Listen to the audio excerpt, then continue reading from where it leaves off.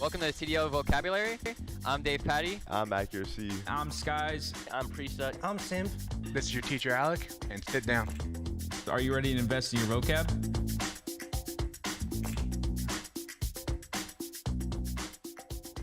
So here we go. Can you define the term turned on? Jesus Christ. The way I would define turn on in Call of Duty is T-U-R-N-E-D space O-N. Turned on. Turned on is like if you're shooting at someone in the back and they're running forward, not even looking at you, you shoot like, you know, decent amount of bullets at them, they turn and they kill you, that is when you get turned on. the guy does a 180 and spins, just gives him the meltdown, turns on him. He doesn't get turned on. You know what I'm saying? If I'm gonna use turned on in a sentence in COD, if I'm just spectating my teammate and they're shooting at someone and they you know, get smoked, I'm gonna be like, oh my god, he's got turned on. I turn on that creddy. I was about to say a bad word. The origins from this term probably, I mean, it definitely came from someone getting absolutely smoked. Because my friend in AW knew about it, and then even before that, I've heard people saying turned on in like public matches. It's been a saying for a while. Turned on's probably used just right because I don't think people really gas up turned on. If you see someone get turned on, you're gonna call them out and be like, oh my god, you just got smoked. I feel like that's what everybody usually says, like, oh my god, I absolutely turned on him. Like, that's usually what I say, like, oh my god, he got turned on. I think the term turned on gets underused in Call of Duty.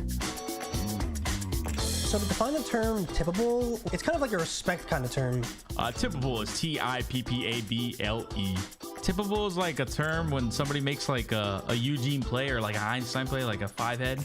Ego challenge someone and they're like, that was tippable. Most people won't say that. Most people are like, are you dumb? But sometimes you just got him with that was a tippable play. To use tippable in a sentence, I'd probably say, Alec, good clutch. That was a tippable clutch. You're nasty. The first person I think of when I like hear the word tippable is like Formal. Like Formal usually says it a lot on stream too. Like I think that's the first time I ever heard that word tippable. I think every vocab comes from Nicky D Classic. He's Seattle sub. He comes up with a lot of crazy stuff. So does Tom Gravity. A lot of those words come from Nicky D. It probably just came from the new kind of generation of players, because I feel like all of us kind of be saying some random things at times, but you know, you probably saw someone get a 2-piece, like, oh, okay, you're typical. I use the word typical sometimes when I'm playing. I like to do it against the Eagle Child. Like, that's typical, well, I still hate you.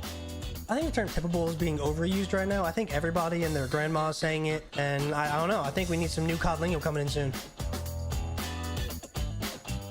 Of course, I can spell Lostful, L-O-S-T space F-U-L-L. 2 words. The definition for lost full means that you lost composure, you're not happy. You're tilted, you're annoyed, you're mad, you're bothered. You're just having a bad day and something else adds on to it and you're like, just lost full. I can't do this anymore. That's probably like the most common like COD term you'll hear. Yesterday in scrims, aBeZy killed me in the back, shooting just 3 bullets in my back, and I lost full. I could not play anymore. Me and my teammates use lost full a lot. We don't rotate, we make a mistake, something happens in practice, I'm like, man, I lost full. I use it a lot when aBeZy nades me. Finding the objective time, Nasty's ankles, just getting butchered, but it's a teammate, it's actually aBeZy. They kind of really do need to get rid of Arcitys, and well, aBeZy's going to help them out with a grenade over. I use lost full a lot. Lost full, definitely overused. We'll say it or I'll say it, but I didn't really like lose full. Like, I'm not mad. It's just like it just comes out naturally. I want to know about anyone else, but I lose full a lot.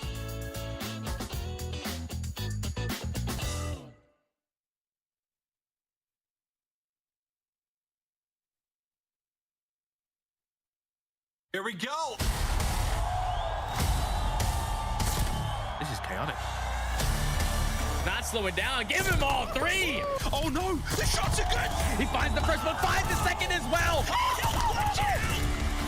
He just can't be stopped. It's glorious. It's beautiful. You never know in a Call of Duty event what could happen. Standy with a nice little angle. Oh, he's alive. He's done it. He's done it. They couldn't bring him down. Oh my god, that third as well. That is sensational stuff. It's done. It's dusted. And they will walk away with the game. No, it's disgraceful again. Let's get into the Call of Duty League. Let's go.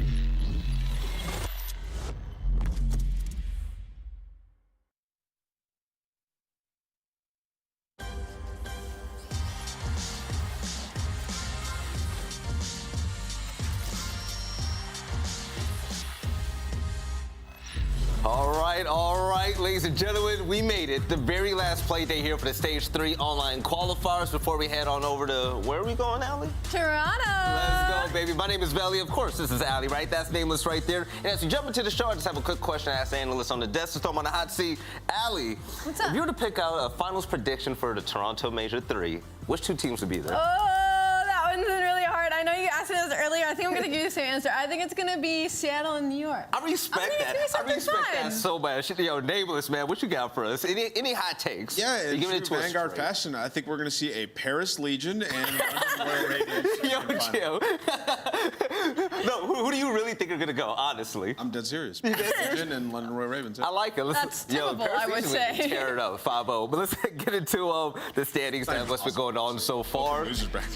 All right, Paris Legion killing it right now. They're opposite day Minnesota Røkkr. But Minnesota Røkkr currently 5-0 undefeated and the best team here in Major 3 so far online. We can't debate it, right? They're 5-0 and they're undefeated. Right behind them, Toronto Ultra. They had a really big turnaround. But Allie, one team that I've been keeping my eyes on are the New York Subliners, who are currently 3-2 after their big win over OpTic yesterday. After Pro-Am, I mean, they've just been unstoppable, right? They have just been flying through the competition. Yeah, they're 3-2, but they're racking up those points, right? They're more worried about the bigger picture at the end of the day. And heading into Major 3, they are in a very good spot, being secured 4 winners. But there's also a lot of matches today that are do and die for some of these teams to try and make themselves get into winners. You're right. Let's talk about the secured winners as well for the winner side of the bracket. There's a lot of teams. We have Minnesota, we have Toronto Ultra, OpTic Texas, Seattle, New York, and also the Atlanta FaZe. And Allie, I have to ask you, which one of these teams do you really love seeing here? It has to be the Minnesota Røkkr, right? Following up from their own major, they start off 5-0 in Major 3 qualifiers, heading into Major 3. I mean, they put themselves in the best position, and it's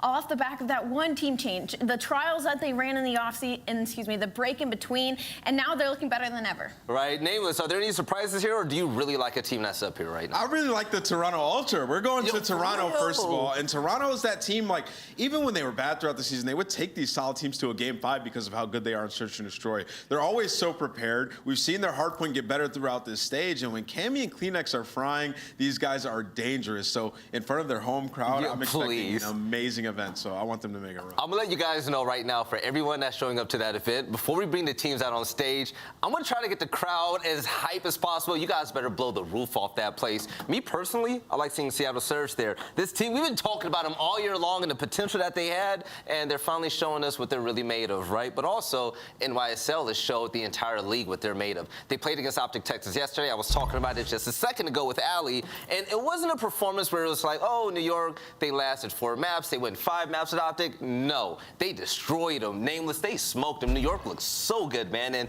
they did what I thought was the impossible. They made Shotzzy look average on the map. Yeah, and you know, with New York Subliners in this series, like in the hardpoints, they had the lead from the beginning in the majority of them, right? It was just solid plays all around, and you know, Crimsix had a big series, especially in the respawns, like 2nd most damage on the squad. We know how Crim, you know, likes to play super fast pace. It was working in this series, man, versus OpTic Texas. And then also they came super prepared in the Search and Destroys. They shut Shotzzy down with a couple first bloods early on. Kismet was making plays. Like, this is a well-polished machine that we're seeing out of the New York Subliners, and they're 15-3 in hardpoint since the start of the Pro-Am.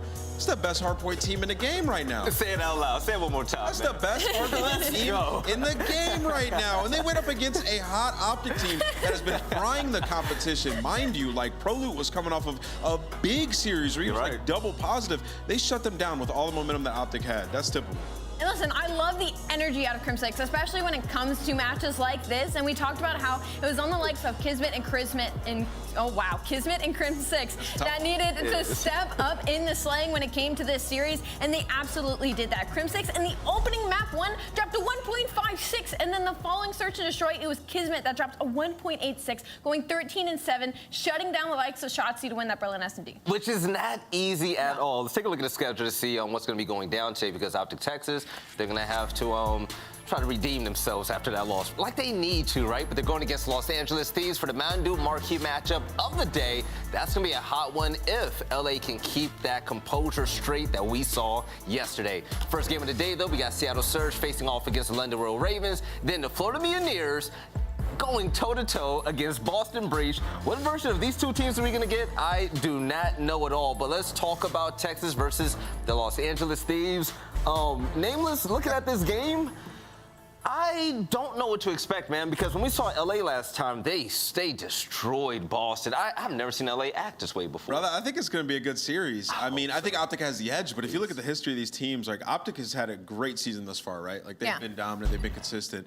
You look at LA Thieves, they've been up and down. But I will tell you one thing that's been consistent. There's 7-7 map record between these two teams when they've matched up. So it's basically even. OpTic coming out on top in these series. But, you know, when you look at the hard points, OpTic's 2-4 against the LA Thieves. And, you know, yesterday, hardpoint did not look that great for OpTic Texas, trailing early on some sloppy rotations. And for the LA Thieves, their rotations were absolutely on point yesterday, and Octane found his groove. So this could be a very tough matchup for an OpTic team that's still trying to figure some things out, right? Like, that honeymoon period has ended with Prolute, and now they finally face their first big loss. So there's a big opportunity for them, and Thieves need to win. Thieves need to win. They have to win. Well, yeah, a lot of these teams, they have to win. And pre-yesterday, I would have thought this would have been a much easier series for OpTic Texas heading into it. But after what we saw yesterday, the human turret making the return, a 1.7 overall out of Sam LaRue. Octane was absolutely frying, especially in map 1. But it was also the Prince, right? He had a 1.77 overall, went 9-0 in the Search and Destroy, and he's going to be going up against his old team, right? So there's also a storyline behind that. It's going to be the King versus a Prince. The King a little bit struggling, whereas the Prince seems to be on an uphold. Right, and taking a look at the stats for that series right there. Envoy destroyed. He went 9-0 in Search and Destroy, by the way. 1.77 KD for the series alone. Octane, 1.7. And Ali, how long was that series? It was, what, 20 minutes? It was like 21 minutes. I hate to put the nail in the coffin with that, but it was like 21 minutes in game. Right, but also we got to give a lot of props to Shane. Shane was brought in recently. The announcement was, I believe, the day, it was Friday, I believe, where he's the assistant coach for the Los Angeles Thieves. I was wondering myself how this team would look after this transition was made, and Octane had a lot of praise to say about him. Let's go ahead and give it a listen. This is probably the best one we've had this year. Granted, it's against a struggling Breach, but I think that we all just absolutely fried as best we could. I just want to give a quick shout out to Shane, too. That guy is next level coach. Yeah, no, we could obviously see it in this 3-0. I mean, you look like a completely different team. Sam, what's in the folder? What's in the folder, Sam? Don't worry about the folder. What is in the folder, Shane has us on a regiment. You know, it's the philosophy is if you write something down, you remember it a little bit easier. So that's what we're doing over here at the LA Thieves camp. We're trying it every day. You know, we get back-to-back 3-0'd. We got to shift the way we practice and stuff like that a little bit. So we're working on it. So all of the love in the world has to go to Shane, but I got beef with this right here because flow for flow, bar for bar, they stole everything from me. I said this line. Yeah, Sam didn't say that. Sam didn't say that. Right, hey, whoever the social media manager is, you owe me an apology, okay? I still love you, but don't do that again, all right? Give me my credit. But ladies and gentlemen, let's take a look at the CDL points right now, where the Atlanta FaZe, once again, they're on top. Yes, 210 points right in front of OpTic Texas. We're trailing behind them by not too much, right? But always, we keep talking about champs and what the importance of that is, right? How you have to win every game and make the most out of these events. When you take a look at the middle of the pack, we have teams in the 100-point range now, but teams such as NYSL in 11th place are still catching up. But they're almost there, right? I mean, they're slowly changing that gap. I believe they were at like 40 last time we got to check in on them. Now they're at 70, only 10 points behind the Florida Mutineers in 10th place, and it's only about 30 behind pushing their way into the top 8. So certainly not impossible, especially with the way New York Subliners has been looking. All right, ladies and gentlemen, we're pretty much done with the pre-show, but before we jump into the first match of the day, I just want to say hydrate, get you something to eat, get some snacks, right? And if you like to hydrate, which you should, right? You should hydrate with Mountain Dew Game Fuel. Check this out, and if you love Mountain Dew Game Fuel as much as we do, they're giving away a special prize. If you check out your favorite package of Mountain Dew Game Fuel and you go into the cart, you're able to get any team pack that you want. You got that right, Nameless, man. If it's for free, it's for me. It's a 2-for-1 deal. This is the best deal you can possibly get if you want free skins and your favorite drink. Oh, 100%. I'm on GameFuel.com/CDL right now, checking out. I think I'm going to get myself the Paris Legion skin because they are going to win this event. So the charged orange, right? Watch Paris Legion go on the most ridiculous right now, and Ant's gonna look like a genius. Right. But ladies and gentlemen, we actually we're heading over to a break, so we'll be back very soon to kick off the first match of the day. We have the Seattle Surge versus the London Royal Ravens. We'll see you on the other side of the break. So would you go ahead and tell me when you had enough? I'll give you one more shot when the camera's up. But this one you gon' have to duck. Tell me about your lifestyle, really. We've been on the road to the tank go empty. I'ma keep going to the Lord, come give me. If you wanted me to stop, then you can't come with me. Thinking you the best, silly. We about to put it in your chest, really. And I don't think you really want problems. Think you know the outcome when you come around, dog. You thinking you getting me? Is you kidding me? Ripping everything I used to get in the vicinity.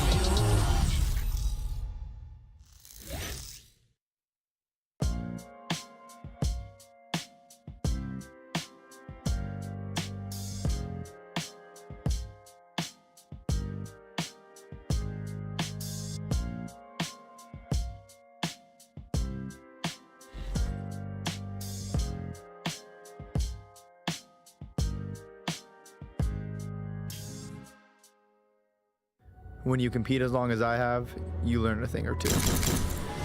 You learn success isn't something you're given, it's something earned. Visit zenny.com/CDL to get a pair of Røkkr Zennies or any of your other favorite CDL teams today.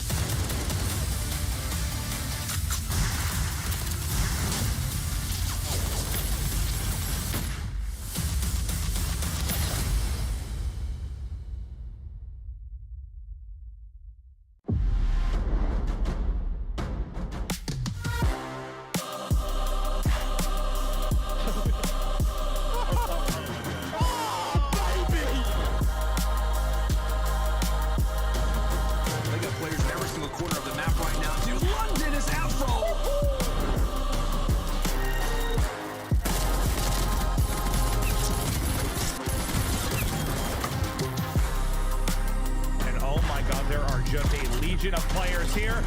Peekaboo, I've been here the whole time.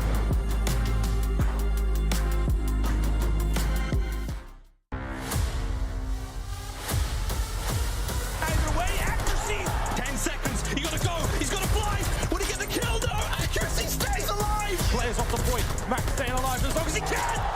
What a beautiful flank this could be. The second. Oh, God, the round's gone. They are. Brent has an opportunity.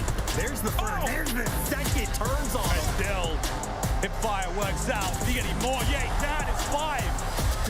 The Young Guns in round 11. Can he come down the corner in time? And you bet he will.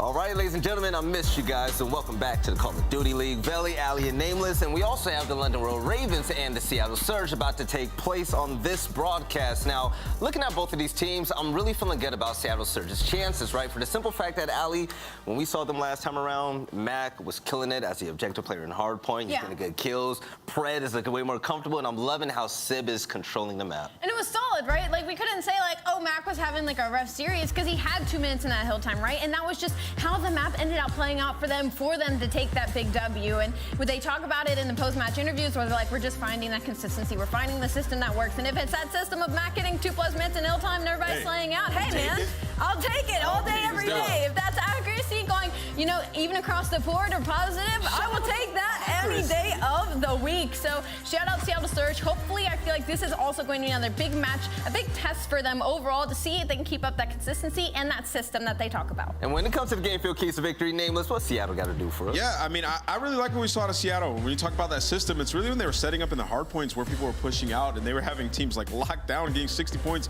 on some of these hills. So keep up the momentum heading into the major. 11-5 map count during Major 3 qualifiers. They're 3rd overall. It's absolutely fantastic. Hill breaks equal hard point wins. First in break percentage, 5-2 hard point record during Major 3 qualifiers, and stay hot and control. Have lost 1 round during Major 3 qualifiers at 12-1. The respawn has just been next level, and I attribute a lot of that to the practice, like we said, the system that they've been implementing, but also accuracy stepping up, right? Like we talked to Pred, he said like accuracy's always there trying to figure out the issues that we have, and Sib talking about how he was switching weapons and accuracy was like, don't do that. So there's things that you don't see as, you know, a spectator that is happening with the captain of the squad, and it's led for him to start to perform better as well. So for him to keep it up will be huge. All right, ladies and gentlemen, let's get this game underway. We got Miles and Chance standing by on the microphones. Fellas, I'm going to see you all in a few days, and we have a great game ahead of us, right? Fantastic game ahead of us. A wonderful final day of play before we finally do get to dive over to Toronto. Chance we find out who manages to sit in the winner's bracket and who's going to be going down in the lows. It should be a beautiful day of Call of Duty here on this glorious Sunday. We thank you at home for joining us. Chance, how are you, my friend? I'm doing all right, and I'd say we have a bit of a spicy one to kick things off, but I think it is very much up to the London Royal Ravens to really like dictate how this series is going to go. I'd say early on the map set we have, not exactly favored for these guys. They have pretty much, well, not entirely auto-vetoed Bocage, but like 85% of the time. They're 0-2 on this map. They almost never play it, and Seattle, as of late, has been dominant on the cage. Definitely a toe-to-toe sort of square up for the Desert Siege. The same can be said for the Berlin S&D, but even that Berlin control, like Seattle has looked terrifying on that map. This is where Pred has absolutely run the show. So early on, I think Seattle has a pretty distinct advantage. The deeper it goes, though, maybe for Ravens, but we're talking about Ravens. Obviously, I mean, this is desperation time. They need wins. And either wins real bad. We saw yesterday's performances against Toronto Ultra. They're only managing to steal the control in the dire seconds of the final round. What will happen today? We'll find out, friends. Again, we thank you for joining us here on this glorious Sunday. More Call of Duty coming at you next week, of course. The Toronto Major bound to be brilliant. But now we start things off on Bocage. Hardpoint, map number 1 here in this opening series. A very, very important one for the London Royal Ravens. For Seattle Surge, sitting mostly pretty. We'll see how they fare. Into the cage we go. Hey, look, I know for Seattle, we saw, what, the 6-5 record overall, but in their last 6 matches, they've won 5 of them. Their only loss was to Strike X, but they have 2 wins over OpTic, a win against FaZe. Like, they have been going toe-to-toe with the very best. So, I don't know. I would be very scared of, you know, Seattle in this moment if I were the Ravens, and I would be very scared of Pred as well. And Pred's already on the prowl inside of bottom grannies. And he's going. He's going. Oh, what a start for Pred. 4 in a row. Finally gets cut down. But either way, his teammates picking up that opening hardpoint time. All of that going the way of Seattle Surge. Map control, all theirs as well. Ravens have been trapped in that right-hand side of the map for the what feels like the longest of times. Now, hopefully trying to make their way forward. No, Harry caught unaware again. Mack's on a 4 spree now of his own. And Seattle Surge, Chance, they are having their way with the Ravens. I mean, hey, this is one of the best P1s you could really ask for, especially off the opening break. But Seattle did actually make their first mistake of the match. And ended up losing those spawns. Obviously, it's Bocage, so you can make up for that very quickly. And with all of those kills coming through, I think Surge, well, not a single bead of sweat on their brow. No, not yet. 30 points and climbing now for Seattle Surge. It has been an absolutely delightful start from them. The delicate balance of full map control and hardpoint time, they seemingly are getting done masterfully now against the Ravens. Pred with another 2, Mack finally taken care of. Hardpoint time still in favor now on P2 over by tanks. Harry, let's get the Ravens into the game, shall we? Finding a kill or 2 there with the nades would help. But Pred is 10-11 now and 1 on a 7 spree. And Good morning. Yeah, dude, living in their spawn. He has been here this entire time. They have not had a moment to breathe of you spawn up, walk 5 steps, and oops, surprise Pred up in your face. And I mean, we had what, one of the best P1s we've probably seen in the game just to kick things off. And honestly, they followed it up into a halfway decent P2. 54 to 8-point lead. London Royal Ravens finally, though, at least able to win that rotation. I mean, funnily enough, they've only played the map twice. They are horrible at breaking, dead last in the game at breaking hills, but they were at least second overall in hold. So maybe an opportunity to get a decent chunk of time, or maybe an opportunity to get spawn trapped as you are getting picked apart one by one by one. An incredibly fast start here from the Ravens in the opening map. But so far, we're going to see Zero get himself out of spawn for now. Time still ticking in the favor of Seattle Surge. 2 players spawning mid. It's a good read, but accuracy's got that top gate covered. Trades out. Good work. No one from the Ravens able to make their way through the back line. Over to Afro now, trying to... I mean, he's struggling with the ladder. He's going to struggle with the Sib as well. The kids are there. The kills are there as the kids are in the point, and everyone's having a whale of a time for Seattle Surge. It's a 4 spree for Sib, a 3 for Mack right now, as the Ravens are desperately trying to battle through the back.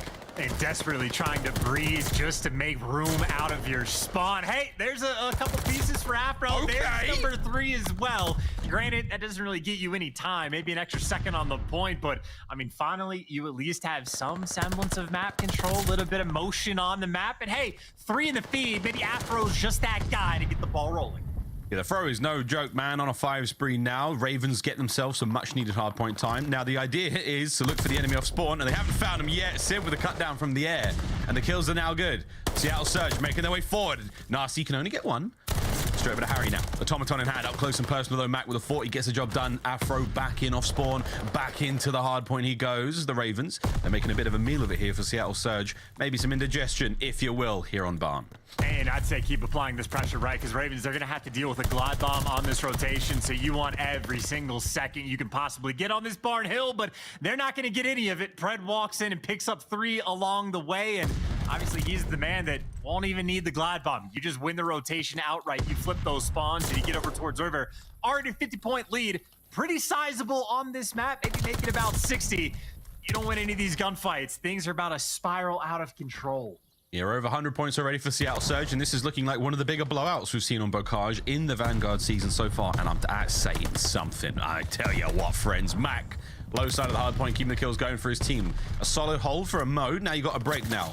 Ravens, chance is on to get into the point. They've got 1 player in the backline, Afro, trying to cause a little bit of discourse. He has not been sniffed out. Now he has. It's done. Accuracy from the top side as well. Glorious shots at range. Beautiful bit of work. Time ticking in their favor once again.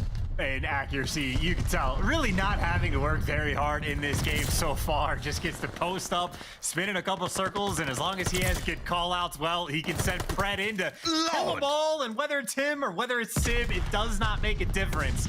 I think we might have a pretty early indication as to why this has been the auto veto basically all year long for Ace.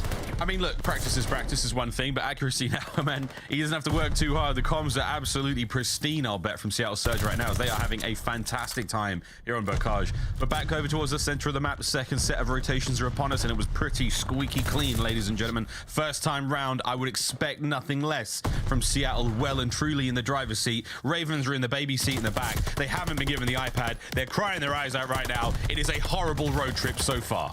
Oh, good night. They just can't kill Pred. I mean, shooting at him and basically shooting at a ghost. And hey, Simp picks up the 2, and that'll be Seattle making sure they secure those left side spawns for this rotation. Not that they need them, as now even accuracy was on a 5 spree. 4 players across the board. Positive for Seattle Surge, currently outslaying by 20-25 kills. Color me surprised, Miles. Oh man, it's unreal. Still. Hard points in the hands for the Ravens now. Final 15 seconds, trying to find something towards the spawns. They're playing it a little slow and pensive, but this might be what they need. Again, trying to catch out these players of Seattle unaware, but no one is more aware right now than Pret. 22 and 12 for him, right off the rip, trying to push these players out the backside of Tim, but it's Afro. He's got a lot of work to do right now, and he's doing it one kill at a time. Accuracy finally gets the trade, saves the day for his squad. That's the backline all covered, but here comes a gift from above. Pred's glide bomb should catch a couple. Oh, no, okay. Oh, nice communication at the very least, just to make sure that he knows accuracy is the guy he does not need to kill to let him go on the flank. So communication right there for Seattle, completely on point. Well, communication from Seattle completely on point. I'll take your word for it, Chance, but why don't we have a go for a quick listen in right now with the team themselves. Trips on me. Yeah, this one. Top on. Dead. Nice, good job. Coming front. One's barrels. Barrels time. Back barrels. I need a barrels. I'm running up. Trade back bomb. I'm running up. I have minute left. One ledge, 10 and barrels. Barrels got me in 10. I have minute left. I'm leading T2. Okay. Back one ledge, 0. I give it. Left open. One top left. Top on. I got the left guy. Hit him with an AT2. Two is one shot. In two is one shot. T2 dead. Absolute in two is like, we could flip. He's absolute in two. I'm looking for two. He's two dead. Nice. I'm just going Røkkr, okay? 10 in top barn. 10 in top barn. One top barn getting up mid maybe. Yeah, he could go through front door. Don't have time. Front door, yeah. Front door. He's twos now. Yeah, I'm flanking out right now. Streets open for 2 seconds. I have red. Dante, I'm gonna come bump you when I get there. Streets open for 2 seconds. Back tool dead. One hit. One on top. I'm one shot, AG. I'm top. He's up there. Dead. Nothing front door. They're all going right. Low water stairs. Low water stairs. One shot, tools nasty. There's in the back. Tools nasty. Oh, let's fucking go. Come on. Come on, me. I'm hitting bottom. I'm going top on now. Dante, I'm not top. I don't have street, okay? Stand up street. Bench, one shot trade. Stand up street. Hot, one shot, one house. Nice, one more. Front door. One shot, P5. Okay, this one is one in the back. He's like tower in time. Hear that. They spawn back. I'm just sitting front door in the corner. Front door, one shot, effort. I'm going to get AG front door. P5, one more shot, AG corner, one shot.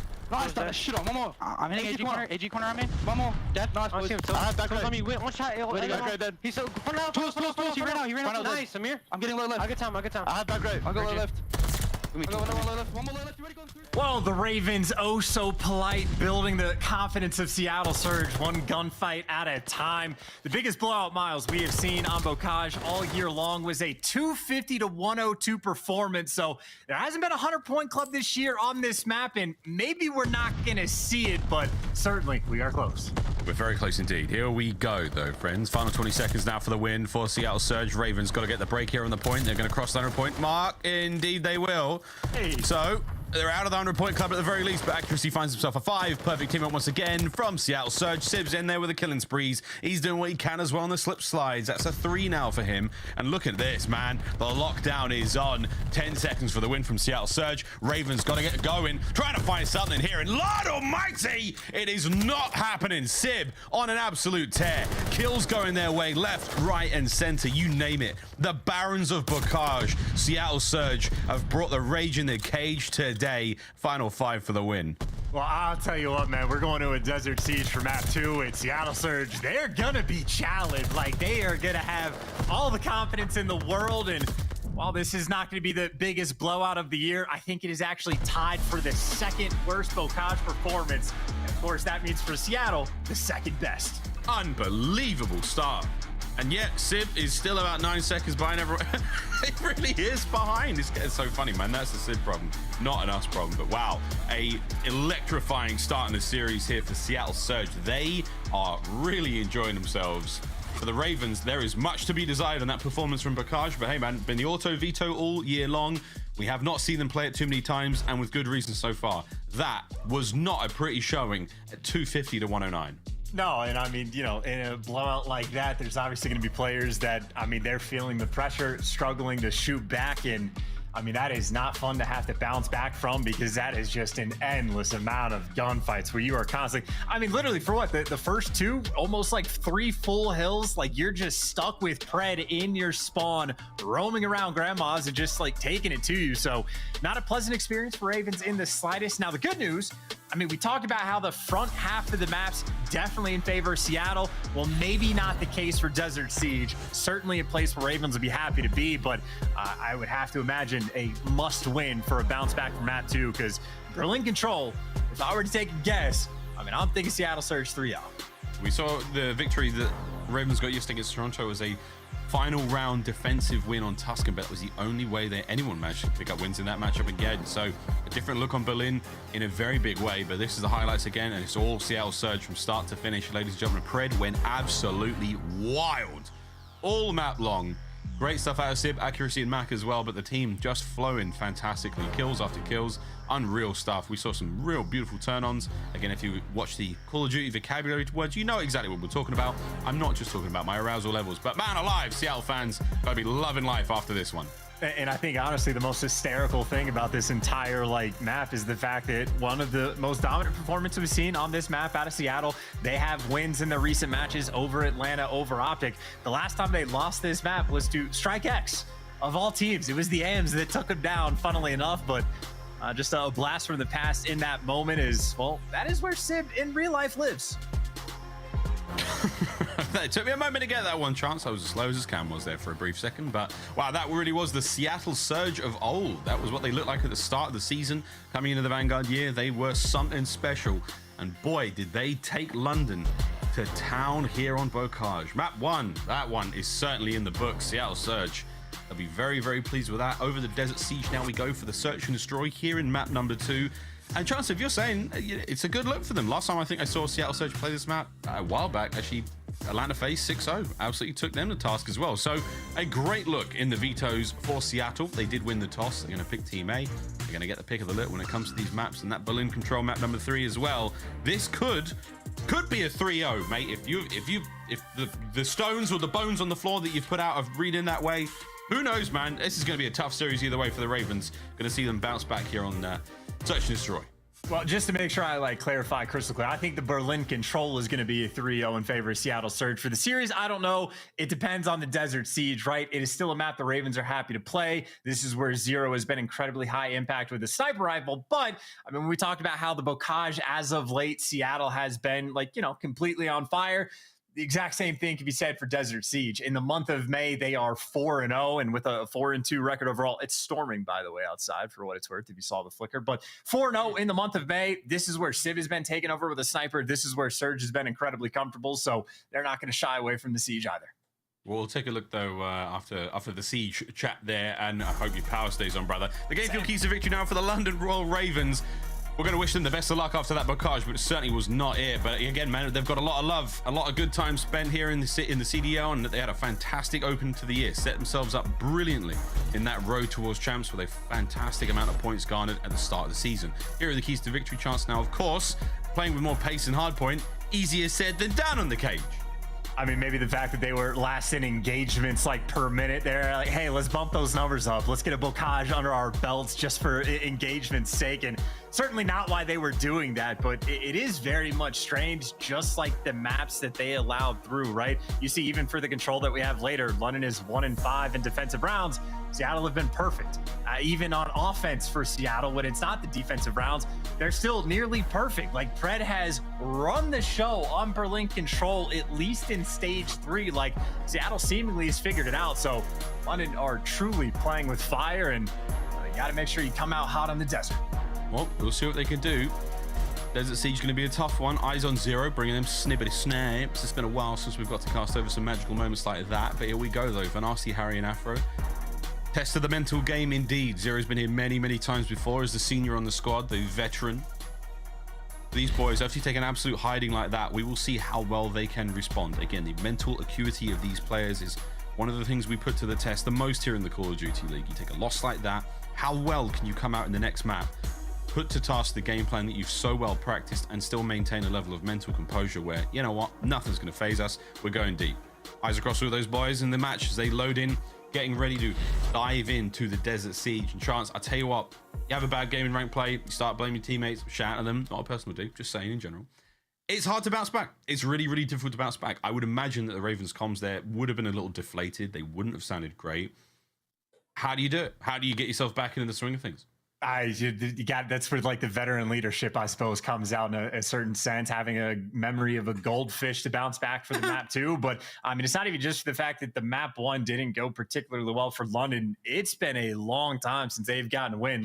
Their last 2 wins are against Paris, both at the last major and throughout this stage. But outside of that, I think it's literally been like 2 months since these guys have gotten any extra CDL points. So it has truly been the struggle bus, and that is not a fun place to be, a deep hole they have to dig themselves out of. And keep in mind, we've said it a few times, even yesterday when we casted the Ravens, they are in third for CDL points. I don't think it's a safe lead at all. Like, the pressure is still absolutely on. We'll see, though. Pressure indeed, the name of the game here in the CDL. We do actually have the S&D top performance again coming into this one. Players to keep an eye out for in the upcoming Desert Siege. The lobby is now ready to rock and roll. But before we get into that, eyes on Accuracy and Zero. Both of them main ARs for their team, running that automaton. Snipes, of course, for Zero when it comes to the search and destroy game mode chance. But again, not a whole lot between these two players. And while Accuracy might be the top performer overall, but when I'm thinking Desert Siege as of late, especially when you have Zero on the flip side, I actually do expect this to be a pretty interesting sniper battle we have at our hands. I would say Zero overall probably has been my like top pick for most impactful sniper so far this year. Simp, though, as of late has certainly been making a case, so see what the kid can bring out today. Yeah, we've seen a lot of nice snipes recently in the CDL. Of course, we saw an amazing straight 3 kills there from Gunless, who, you know, in an incredible turn of events. The next time we see him play, doesn't get any damage, you know, kind of weird. So hot and cold indeed seems to be the name of the game when it comes to the snipers in this particular Call of Duty title. But man alive, we'll see how it goes. This is a little bit of a highlight reel to your boy Sib. Again, he has been an absolute wizard with the weapon chance. And, you know, I think it was like back in like the Cold War on a random episode of The Flank where they were talking about Sib, and when they were describing his like style of sniper play is like he goes and hunts you down. He plays aggressive. He will be a playmaker and move forward and not just be the sort of post-up guy. I was waiting for that to like show from Sib for quite some time, but again, as of late, that has been the case. Like highlight reels consistently making moves with the sniper, making plays, and we'll see what he has today, because while in cam, he lives in the past, in game, seemingly in the future. Again, for a play like Sib, and playing aggressive in this game as well, especially with the snipe, very, very fast time to kill. You don't stand a chance against an automaton in most situations. You gotta make that shot count. The Sib, the guy to get it done. Almost ready to rock and roll into this map number 2 here, friends. Our first series of the day of 3, the last day of qualifiers before we move across to Toronto for the major. We all arrive on Tuesday and we are gonna paint their town all kinds of purple. It's gonna be an absolute delight. Toronto Ultra put on a show for us, and for those of you who will be there, can't wait. It's gonna be an incredible show. For those of you watching from home, we hope you're in the YouTube chat and we hope you are behaving yourselves. Here we go in Desert Siege Search and Destroy map number 2. Let's get it. And again, dead even on records, but Seattle 4-0 in their last 4 through the month of May. They have been perfect, and well, I checked the calendar, still May. Now that being said, obviously London love themselves some Siege, phenomenal in the first blood category, and obviously across the board, these guys are elite. So a necessary bounce back game for London Royal Ravens, but certainly a place they are not going to shy away from the gunny. Of course, map number 1, Seattle certainly got hot, but maybe enough of a delay between maps 1 and 2 that the gunny cools off just a little bit. A little bit of time to cool off the gunnies, crack a couple of jokes on the side of the Ravens, get yourselves locked in and ready to roll, because here we go, Desert Siege, map number 2. And what, oh, what will we see? It looks like a bit of an opening hit here towards the B side of the map. Snipes are up. It is going to be that Sib versus Zero. Snipe off. Time and time again, we will be seeing that one. Eyes on Sib. What can he spy in the desert? Pick your poison. And again, he is looking for pixels, and well, Mack is just looking for the freebie, and there you go. Sib connects with the first shot in the sniper battle. Rips off the head. Mack takes the freebie, and I mean, this is looking like another cakewalk, as Nasty has found himself in a 1 versus 4, breaks open the window, and he will be completely trapped and surrounded. Surge know exactly where he is. They do. They haven't quite found him yet. This could be interesting. Nasty checks the corner. Howdy. Okay.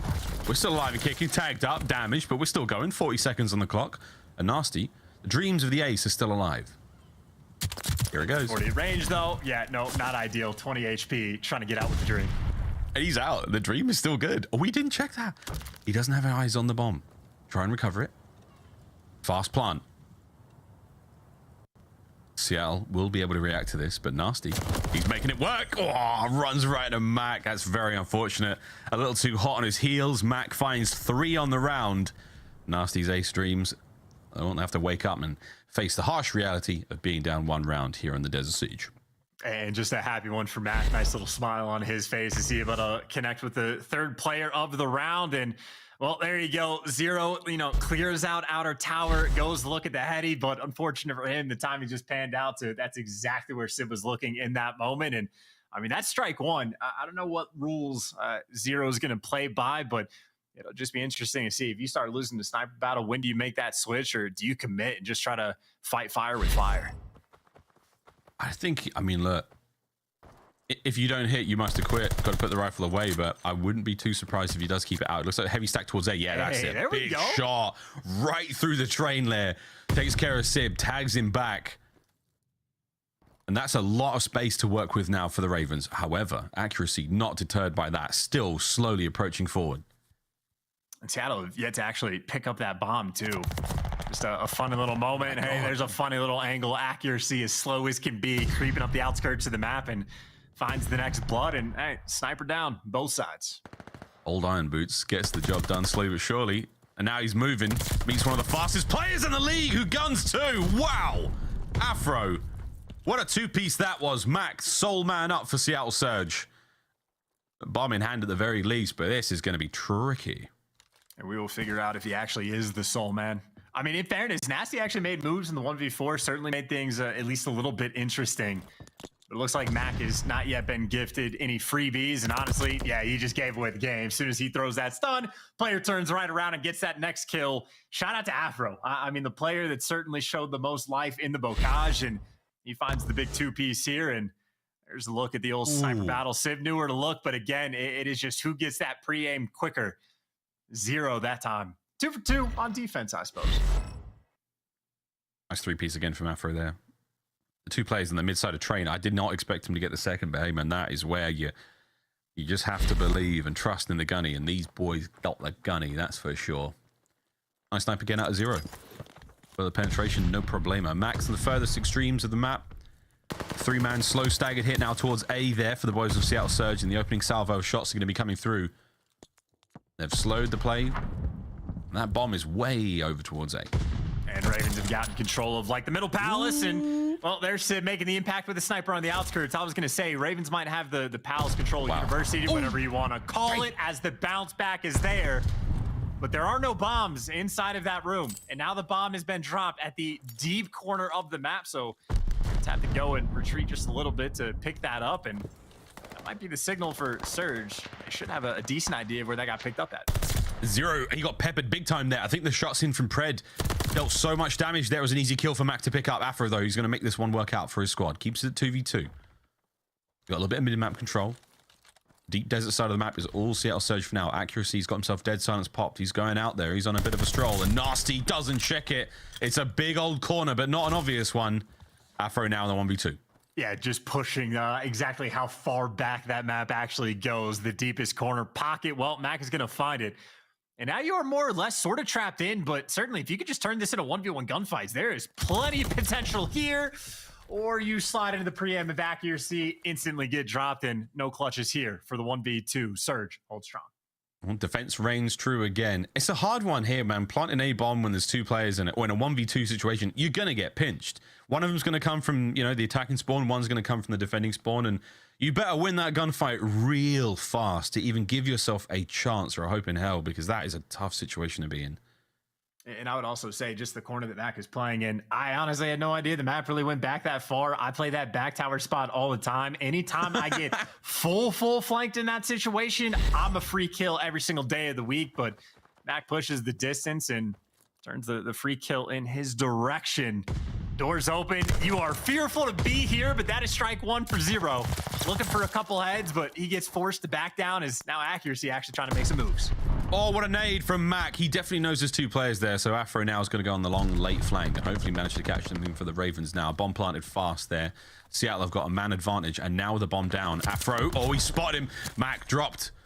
Doesn't even get a chance to exchange fire, so now bringing things up and close to personal is going to be Pred. Nasty drops as well. It's a 2v2, but this is still anyone's map. And Sid right now, the pressure is going to be on him because he's getting hunted down. Afro knows he's in the back corner. Chow's from the front. Pred falls. Sid, last man standing and not ready for the gunny. Very solid retake coming through in the 3 versus 4. And pair of players making plays. Harry finds 2 in the round. Afro, well, he finds the other 2. And I think, honestly, it just looked weird from Mack's perspective. Not shooting back, not even really reacting too much, just accepting his fate. But as soon as that flank gets opened up, Sib, too many directions to look, and a nice little swarm on site. Bit of an eyes on minimap, who knows? Tricky situation happens in a literal fraction of a second. That player appears and Afro guns you immediately. I think Afro might be on for streaks here. I believe... Oh no, we got dropped in the last one, didn't he? That was a force breach, so ignore what I just said. He does find himself 2 on the round though. 6 so far here on Desert Siege. Looks like a faster hit.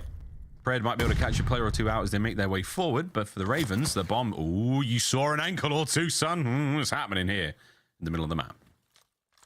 I say what, this is the standoff between Pred and Afro, and maybe Afro wants to drop back down. Again, no bombs in this building, so you're gonna have to roam into the outskirts, but Simp is actually pretty aggressive towards the outside train, so Seattle right now have plenty of pressure on the map, and there you go, strike 1, bomb down. Sib gets the first blood. And Zero, he's pulled his snipe all the way towards the A side of the map now, trying to catch Sib from behind. Harry's going to find that, though. 3v3. Bomb down, not on the inside of the sort of central building, so there's an opportunity for the Ravens to be able to definitely recover this, but watch out for accuracy. Whoa, come on, son! As close as you like. He's still alive. Mack's now opening up the flank. This could get ugly for the Ravens fast. And you still got to pick that bomb up, too. Like, I know it's not exactly too far away, but at least forces you to move for a moment. Speaking of which, Mack, again, sort of struggling in those weird, awkward gunfights. But now you do a bomb in the 2 versus 2. I don't think accuracy spotted 0. So you should be able to get this bomb down, but Pred, the man on the late flank, gets read like a book. Harry's there, covering his teammate. And now we'll see how icy Lamar can be. Oh, he's pretty icy. Oh, my God, I love this move. Can Harry see it? He does. Wow. Accuracy almost set himself up for a magnificent 1v2 retake there. If he does get in from behind, that could have been absolutely sensational, but just the tip of his head spotted there, Harry. Great reaction. He's had 2 brilliant rounds back-to-back now. The Ravens are very much alive and kicking in search. And a little bit of luck, I'd say, going Ravens' way as well, right? Sib finds the first blood, but his head just slightly more exposed than I guess he was expecting, because Harry gets, well, the intro freebie just to even up the odds. And then after that, fantastic coverage. And I know you were thinking Afro was getting close to the streaks. Well, now Harry actually is. 1 more kill. He gets the glide, and a glide bomb on this map. Devastating. Devastating. Afro, no match for accuracy at range. Nasty's looking to poke his way forward. Doesn't see anything just yet. 0. This is another sitter, sadly. Cold hands now, and Trey Morris is going to be kicking himself for that one. You had the opportunity to take care of Mack, and he's gone now. Sib on the other side, though. The old-fashioned enemy at the gates right now. So the glint of either scope is going to give away their spot right now, and Sib hopping, bobbing, weaving, hoping for something here. Looks like we're directing our attention back over towards A, though, Chance. Pred has the jump, though. He speeds in. There you go. Another freebie kill. Meanwhile, accuracy finds his 2nd kill of the round, and we'll see if Zero can be Vasily Zaitsev or not. He is in a 1 versus 3. The bomb is going to get planted, and accuracy going to be watching over his teammates. Tough one to clutch it. There is no hope. Accuracy completely shutting him down that round. Great work. And again, they also take care of Harry. So no streaks on the menu now for Ravens. That's done. A massive weight lifted off the shoulders now of Seattle Surge. Devastating, dude. It's devastating. When you hear that glide bomb coming in, you're like, wow, cool, I'm dead. Excellent. There's not a lot I can do. I'm in the middle of the map. I'm going to get pushed. If I'm outside, I'm dead. I mean, that's almost like the case, dude. You almost have to like quad stack the dead center of the map, or else you're just like a free death. And if you're in a situation where you have to all be in the center of the map, well, you lose control of literally everything else. But that is neither here nor there. Accuracy turning up for the team, but Harry, outside of his 1 death, hasn't really slowed down. Gets the first blood on Mack, and I think Mack, honestly, is what? He had 6 kills in the first 2 rounds and has struggled since then. Ooh, sneaky Afro, managing to get in behind enemy lines. He's going to catch at least 1, 2 in. Oh, loaded. Manages to get another. Sib now on the 1v4. Sniper in hand. He might be able to catch Harry in the transition here. Oh, my God. He didn't see the top of his automaton barrel. That bomb will be planted. Oh, no. That could have been it, but no. Good timing out of the Ravens. Bad timing from Sib. Now, we're going back-to-back here on Desert Siege. This is a fun one. And it's also been one very slow-paced, very pick-heavy, and not really many close rounds. Like, I mean, Afro just basically letting these kills fall into his lap. I mean, him and Harry starting to take over to a certain extent, but obviously still a tight game, even when the kills are seemingly coming easy. Got to make sure you deliver. A bunch of defensive rounds have been won, and Ravens trying to get that nice little 5-3 lead. Zero once again, unable to really make it work out. This is a similar look from Seattle Surge. We've already seen this play come through. Two players make their way out through those side doors, those little green doors over towards B. Mack's going to get the bomb down, but this is great from Zero. Can he catch a bit of a cheek, a bit of a love handle, if you will? Give him a tap. What? Sim's made a tough stuff, but it's about time Zero hit a shot. It's a shame it wasn't a kill. Yeah, gotta aim higher. Well, there you go. He finds the next one. The bomb's gonna get hopped, but not for very long. There is so much pressure around the site. And Accuracy is just posted up, laying down, but now the pressure's actually on the flank. After opening things up, Accuracy has to turn. But maybe the call-outs weren't good enough because Afro doesn't know where to look, but Nasty does. All of a sudden, 1 versus 2 for Pred. Oh, the damage is done to Pred. You got a lot of time to work with, though. He's got to jump the bomb soon. Pred, get on your skates, son. He could dive around the corner now, maybe get the defuse. Here's the coverage from Nasty. The shots are good. And oh my word, what a round. The bomb defusal just lands. But if Pred snaps, that could have been a 2-piece, and that could have been the round. Whew. Spicy Siege. And look, Trey Zero again. We've been talking about the sniper battle before the map even started. He finds that first pick on Sib, and honestly, truly unfortunate hit marker. Just, you know, shooting people in the face sometimes isn't enough to get the job done. But as soon as he finds that pick on Sib, it pours the pressure on. You make move towards the bomb to try to draw these players out. And I was thinking Accuracy was going to be very difficult just to call out, but eventually they go to clear him up, and a very solid round from London. I mean, they're 2 for 2 on the retakes over towards B. I can't believe Nasty put him on the table and ran straight out into the desert and was like, I found Accuracy's bottom mid. Either way, though, Pred first blood here. Trying to slow this one down because Raven's now on map point. Pred's got that mid map completely controlled. For the Ravens now, it's trying to find a pick or two, which they've been very successful at. Can Zero get some more success out here in the desert with that snipe? That is a hell of an angle, by the way, as well. Just staring down towards the tower. But I think you saw Mack retreat basically to an even deeper pocket of the map. So they don't want to mess with this sniper, and, well, maybe don't want to mess with Pred either. Gets the first 2 kills, both of his own. Leaves you in a 2v4, and now you need the pick to come through from Zero Harry, but easier said than done. Yeah, really hard. Mack does take care of Zero, so that's it. Another good round from Surge. You pick him off at range, that was one thing, and Pred pops that window just above the B-bomb site, that small room. No problemo. Great coverage there from Surge. They played that B-bomb site so well. All angles covered. Well, now they will be looking for the round 11, just trying to force it. See if they can make this comeback. Again, a perfect record throughout the month of May for Seattle on this map. And I'd say this is certainly one that it is very much a square up against the Ravens, 2 the best teams in the world at this map. Obviously, it has been a tight one. And looking towards the bottom middle of the map, 2 players for Surge are going to be here. And yep, just overwhelming Afro, making the play call just to get the first blood. But that does not mean you have either bomb site control. Yeah, indeed. Another great first blood there from Pred. A little bit of help from Mack. B-bomb site, maybe where they're trying to go, but they're looking to find something here. This is awkward. Nasty, though, manages to come out on top. Oh, Mack's looking to squeak through that little crack in the hole. Nope, there it is. Another good shot from Accuracy. Takes care of Zero. That's going to be the sniper out of the equation. He's got him there from that spot twice now in the match. See it from behind. Shot's good on Harry. Nasty now in the 1v2. Can he live up to the name? This is going to be tough. This is for the round 11 for Surge. This is for the map for the Ravens. Yeah, there goes his positioning, though. He gives away the gunfight, and now he's going to be forced to wrap around and make plays. But, I mean, this is what an AR and an SMG he's got to deal with. He gets spotted on the cross again, and he's trying to get nice and close and personal, but so is Sib. Aggressive, even with the man advantage. And a clean round coming out from Seattle. Good plays all around. Opening break on point to make the reads to bully out Afro down low. Accuracy finding a fantastic pick on the guy up in the tower, and even getting the reads over towards Harry to send his teammates in to get those trades. So a couple good plays calls coming out, and all for the round 11. Round 11 indeed. Here we go. once more. Seattle Surge, bomb in hand. Forward they go. And an opening shots there from Harry. As the first skirmish starts here in the final round. Pred.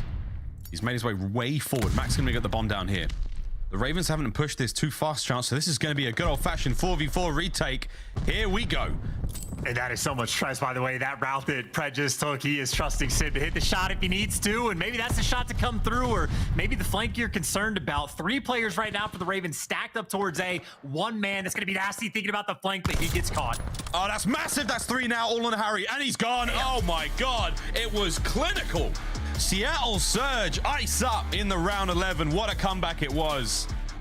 And they are feeling fantastic there indeed. That is a heartbreak for the Ravens. Truly clinical round, man. Look how mobile Sib was with a snipe. He kept him guessing every single time, and he caught Zero on the jump up. Easy reads, pre-aims it, no problem. Everyone got picked apart 1 man at a time, and Seattle Surge 2-0 here in the first match of the day. And that was like a blink and you miss it round 11 too. Like no action for the first 35 seconds to get the bomb down. And as soon as 1 kill happens, I mean, it was like dominoes. Every single player from the Ravens just falling 1 by 1. No real sort of like individual gunfights win. And I know the sniper battle was sort of traded back and forth. I know Zero and Simp were bouncing back and forth, but ultimately Zero only able to find 3 kills the entire game. And I mean, certainly Ravens got good use out of them, but in the final round, the one that mattered most, Sib had the jump. He really did. I think Accuracy had a brilliant read on the tendencies of Zero there. The amount of times he managed to pick him over towards the A side of the map. Those angles, man, you're going to be going back through the VOD and checking those out. A heartbreaking finish for the Ravens there in the round 11, but hey, man, Desert Siege.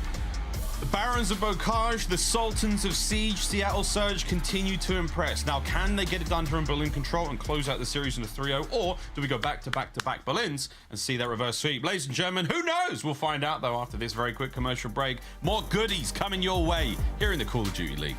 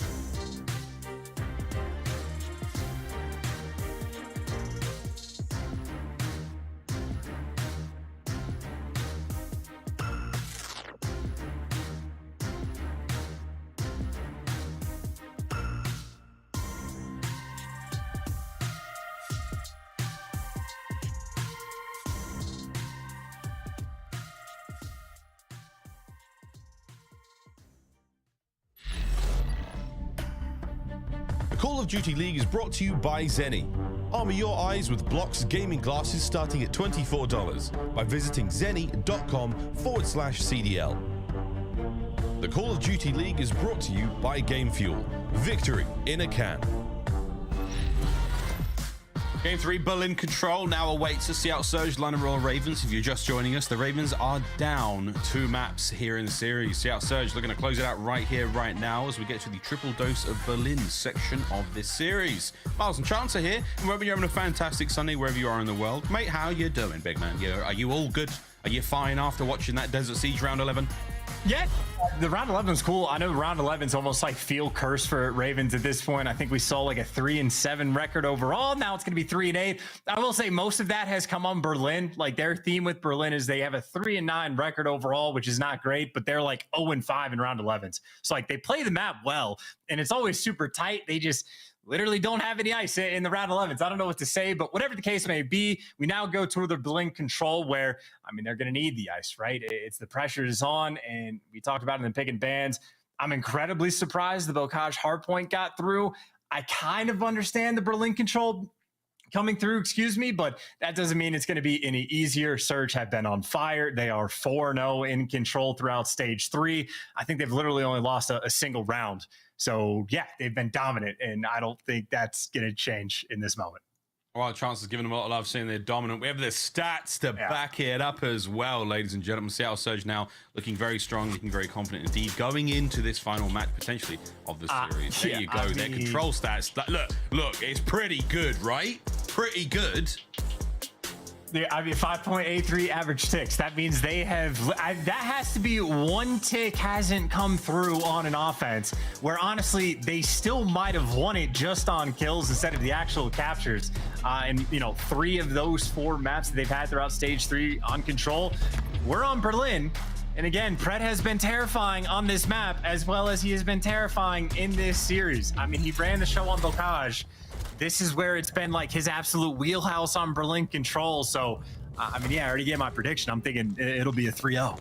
We'll see how it happens, mate. But here we go, straight into the fray. It was onto the A zone for a moment. And look at this little sneaky play from the Ravens. I think Pred just saw the tip of a cap. And oh dear, is he going to make a tippable play? Probably not. He's let him slip through. 2 members of the Ravens have already infiltrated enemy lines. And his Afro and Nasty in the back lines. They're on B. And I'm kind of surprised. Yeah, they actually, in Seattle Surge, haven't read this. I don't know how you just, like, you have to be able to count that you haven't seen all 4 players. I mean, granted, why would they ever go on a flank like that to make this play? But here they are, 1 tick already through in a little bit of control of the zone. And no, Pred wins it. A little bit of help from his friends, but that's 1 segment on B. That is a big one. He didn't lose too many lives getting the job done either way. Sid winning the fight on the inside of Train, and I think it might be happening again. Look at number 5 of the minimap. Zero's like, yeah, no wuzzers, boys. I'm hitting it. Might find a kill or 2 here before they do, but over towards the A side of the map. Pred 1 HP for a brief moment. I'm going to start the capture there shortly. Just over 40 seconds remaining in the round. We'll see if they can't capture A and add a minute to that total. For what it's worth, I'm just going to go and put forth my 2 cents. I don't think a play like that will ever work again. I think, honestly, just because they showed it in that moment, Surge from now on will just be like, oh, okay, now we know if we don't see them for that long, they're actually willing to go all the way around. And I mean, maybe good news for Ravens is you actually get a tick over towards B, which is always nice to get a little bit extra love. But I mean, the bad news is you do all that work, you don't even win the gunfights. And I mean, now there's only 30 seconds left on the game clock. Granted, you should be able to cap A, but still not a fun spot to be in. Not a fun spot whatsoever. Nice nade from Sib. Very windy on the outside of Berlin there. You can see the rain flying sideways. No surprises as a fast cap now over towards A. 2 players in. Oh, nice work from Pred there with a last-minute contest, but it's not going to stop the second segment come through, and that should be A captured, no questions asked. However, now, the problem for the Ravens, making their way across map, a very, very broad fan now from Seattle Surge across the map, and only 13 lives to keep this attack going. And I think, honestly, now that it's down to 12, that might honestly just be problem number 1. Problem number 2 is you got to take care of the players in your spawn, but there you go. Harry actually wins the next one. He can get inside the hill, but not with all the HP that he needed. And Pred, again, I mean, honestly, the hero of the map for his team, there to shut it down, and now here to try and stay alive. Yeah, man, look how hard it is for the Ravens to even make their way forward. Huge work Nasty's going to catch Simp. Oh, no. That's unfortunate timing. That's a little bit of bad luck, a little bit of this, a little bit of that. You still got the play up, though. 3 members of the Ravens now flying forward. A big kill. That's an opportunity to get on this one. Oh, my God. They're in, baby. That's a 3-man stack. Second seg's gone. Seattle, you've been caught slipping. Here's the push. Anyone able to contest? Yes. Just in for a second. Another one through the windows. Oh, my God. It was so close. Seattle somehow stay alive. So close and yet so far. Now you got to get that tick drained up, and now you only get one more crack at the offensive try. I mean, hey, 2 ticks ain't bad, but honestly, offense, defense, it is 50-50. You just want the round win, and Surge right there at the last minute heroics. I mean, accuracy on point just enough to buy his teammates the time, and now accuracy on the flank. I was going to say, should have at least one free kill. He does connect with that one. You do get one more respawn. Accuracy gets dropped, so now it's just Gunny's up forward. Nice shots from Nasty. Gunny up indeed. Last 2 members of the Ravens now flying in, and one's gone. It's on an Afro, and he might get a trade, but sadly, the bodies pile up on the outside of the door there. That's going to be Seattle Surge with the round, and it really was by the skin of their teeth. Great stuff from both sides. And honestly, that's kind of a devastating one to lose, because I think that is Surge almost like uncharacteristically making a mistake on this map, where the player that was down towards the trains gets picked at the same time as the player that's playing around P5. So once you lose that pressure towards the front, that's where things spiral out of control. And I think Surge has been pretty on point with not letting things like that happen, but they get the bailout towards the end, and now they got that 1-0 lead, and now they get a chance to attack. And the thing you got to look out for is Pred on the minimap at some point. If he ever gets towards fire, this is where fireworks start to happen. Speaking of fire, it's solid fire there out of Sib. Gets himself a 4 spree before being brought down. First segment at 8, gone. Pred starting to get things going, man. As he was flying and frying over by fire for a brief moment there before being flayed alive. And now Ravens push through B, try to get some more of that map control back, try to get that back train side. They're all over it. Second segment A gone. You should see this happen very soon. There's going to be 26 odd lives and a lot of time on the clock to work with to hit B. And Zero causing problems as well. He's drawing a couple players' attention, and granted, he's going to fall, but you at least get players near the point. But you got to trade Pred at some point. You need to kill this man. I mean, again, they at least do a decent job the first go around when he's near fire to trade him out, but if he's a walking 2-piece, he's always a problem, and he has now refound his own. Oh man, he's just top fire now. He's got the cross covered. You kind of come out of your spawn, and he's going to be there. It's like, hey, I see one of the crosses. It's going to be 0 in a second. I'm about to melt him. Melted. One more from down low. Afro with good shots to clear him out, but now you've got a little bit of space to work with. Nice kills there on the defense from the Ravens. They're going to get out while the get is good. Push forward and try to make Seattle Surge rethink the attack. Again, lots of time to work with. Still, though, this might be a hike around the map, right? Mack actually doesn't get spotted by Zero, doesn't quite have the angle, but now they know what the jump is going to be. Accuracy making moves towards Docs, Mack doing the same. That just means Zero off spawn has a couple interesting decisions. Where does he go? Straight towards the hill. Knows he's going to get flanked, but he has found the spot. You win those gunfights 10 out of 10 times when you're playing hard point, and you're in control for Zero. No different. No diffy. Afro a little diffy, though. Good shots out of him. 16 lives apiece. Ravens are holding this fantastically. Seattle Surge, they've got one man pushed forward, and it's Mack, and he's a sneaky beaver indeed. But is he going to be able to make anything of this play? Checking every corner indeed. Zero there, close point. He's behind you. A Sib right now on the front side as well. Mack wins his first, and oh dear, that's got Zero guessing it. That's trouble. That's 2 players now from Seattle Surge on point. And that's one more player on the flank, but accuracy spots him. So now the guy's in point, nowhere to look. You get the next one. Now you just have to look forward. Or maybe Afro actually causing problems, but he's dealt with. So every single flanker has been taken care of. Now Gunny's staring straight ahead, and accuracy lighting him up. Harry's got to try to find an opening here. Accuracy with a 3-piece there on point. Mack's now getting it done as well. Sip to the stairs. The timing is incredible. Incredible. Incredible indeed. The second segment's gone. Pred's going to pick up where Sib fell. It all comes down to Zero. He makes his way in and he saves it. Oh my word. A minute on the clock. Harry gets involved as well. The Ravens stay alive.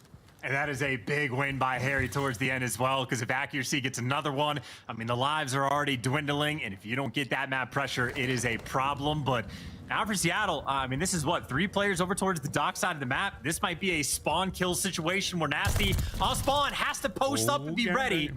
He's ready for it. 8v6. Just over 30 seconds. 7v6. The lives starting to dwindle. Pred's going to try to be the playmaker. Sib's got his back up. 25 on the clock. Zero can see a gun barrel. Got to be expecting the play soon. Afro with the kills on the inside. He's going to find a couple more there as well. The nades through. Afro on the outside now. Did he find any more here? Clock still ticking, baby. We've got plenty of time to work with now. Get on the point if you can. One more member of the Ravens there. That's it. Harry now has to go massive. Keep the players off the point. They're going to wait for the perfect stack opportunity, and this could be it. Nades through. Ravens last chance. Pred on plat. Oh, baby. Seattle Surge get it done. The patience pays off with Pred on plat, and holy dooly, another outstanding round of Berlin control. Dude, and I don't know how or why that Sid was able to find 3 kills in that moment, but like, that was it. That was 2 different rounds where Raven had opportunities to clutch up and get a win, and instead they are just getting bullied by Sib. Even accuracy has been fiending in the slaying department. Surprisingly, he's actually the player leading the lobby, but there's too many problems, too many questions that you do not have answers for, and maybe a stronger opening break this time. No sneak plays around the map, just a nice little stack over towards A, but 2 just, you know, delicate rounds that Ravens, again, just no ice. Well, one question I did have at the start of this was, I wonder how the Ravens sound. Well, now we all get to find out. Let's go for a quick listen in with the London Royal Ravens. Intro me. P5, I hear you. Open on me, I think. Nice, I saw it, alright. Listen, Pred on me, I'll go deep blocks. I didn't say anything deep left. He went front. I see in front. I think he went open. Could have done. Yeah, there's a guy on the left when you try. Yeah. Open on me. Weaker. And P5, trap. He's already deep trained, Mack. Did weak cat windows. He's hitting Samag's tank. Did he deep trains? Hitting Samag's tank. I'm pretty sure it's Pred. Can't see Samag's tank. He's at the deep right, Pred. I'm dead in your base and defuse. That's him. That's good. Where's this club? He's catwalk windows. From P2, guys. Still cat weak, accuracy weak. Listen, one's deep trains, one's in P2, one's cat steps. Let's see cat stairs. They're door. They're one shot, Sib. Pred hit P2, okay? Pred is in P2. Sib's out from fire. Fire, yeah. Okay, we need to kill these guys off.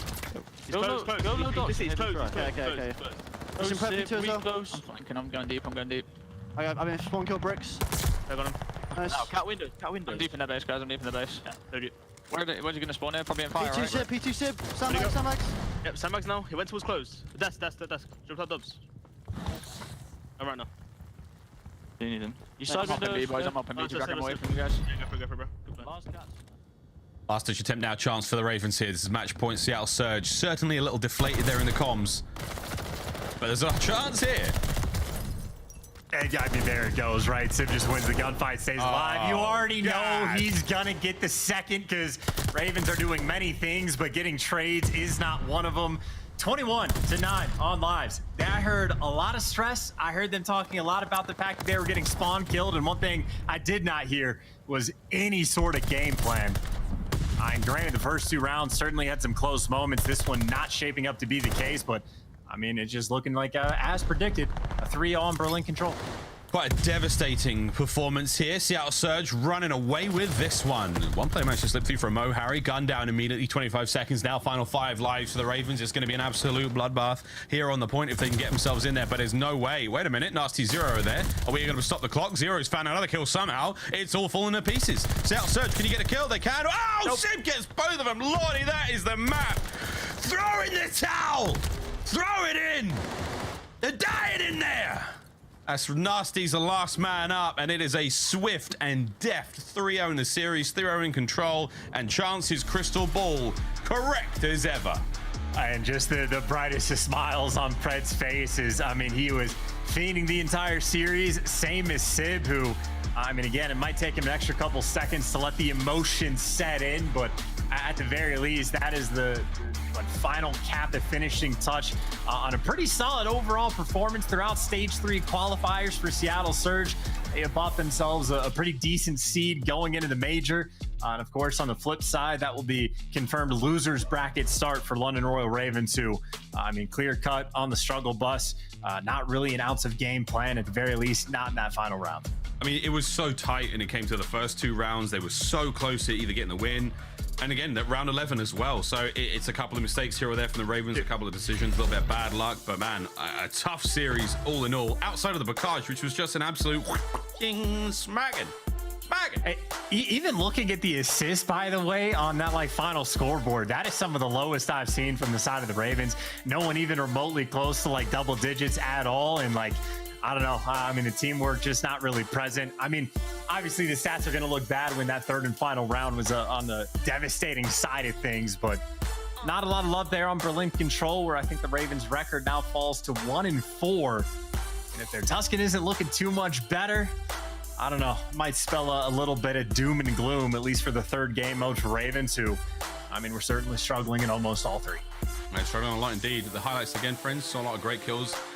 Pred Plat play, I think in the second round, was so perfectly timed and managed to take care of those 2 members of the Ravens. The reinforcements were there. That'd have been the round. That'd have been it. They'd have found the captures. They'd have been able to defend it. This was it, actually, man. The timing, lordy, look at that, son. Mega stuff out of Seattle Surge. Got to be feeling fantastic now going into the major. When his bracket secured, sitting pretty. And the current form chart's pretty good as well. So Seattle Surge, they have, I'm just going to say it outright, they have disappointed since, what, Kickoff Classic. A team that has had high expectations, high hopes.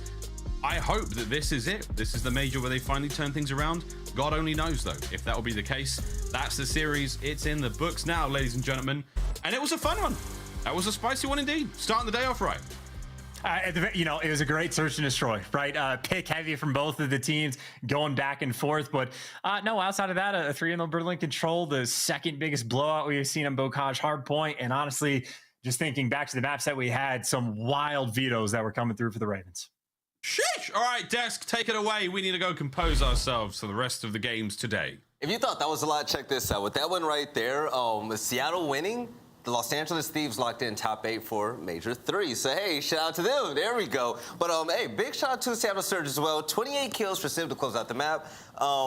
Yo, Ali, this team, this is exactly where we want them to be. I mean, Lamar's going crazy. Mack, Pred, Simp, this team is looking, this is the best iteration, with no team changes, the best iteration of this team that I've personally seen this year. They're actually a unit. And, you know, we sit here and we talk about, you know, it's a struggling London Royal Ravens that they had to go up against, so that they get this 3-over, they get 3-over in Control, but they were struggling against teams that technically we thought were going to be below them. So that's why we count this as a test match of like, okay, we can go up against OpTic, you can go up against FaZe, but now you need to do it to the rest of these teams. And now we see that consistency start to get locked in. And so now heading into Major 3, if this continues, Seattle could certainly upset. Oh, they're flying high right now. This team is surging, okay, because, hey, they're not struggling against teams that they should beat anymore. This is the Seattle that we thought they were.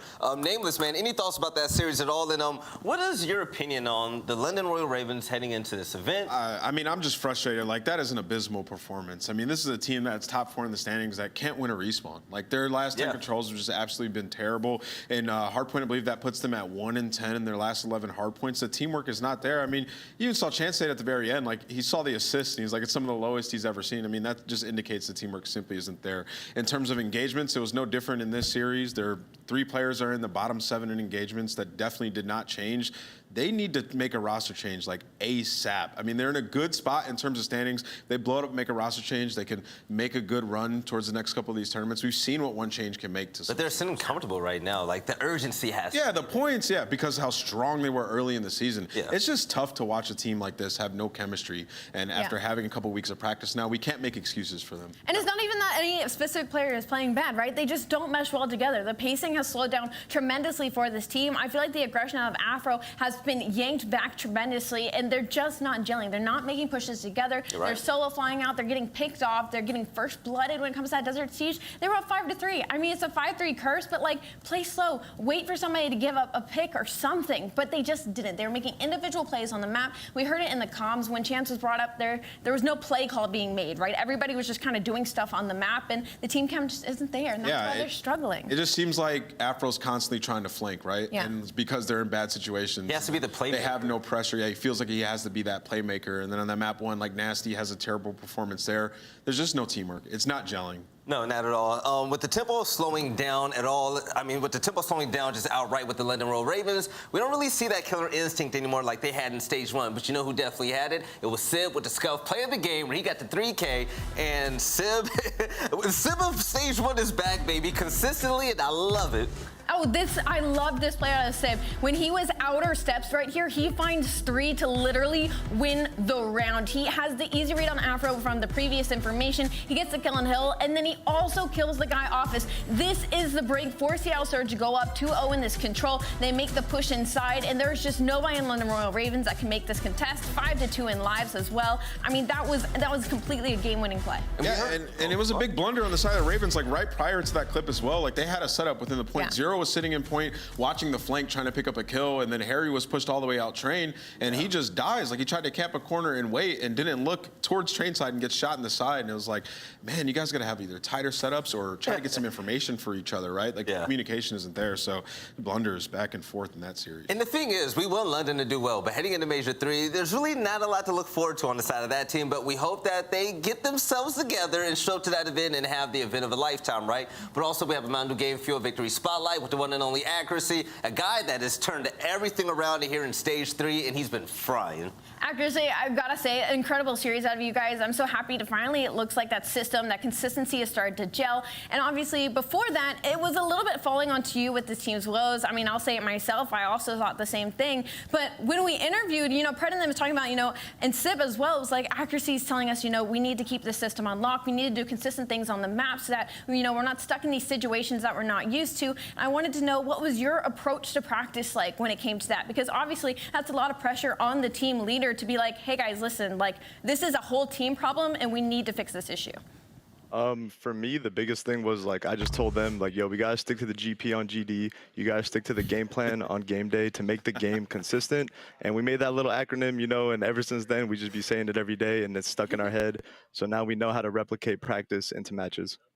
Lamar, man, first of all, congratulations on the win. You've had a great stage individually as well as the squad. I feel like you guys are on another level strategically now. But I wanted to ask you, like, there's been times where it's hard to gauge, like, where you guys are at. Are you championship level or are you guys just frying? Like, what is different this time around? Because we've seen this Seattle Surge before, where you guys are taking over games, then you head into the event and something goes wrong. So what is different from your perspective headed into Major 3? I mean, from my perspective, like we went into Major 2. I personally think we were like a top 2 team at that tournament. Obviously, there was some unfortunate circumstances.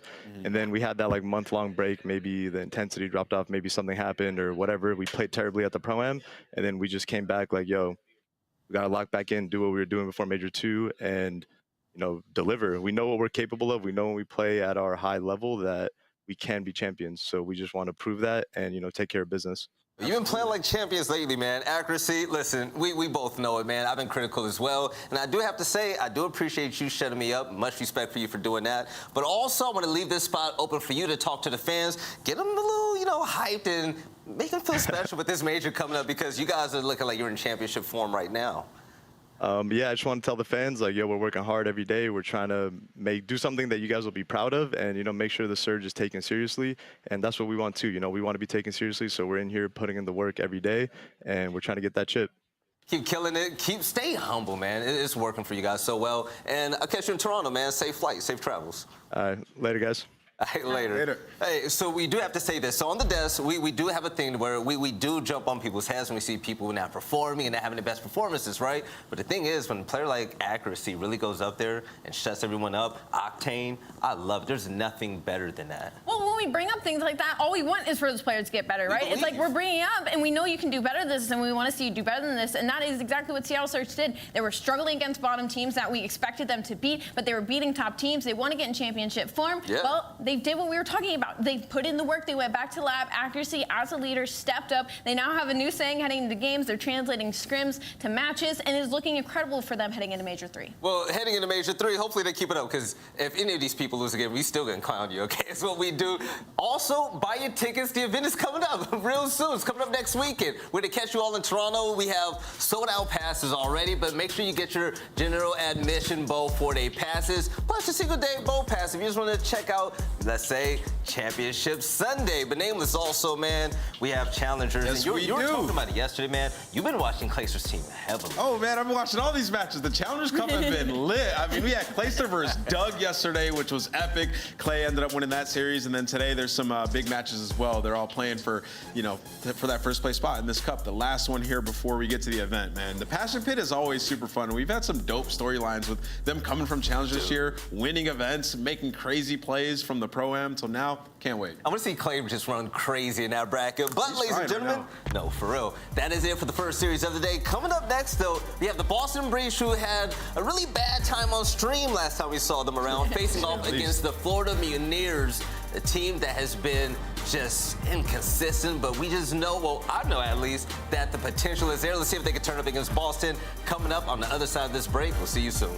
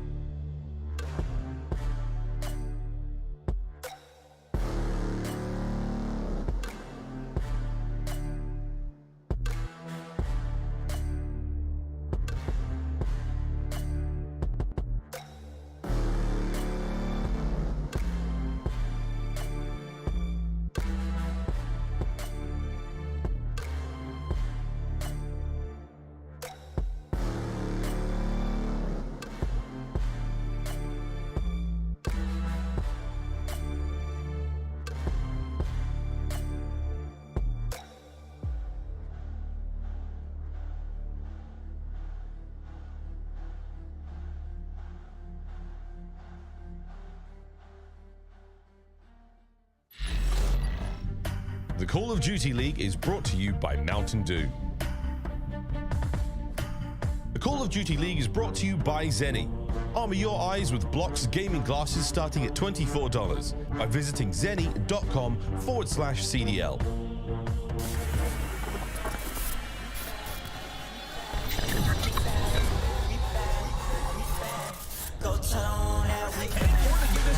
They continue to fight. But it's Methodz. Capsidal. Cap says, you know what? I would like to continue for a 1v1 one. TJ now looks to find 4 of his own. And Nero will find insight. These Røkkrs are hungry. Hey girl, to the bay. Good shawty if I must say. Got a man, don't play. Said she always wanted me, well, okay.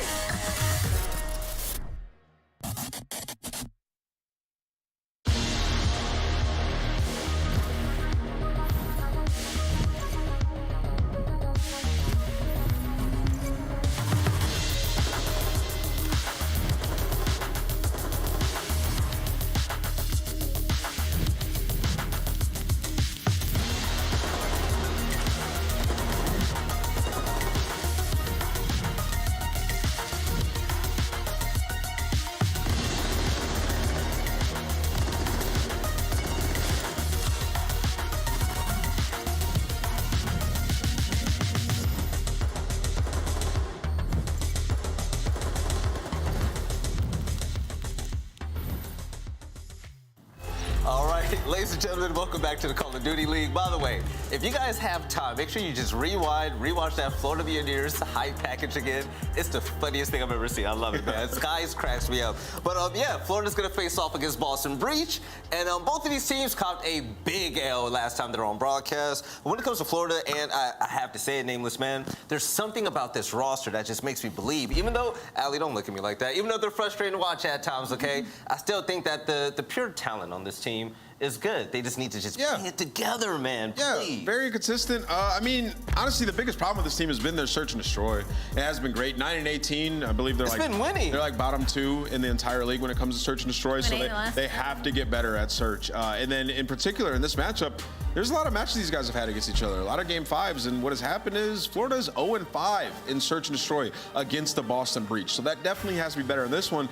But I feel like when a lot of people watch Florida, they do see that individual talent. We see Vivid taking over some series. We also see Awakening, who's been a consistent star in this league. For Florida in this series, it should be a big one for them. I got a DM from the Florida Mutineers saying to share some broadcast that they're now back in the facility. They all tested negative for COVID, so that is good. Round of applause for that, and hoping they have a good one. Ali, what are the keys to victory for Florida Mutineers? Well, take advantage of a reeling Boston squad. I mean, they just lost horribly to Thieves yesterday, so take that VOD, take some of that information, maybe put it into today. I need a good performance out of Vivid. He has a .86 KD during the Major III Qualifiers, ranks 46th overall, but we've seen what he's capable of doing, right? So it's just finding that consistency on the map and continue dominant P3s on Tuscan Hardpoint, netting plus 13 points on P3 average. That's first overall. That is going to be our map 4 as we head into this series. And the one thing that makes the Florida Mutineers so special, at least to me, is the fact that whenever they want to flip the switch, okay, Ali, this team, they pose a matchup issue. They have 3 good ARs, and I mean, it's not really debatable in my eyes, right? But the thing is, when Vivid can bring that consistency as well, that's when we see Florida at their best. The thing is, we don't see that often, and I want to see it, man.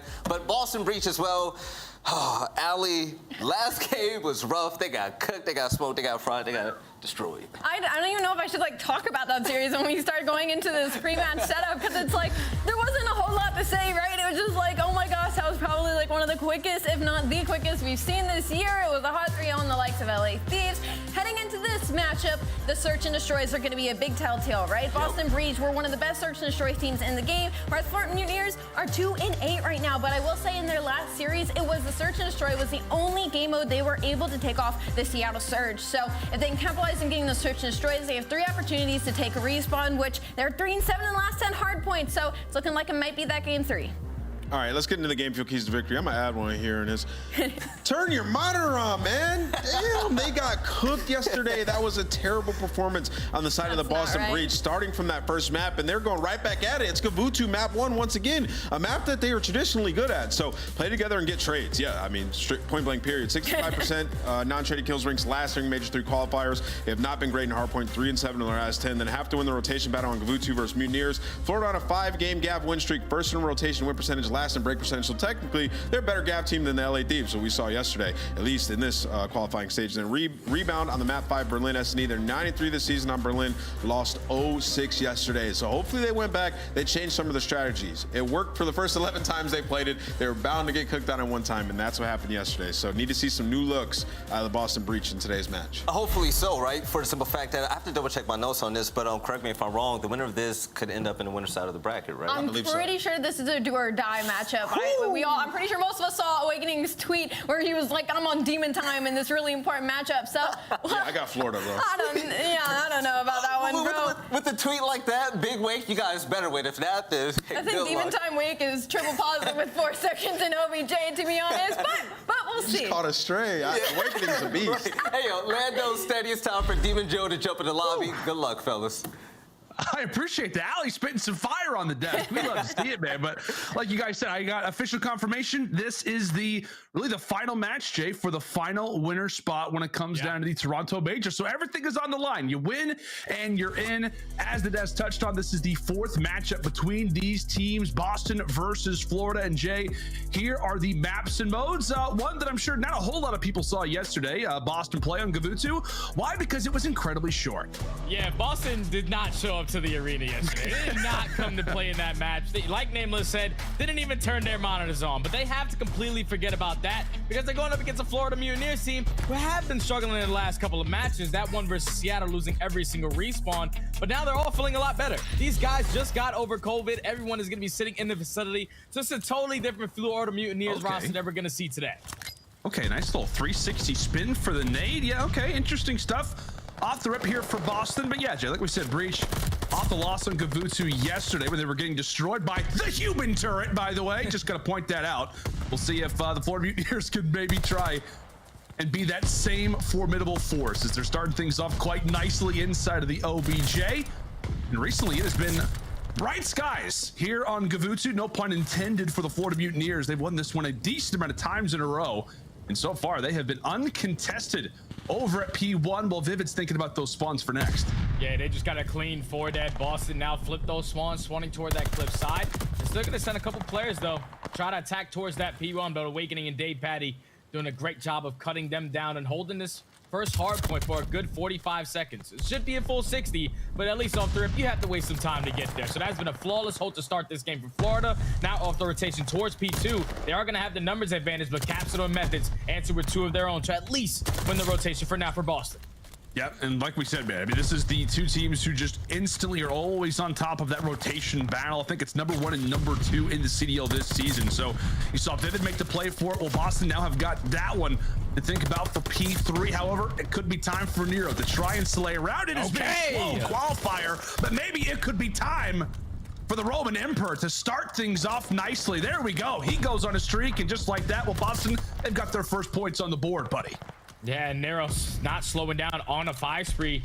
Now you know that the Florida Mutineers players are going to try to rotate over towards P1, but he gets taken down by Awakening. So now, with Florida spawning out towards the backside, have to attack this from the front. Vivid with that opening kill to at least get that rest of that junk time off of that P2. He's going to try to set up that pinch, but so far Boston doing a great job of winning every single gunfight towards P1 to keep control for now. Well, control for the moment. TJ did a great job at hanging out toward lower beach. I was going to say, if he can stay behind that tank, there's another line of defense the Florida Mutineers are going to have to try and cross. Well, first 15 seconds are done and through, and this could be the great opportunity for the Mutineers to try and strike, as TJ answers with one, Capsidal answers with the other, and just like that, what turned out to be something special very well could have remained that as DavePatty with all 4. Oh my goodness, an instant team wipe from the legend, the father, it seems like, of the CDL. A great little 4 spree there for DavePatty and Skies, picking up maybe some of that momentum. A great moment there for the Mutineers, but the race is on once more for the rotation. Boston somewhat bruised and battered, but they can rely on that next rotation as they've got it for new. Yeah, Boston are going to be fully set up. They said, hey, that final 30 seconds is 100% going to go to DavePatty's favor. And that's good for Florida, because on this map, we saw it first in rotation, but dead last in when they're in on their breaks. So that's massive for them to find that 30 seconds towards the end of that P3 hill. Now off the rotation towards P4, you see Boston so far pushed out on the map. It's going to take at least another 10 to 15 seconds for Florida to even get close to this. They're just trying to find a couple kills over towards the ship side. Capsidal doing everything he can to stay alive towards the middle of the map, and this has been a great hold from Boston. Florida cannot get close. Yeah, like I said, it's just kind of living up, right, to the exact stigma that we had coming into this series. Both teams, greater rotations breaking. Definitely could use some work, especially from the Florida side. It only takes DavePatty killing the entire team in an unbelievable streak to allow for yourselves to finally break a hill. But As we come to a close over at P4, Capsidal finds a 2. And on top of that, Boston have reclaimed that advantage. One that looked to be theirs much earlier in the game had it not been for Mr. Paddington. But P5 now ready up and somewhat restored as Nero now very well can find himself on a flank. Great little opportunity as he's able to find one on to Vivid. Florida, a few of those spawns over at P1, then puts the pressure over toward top boat. And right now, Jay, Capsidal is frying. I thought he was an SMG. He's doing it the automaton as well, man. Nice two-piece to at least open up this hill for his team. Boston trying to do everything they can to hold this from the front side. Capsidal, that's going to be 3 dead in the feed. Now Florida, this has been 2 great holds so far from Boston. That P4 was a full 60, and they're able to chain this to this P5. If they're able to do it with that P1 control as well, because you already see 25 seconds, you already have Methodz in that position towards that top ring, thinking about that rotation. Right now, Boston are just a step ahead. Florida right behind, have to now win a couple gunfights, and they do just so. Vivid and Dave Patty with 2. Yeah, Vivid and Dave Patty with 2, and well, that's going to at least allow for the entry early on toward P1 for Florida after what has been a brigade from Boston as of late. The Young Guns have came to play, at least in this opening Gavutsu. Nero playing well. Capsidal, as we said, a great start for him as he's able to find another kill in the feed with one there on to Vivid. And the biggest thing too, Jay, it's weird to talk about, but the lowest hardpoint KD this qualifier for Boston actually comes through from Capsidal. So as we said, all 8 players aware of how important this game is. And like we said, for Boston, fans can be excited to see that it is the Young Guns doing a great job once more. Speaking of Young Guns, this time it's Dave Patty that ends up finding one. A highly contested battle for the final 30 seconds. Let's go and step aside though and go to the comms, specifically with the Boston Breach. Okay, I need to ring. I'm watching their side. He's on me, low cliff. Nice good shit, yo. Look for Dave New. I'm pushing through. He's dead first. Nice, Stay on time. Stay on time. Low hold. I'm pushing out. Absolutely. Done. Nice, let's go. Push up. Yeah, they're gonna be here already. Yo. I'm first cut. Top house. Wait, one shot. Top house. Wait. Yo, I'm looking to stage. He's one shot. Top house. No, low cages, bro. Okay, all good. I'm just got top house. Working right here. Yeah, I'm with you. Wait, dead. Nice good shit. I'm named top both. I'm pretty sure on attack. I'm named top. He's close to freeze, guys. Davis, top of house. Freeze, first cut. Reset. Nice, big win. I'm sliding cross. I'm your right. Give me a sec. I slide cross. Yo, top ring kid. Stun. Davis top ring. You guys top house. He ran Holly. Caesar's close up time. If you go from Hall, he's close up time. Top house. Guys, top house, one bullet. Wait. I need time. Go. I need a little hole. I need you. Slide on it. I'm first cut right now. Okay. Mid-tank. Reese mid-tank. The tank, watch out. On top of the tank, one bullet. Reese is mid-tank. Davis dead left. Nice on tank. Yeah, we flip. Nice. I'm pressuring the sword. Yo, wicked, watch out. Someone go right. He's go top hole. He's climbing the ladder from top hole. Nice. Climbing the ladder. Crossing new. Ring tank and all. Okay. I'm trying to help you now. He's all low hole. One more ult, one more dead. One going ring, I think. Ring dead. Nice. I'm up in ring. Okay, we're good. I got your ring. He's just out of ring. They're ring. You have to show my second. I'll see the guy ult. He's out of ring heady. Okay. We need to get time. I got top ring. Well, a great little check-in there with the Boston Breach. Everybody talking, everybody very, very vocal, obviously, in the comm department. But really, Jay, it wasn't enough to break over a boat. It definitely was not, but at least for Boston, they were able to flip those spawns with about 25 seconds left on that P2. So now they're going to be fully set up for this P3. Hardpoint, you have Nero. Already opens up that 2-piece to hold down top ring control. But Vivid trying to set up that pinch. It's going to allow for his teammates, as long as they win a couple gunfights from the front side, to execute a perfect break once again onto P3. And like I said, 7% break rate on a map like Gavutsu. They are getting it done on the most difficult hills. Florida break on into P3, 20 seconds remaining, and they have the spawns for P4. Oh, and Vivid's got to be careful, just trying to stay alive right now in the HP. A current battle for next, though, as player 8 sniffed out. Nero falls while Boston reclaimed control for those final few seconds. Florida did just enough to make this one competitive and put themselves in a position to take the lead. Take a look at the bottom left of your screen. The mini-map says it all. Florida ready and prepared as Boston slowly but surely make their way past that 50-yard line. You have one player that's attacking from the back, which is going to be Methodz, and Nero opens up with one from Cliff. So now the pinch is in. You have to win key gunfights if you're the Florida Mutineers players. Vivid and Awakening answer the call. Vivid with 2. Even though Nero finds 2 of his own, he's able to break in, but that's still a successful hold from Florida Mutineers to hold down their initial push. Now only down by 10 seconds. 30 seconds remaining on this time. You know, if you're Boston, you have to challenge this from the front because you're basically securing those spawns for that P5, but Nero, once again, finds that 2-piece to open it up. Make it 3, make it all 4 in the feed. With 20 seconds left, Boston can pull away right now if they can trap him in the back. Oh, and he is still frying. My. He is still frying, and it's the 40 in his hands as well. On a 5 spree, eventually cut down.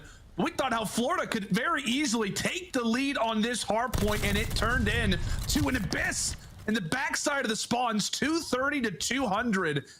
And once again, it is Boston in the favorable spot, as it's going to have to be a phenomenal break out of Florida. Capsidal hanging out toward the fence, tosses out a stun, gets out of dodge, and he's got a big smile on his face right now. Boston looking good to walk away with this opening HP, but Florida giving it their all, doing their best just to try and make this one as competitive as they can. And well, they're able to break on through. Boston just 5 more points, 6 more points, basically. I'm trying to round up right now, Jay, because it feels like this game is coming to a close, but Florida, they continue to answer. Yeah, they're winning gunfight after gunfight. Skies has stepped up tremendously in this game. So far, Florida, we're able to break into this P5 and basically tie this game up, but now it all comes down to the rotation gunfight. DavePatty gonna be the player, attacking this through low beach. Huge one-on-one, and he's able to win it. So now they do have the numbers advantage. A 2v2 gonna come down to these gunfights right here. They know that DavePatty's gotta be here, but he wins another one. DavePatty coming out clutch. 241 to 244. Capsule off of spawn. Eventually drops him a tie game as Florida runs away in Awakening. It's Demon Joe in disguise. Takes down a few, but now it's Boston who break back inside of the HP. Florida have to try to contest. Nero falls. It is chaos on P1. It is chaos, and Florida somehow, some way, bring it back on Gavutu. They were down, but they make the comeback. An unbelievable recovery here in game number 1. A sweat off the brow from Awakening, and a very stunned Boston side. Just goes to show what an unreal moment that was. Unreal plays from Florida Mutineers, especially DavePatty. The fact that it comes down to a 2v2 at the very end of that P1 or at the very end of that P5, those gunfights are massive. DavePatty wins a huge one-on-one towards lower beach and then just plays it so patiently on the flank to allow his teammate Skies to find that opening kill, and then eventually he finds the second. Then trades are going back and forth, but Vivid comes out on top with 3 of the kills to close out that map. Definitely a frustrating one of your Boston. You had the numbers, you put yourself in time and time again in a better position to try to close out this game, but to allow Florida with a 7% break rate on this map to break you twice on P3, once on that P5, and then the final time for that P1 to eventually close map number 1 between both of these teams. Jay, I need you to keep spitting, buddy. I mean, what just occurred? Like, you could see the score. DavePatty, granted, he's on the flank, he makes a great play, but then we think, okay, Boston surely is going to read him. TJ doesn't spot him, and obviously it is chaos from that point on. But as you said, DavePatty at least gives his team that lifeline. He does. So once they find those 2 opening kills, you see how Boston, they answer with 2 of their own, but Awakening goes massive to find that 2-piece, so at least keep the trades apart between both of these teams. Now 246, 246. One player in Skies sneaks his way through the backside of top ring, finds that opening kill with the SMG, stalls enough time for Vivid to eventually get into play. Vivid finds that 2-piece and then closes it out with the 3rd. At least throughout this hard point, Vivid and Skies were really struggling. When you saw them in their last series, 0.85s, both of these guys stepped up in the final 2 minutes of that first hard point to close out this game for Florida because they needed it. Now they're going into a search and destroy where they have yet to beat Boston Breach in any of the maps. So far, 0-5 versus Boston in S&D. But when you're starting off 1-0 in a series, you're going to have a lot of momentum going into map number 2. Yeah, and that's really what both teams are in a massive desire for right now, man. I mean, like we said, both teams 1-3. I mean, it feels like at times both of these organizations, these rosters have sat in that top 4, or rather top 6, maybe at times eclipse the top 5, top 4 position. It's frustrating to see that they both sit with a 1-3 record. And as you said, man, it really comes down to that opener. How do you play? How do you start off? Do you get the momentum in your favor? that has got to be another frustrating loss for the Boston side, and obviously a positive for Florida. No pun intended. Obviously, they've been testing positive for COVID lately. They're finally in their facility. I know there's obviously you can kind of get in your mentality when it comes down to you're playing sick. Obviously, you're not maybe in the best of headspace. Yeah. But for them to walk away with a W like that, I think does a lot for their confidence moving forward, just in general. Yeah, it's massive for Florida because now they know that they really do struggle with S&D so far throughout this entire season, 2-8 in their last 10. But what specifically in this matchup, 0-5 versus Boston. So the fact that you open up with that opening hard point, you were on a 5-game win streak on that map, make it 6 now. And that was also a really good map for Boston Breach. The fact that they were able to take that respawn is massive for them. Now, just in case they do lose the Search and Destroy, they have a control Tuscan where both of these teams are basically sitting at 500. And then a little bit of control hardpoint as well, where Awakening, for some reason, he's like a man on a mission in that map, sitting at a 1.3. So right now, Florida have really set themselves up for success. And if you're Boston Breach, at least you look way better than you did yesterday versus the Thieves. 4-point game in map number 1, it's okay.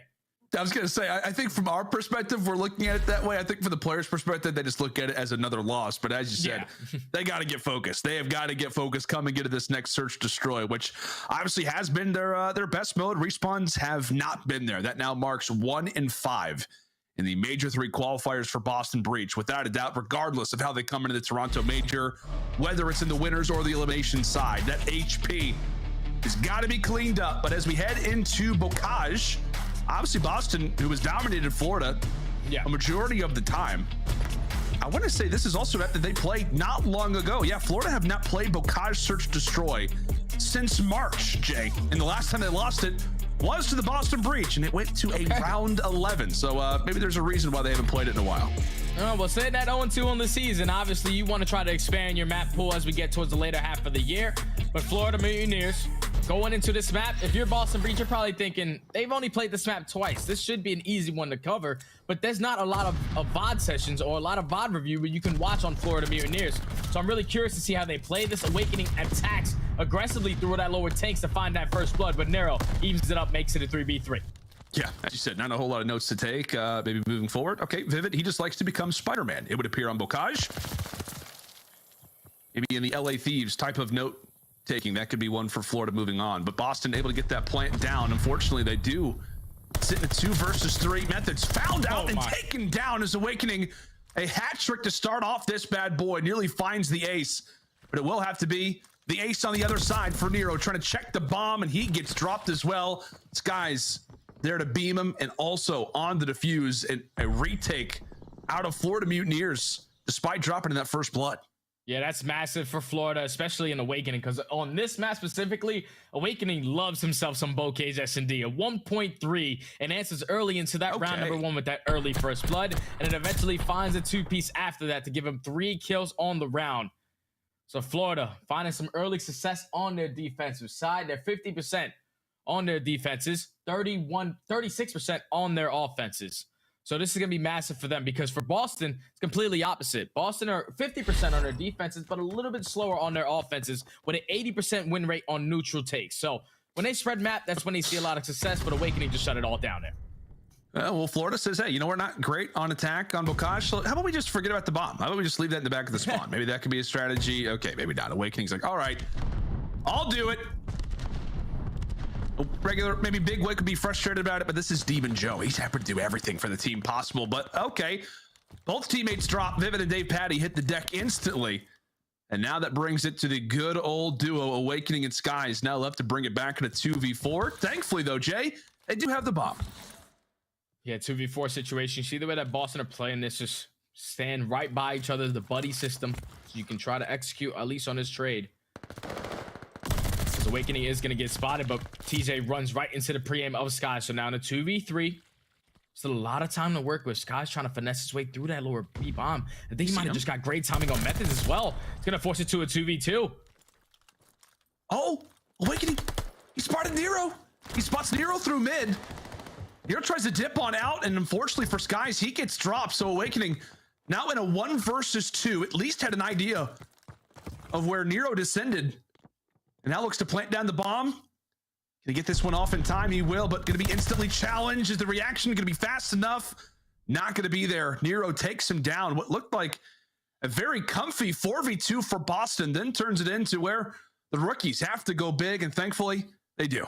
Yeah, once it turns to that 2v2, it was a great job from Nero to just get out of the sight of Awakening, to not give him any information on where he potentially ran towards, as that sets up Capsidal towards lower tunnel to eventually find that pick on Disguise, force it to the 2v1, and then with about 20 seconds left, you know the player has to commit towards that bomb plant. Nero in a great position to shut that one down. Boston tied up at 1. Us to bring it to a 1-1. So far, that our Major III qualifiers, this has been the vets who have been on the struggle bus right now, combined for 1 and 4 through our first 2 rounds, but ultimately at a 0.67 KD in the Major III qualifiers. Not what you expect when it comes down to Methodz and TJ, but we'll see if they can try to turn it around. That consistency could help build something strong for Boston. As we said, those respawns not been great, but Search Destroy, it has been their backbone. Is Awakening is there to shut down Chef Tony. Now leaves it to a 3 versus 3. Well, Vivid, oh, nice little angle. Cuts down Cap through the wood. Unfortunately for him, Nero is there on the instant reply, picking up for his rookie comrade. 2v2. Now to 2v2. Look at the positioning of TJ, but on bad timing right there for Awakening. Now makes it a 1v2. If you're Nero, just going to rotate this towards B and get this bomb down immediately, as he is on a 4 spree, having himself so far one hell of a series. On a 4 spree, 40 seconds to work with. TJHaly does spot him, at least get him 1 shot. He's able to at least get out with his life. So now Awakening has to know the setup. One player has to be sitting towards the back. TJ's gonna get spotted. He's gonna get the shots, and TJHaly gets taken down. Beautiful work once again from Boston Breach. Trades go back and forth in the middle of the map, but then it just comes down to Nero finding that kill and then getting out with his life to rotate with that bomb plant. Boston now up to 1. Look at you, Jay. I had a little technical difficulty, and you just carried it on yourself. Oh, good, pal. It's good, okay, buddy. Maybe right. I just tossed you a solo cast. Everyone, it happens a chance from time to time. Nope. You don't want it? Don't do that to me. Nope. That's chances S&D. can't be mine. You are the Search Destroy specialist, my friend. You could do it. You want to take it? You want to take it to start off this round? You got it. Take it away. Alrighty. Here we go. Nero. It's going to be the guy bottom front door. This time, Florida going to slow it down on their offenses. Gonna have 3 players from Boston basically posted up by this B bomb, because they know that Florida is gonna try to work and play for some map control, play for some kind of information. As Methodz thinks that one player is gonna be able to slip his way into tunnel. But Nero gives us his positioning. Now with the minute left, Boston is gonna attack this through middle, and Nero's in a great position to at least get some kind of information. And I don't know if Lando's back, so I'm just gonna continue on going. I'm here, buddy. Push is gonna come in through gate. Awakening finds the first, and you're back. Okay, Awakening now. Jay, makes it a 3v4. Next to 3 versus 4. We are here, and so is Nero. Nice little 5 spree for him. 7-1 so far throughout this game in Florida. Quickly pivot over toward that A site, and now it's time for Capsidal to try interrupt, doing so for the first. 2 versus 3, Skies and Vivid. To try to hold this one down, they've got to keep Nero off of this streak. As Vivid finds one to start this off. Time continues to tick. Nero has to reposition, thankfully does. Escapes with his life for the time, but Sky's a great little pick. And now one more in his sights, and he'll also have some words there for Nero. Solid work out of Florida. They go for the rotation, and they hold. Beautiful 2v3 from Vivid and Skies. Vivid finds the first to make it a 2v2, but when Nero was trying to play for that reposition, so was Skies. He works his way all the way up that B street, finds himself towards back tank to find that first angle onto the first player, and then they eventually shut down Nero as well, as he was on that kill streak working towards that glide bomb. Florida with some ice in their veins to at least make this 2-2. Back on the defense they go. Skies, you know what he does in Search and Destroy. So far sitting at 5-2 on this map. Right next to his AR duo in Awakening. It's looking like the push from Boston Breach, though. Just going to take their time. Neutral setup, 80% win rate. Just try to play for some information. Play for some information. Play for some picks.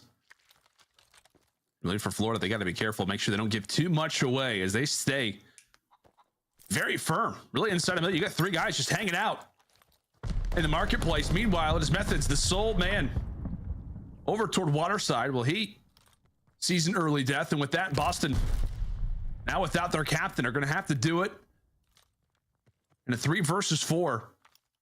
You've really got quite a bit of presence across the map. Capsule sits at B. Meanwhile, TJ finds the first, and Nero goes for the plant. So now, Nero called upon once more. Looked like he was hesitant to shoot, but ends up beaming him, and Capsidal also finds one, gets information onto Awakening in a picture-perfect round. Out of Boston Breach, they lose their captain, but they pick up right from where he leaves off. That's good work from Boston, especially in the 3v4. They find that kill onto DavePatty, who was the player that was camping on backside A, but then the big gunfight of the round has to be Nero versus Vivid as soon as Vivid breaks down that door from Tools. Huge one-on-one, able to come out on top, eventually allows Capsidal to push through that late flank at that B bomb. He takes down one, and then they trap Awakening on the steps towards top Grandma's. Beautifully executed around from Boston Breach, even in the 3v4. And as we said, Jay, like I said, it's been the young guns doing the Major III qualifiers and Search Destroy, and again, they are doing it. 5-3 for Cap, 8-2 right now for Nero. Has netted in that 3-2 advantage as Florida look to make an aggressive hit over toward this A site, but again, it is Nero once more. Nearly a double digits, and thankfully for Florida, a sweat off the brow as you can recognize and realize that the all-star of Bocage is finally off of the map. But technically, the king of the cage still remains Capsidal. Hanging out toward the top side of Grandma's. It very well could be the one problem that Florida has still got to deal with. Oh, and Capsidal, he doesn't look down. Gets caught right there with his pre-aim on. Is not able to spot Awakening as he was one shot. Now it's a 3v1, all left up to TJ. And that is just a complete breakdown from Boston. It looked like both teams completely switched sides. Like Florida was on defense, Boston was on offense. Well, how fast they were able to take back control on both sides of the map. But right there, if Capsidal gets that kill, it's probably a totally different round, but he's just not able to spot him. Eventually allows Vivid to flank through that middle gate, find that 2-piece to close out the round. Definitely frustrating if you're Capsidal right there. It looks so good, Jay. It looks so good what they had going. And obviously the automaton a little too burly, covered up the screen. Rather unfortunate. As we now bring ourselves to a 3-3. Don't know how we've got here, but we are here indeed. Capsidal sliding, gliding. Whether top Grandmas or bottom Grandmas, he and Grandma have a great relationship with each other. And he'll also take down DavePatty, who I still believe has yet to get a kill in this Bocage Search Destroy. Untypical stuff from Mr. Paddington, but now brings it all to Skies. A quick 1v4 now made to a 1 versus 3. Still has to trek across Bocage just to even have a chance at this round. And the chance will come to an end. Methodz there to drop him. Boston getting some of that momentum back. Yeah, Boston, no hesitation right there on that push. It was just go, go, go into bottom Grandma's. And it all starts with Capsidal winning that gunfight versus Vivid. I can't believe he won that. Like, slide right around the corner, you're pre-aiming, and the guy just is able to come out on top in that gunfight. Beautiful pressure from Boston to now go up 4-3. With a round like that, it's going to definitely slow down the way that Florida are going to attack this map. Can at least slow the way that DavePatty's playing, because he needs some help. He needs a kill. He needs a kill. He needs a pick. And obviously, you know this, Jay. Like, it weighs on your mind. Like, you know, you're obviously aware whenever you're in game of the fact that, hey, we're a few rounds in and I've yet to get a kill. So I definitely need to do that. Bring the teammates back. And okay. Oh, there it is. That's all you needed. Slow things down. DavePatty, I have no idea how he spots Capsidal, but he's able to do it. And with that, Florida off of that pick, firmly make their way over toward this A site. However, Nero ready, steady, and prepared. Able to drop one. The fast SMG of the Mutineers has been silenced. And because of that, Nero will hold them up, and TJ in a great position to maybe find another.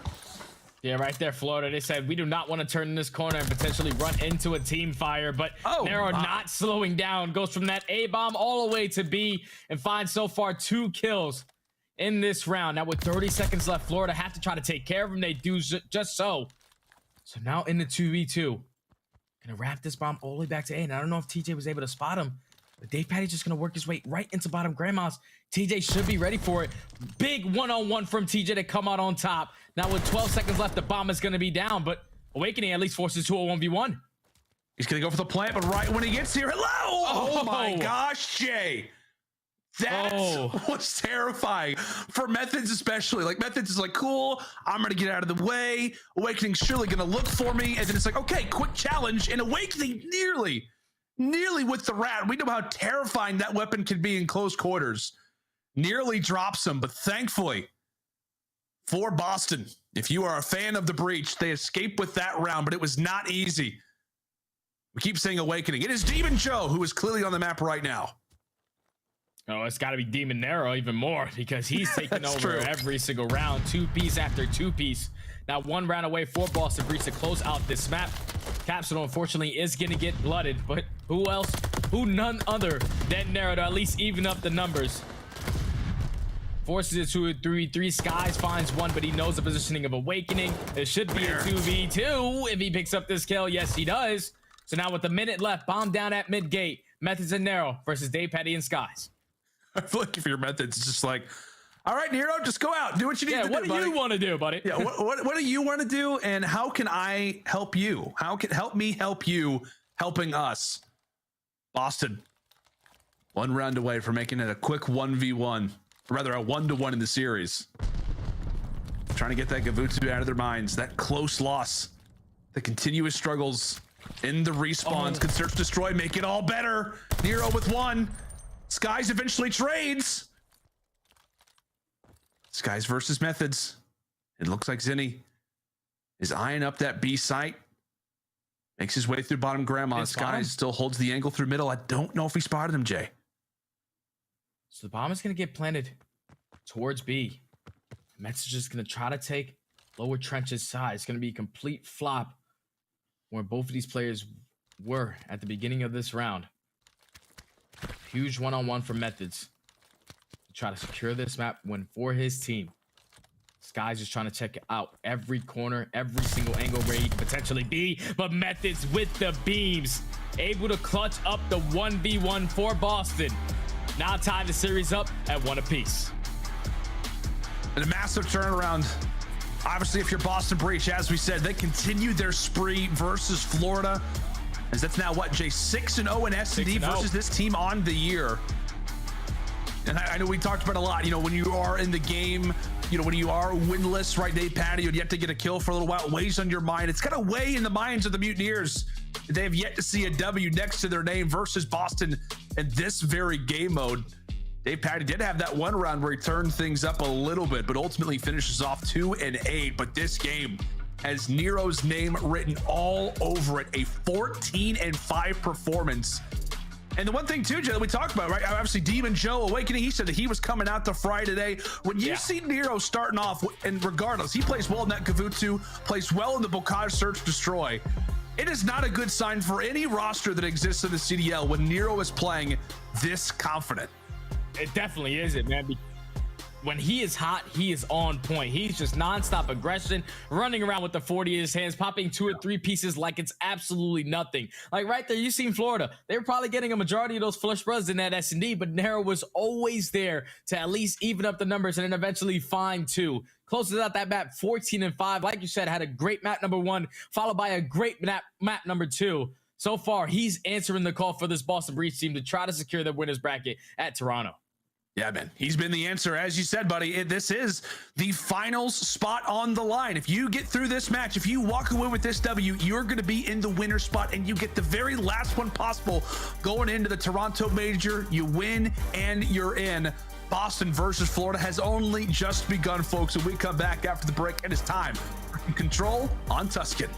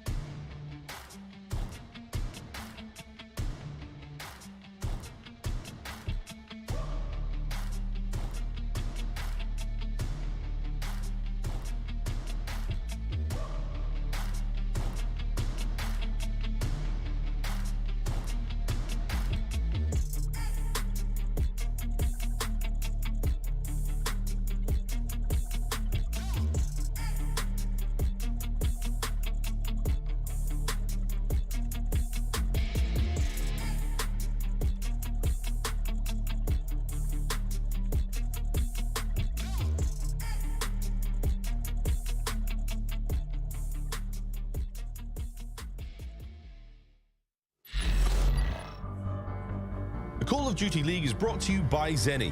Armor your eyes with Block's gaming glasses starting at $24 by visiting zenny.com/CDL. The Call of Duty League is brought to you by Game Fuel. Victory in a can. Upgrade your game with a Scuff, the official controller of the Call of Duty League. Hi friends, and welcome back to the final day of our Major III qualifiers, and this is the match to watch right now, as it will decide who is getting that final position in the winner's bracket come Toronto Major time, which is only just a week away. But as we fly in for Tuscan Control, we've got ourselves a 1-to-1 series. And Jay, you just told me in the commercial break that you feel like this control on Tuscan is going to define the entire series. Yeah, this control for me, for both of these squads, is going to be massive, because obviously on one side, if you're Boston Breach, you have that game 5 if you're able to lose this following by your Tuscan hardpoint game. But then you see the stats for Nero. So far, he's been absolutely frying. If you're Florida, they need this respawn because they've been struggling so bad in Search and Destroy versus Boston. They do not want to get all the way to that game 5. So this match is going to be massive for both of these squads. Will be indeed. Nero trying to go for the clever strats off the start. God. A great beginning to this series for Nero. And the problem for Boston is that they've got the Roman Empire on his playground. The Italian streets is where we're going to be for our next 2 games. As Florida at least able to recompose themselves while Vivid falls, at least gives that calm, shuts down the early strat to try to make that B hit. And from that point on, it has been Boston trying to get out of their base. As Awakening looks to stand in their way, a great little double. Now make it a 5 spree, a 5-0 start right now for Demon Joe. Maybe in the place where he likes to find himself quite often. Right now, lingers and fire, makes his way toward the fountain. Oh. Everybody getting beamed, everybody getting dropped, does not earn the glide bomb, but 40 seconds left. Boston have got to get to one of these zones fast. Yeah, they got to get to one of them. Just so much map control right now for Florida. Before Capsidal was able to just slide right through the middle and find a 2-piece to open it up now for Boston. Able to stop that clock with 31 seconds. If you're Florida, you want to try to contest this at least a little longer. Because you know, if you get at least 1 clean 4 dead, you could potentially hold them from not completing this A capture. Just based off of the way that they set up, they're going to give this one up to Boston. They are up by 1 life. And the 2 players that really stand out on this map for me is going to be Methodz. He sits on this map specifically at a 1.3, Awakening at a 1.2.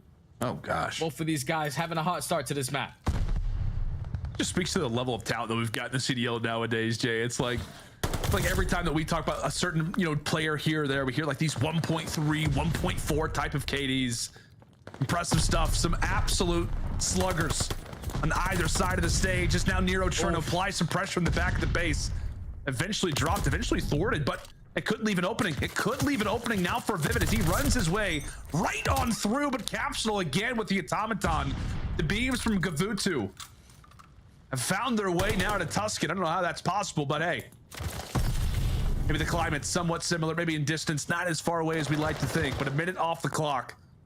Florida, a few nice efforts and trying to hold off this Boston attack as 3 drop instantly. You cannot ask for better than that. Capsidal, the sole man alive. Yeah, Capsidal, your job is to just stay alive. At least stall some time for your teammates to try to get closer to you, or at least execute this break. You have a couple Boston players who run right by Awakening, but he's going to be ready for it. Not able to get third onto Nero. There's only gonna be 35 seconds, 9 lives remaining, and it looks like the first tick is actually gonna be completed by Boston. Oh no, they actually do not complete it, so that's massive for Florida, as they're gonna be able to win a couple of these trades, keep control of P5. Now with 30 seconds left, it's gonna be all on Methodz. What can he do for his team with the push from the back? See if he goes for the full flank. Maybe he's gonna wait for Capsidal through field side. That way they can beat 2 men strong. Vivid still holding. As Dave Patty drops, he knows he has to try and reposition Boston. They've yet to fall. TJ ends up getting picked apart, but it's still Boston right now with numbers as they erupt for a moment. Methodz and Nero, great work to pick things up. As Florida get the spawns on the other side of the map, you got to be in mind of those respawns. A current 3 versus 3. TJ drops. The lifeline that Boston were looking for has fallen. But at the same time, Breach continue to win their fights.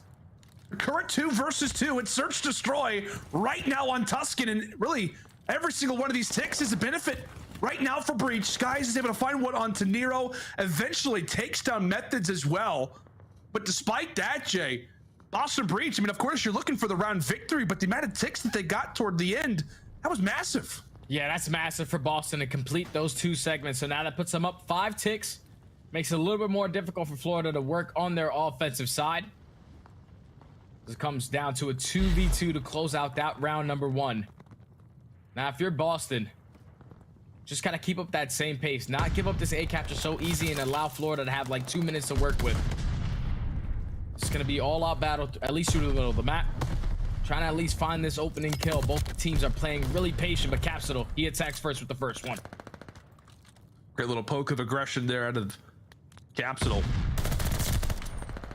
aBeZy eventually makes him pay. I mean, it is standard stuff so far in Tuscan. It's all about focusing your attention today. Maybe a few interesting moments at that B zone off the rip, but it's almost written in stone now on Tuscan as Awakening does fall from the flank.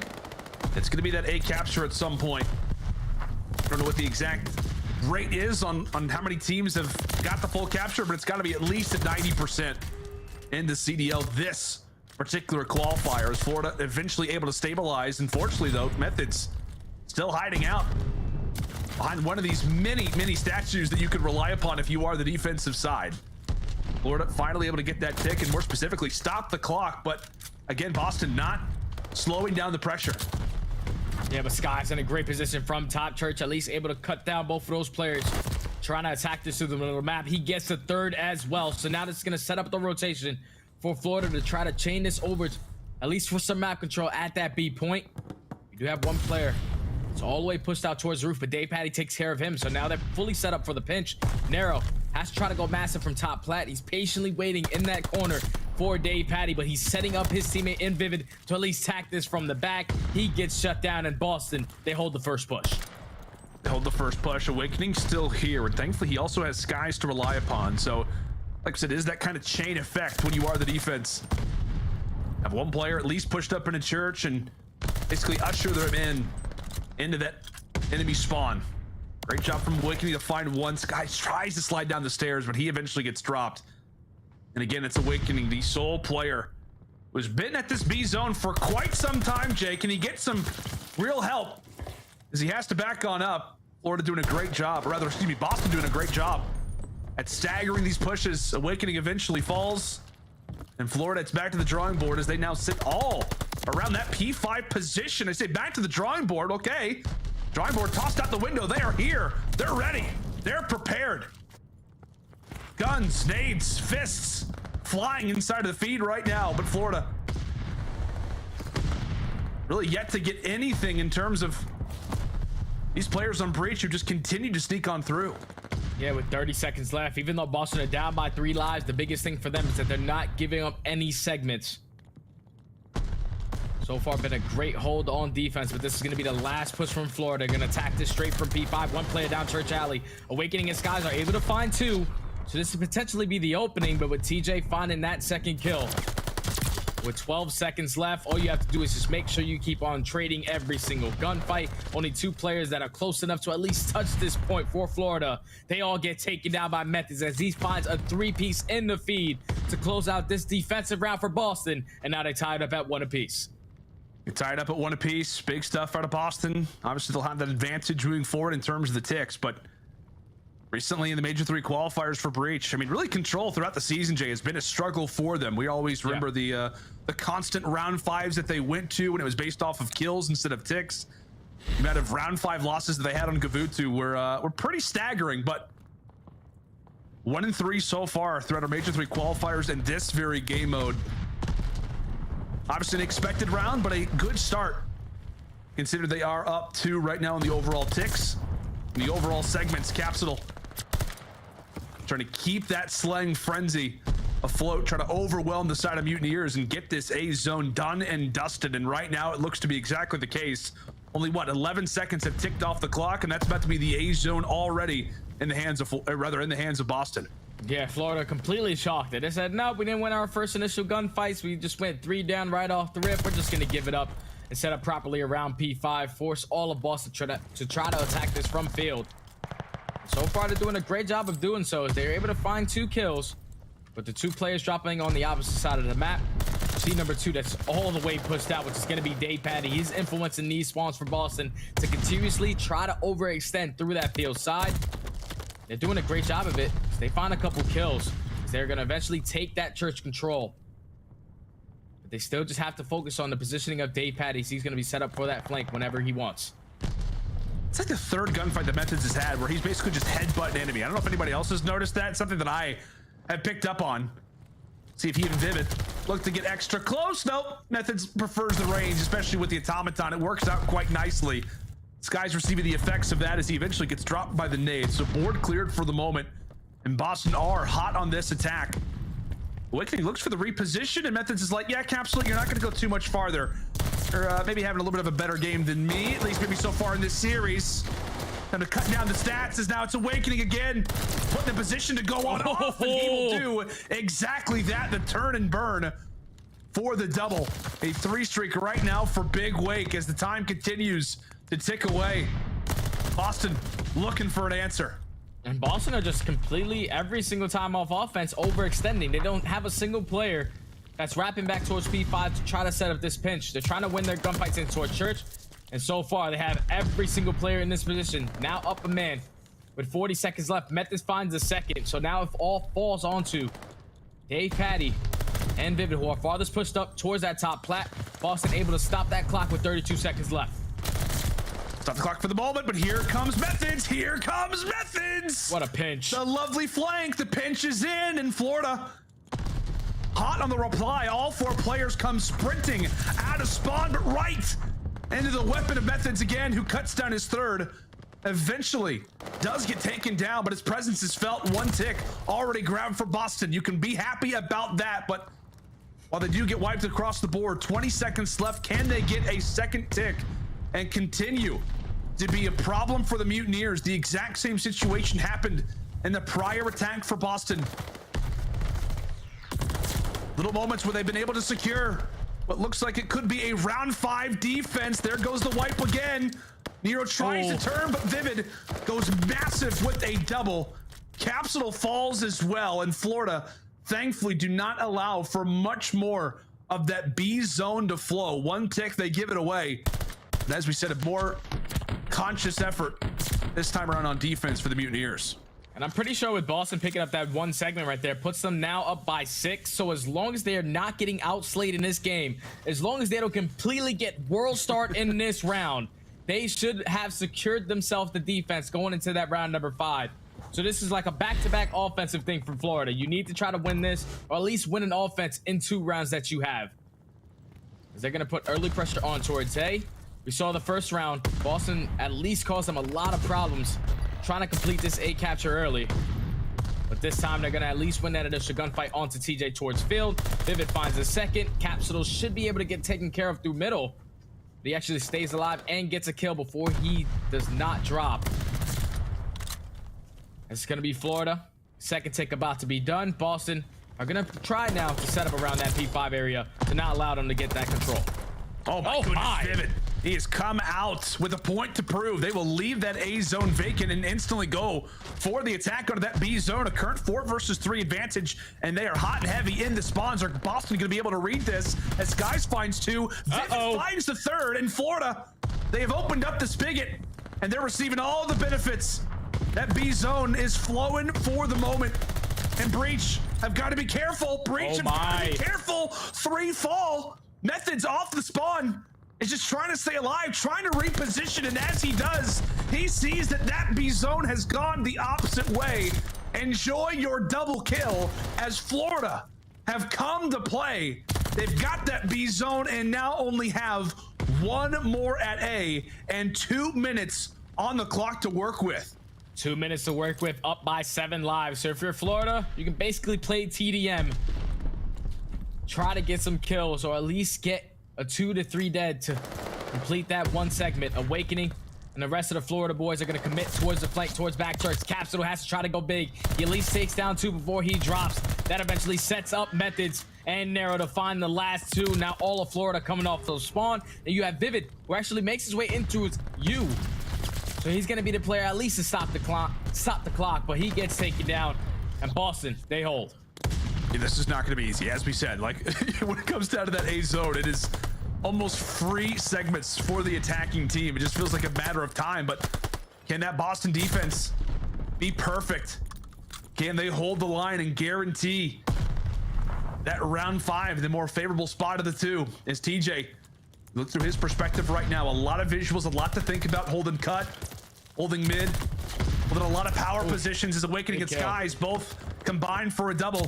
That zone begins to float. Nero with a sense of urgency gets dropped, and well, TJ off the spawn.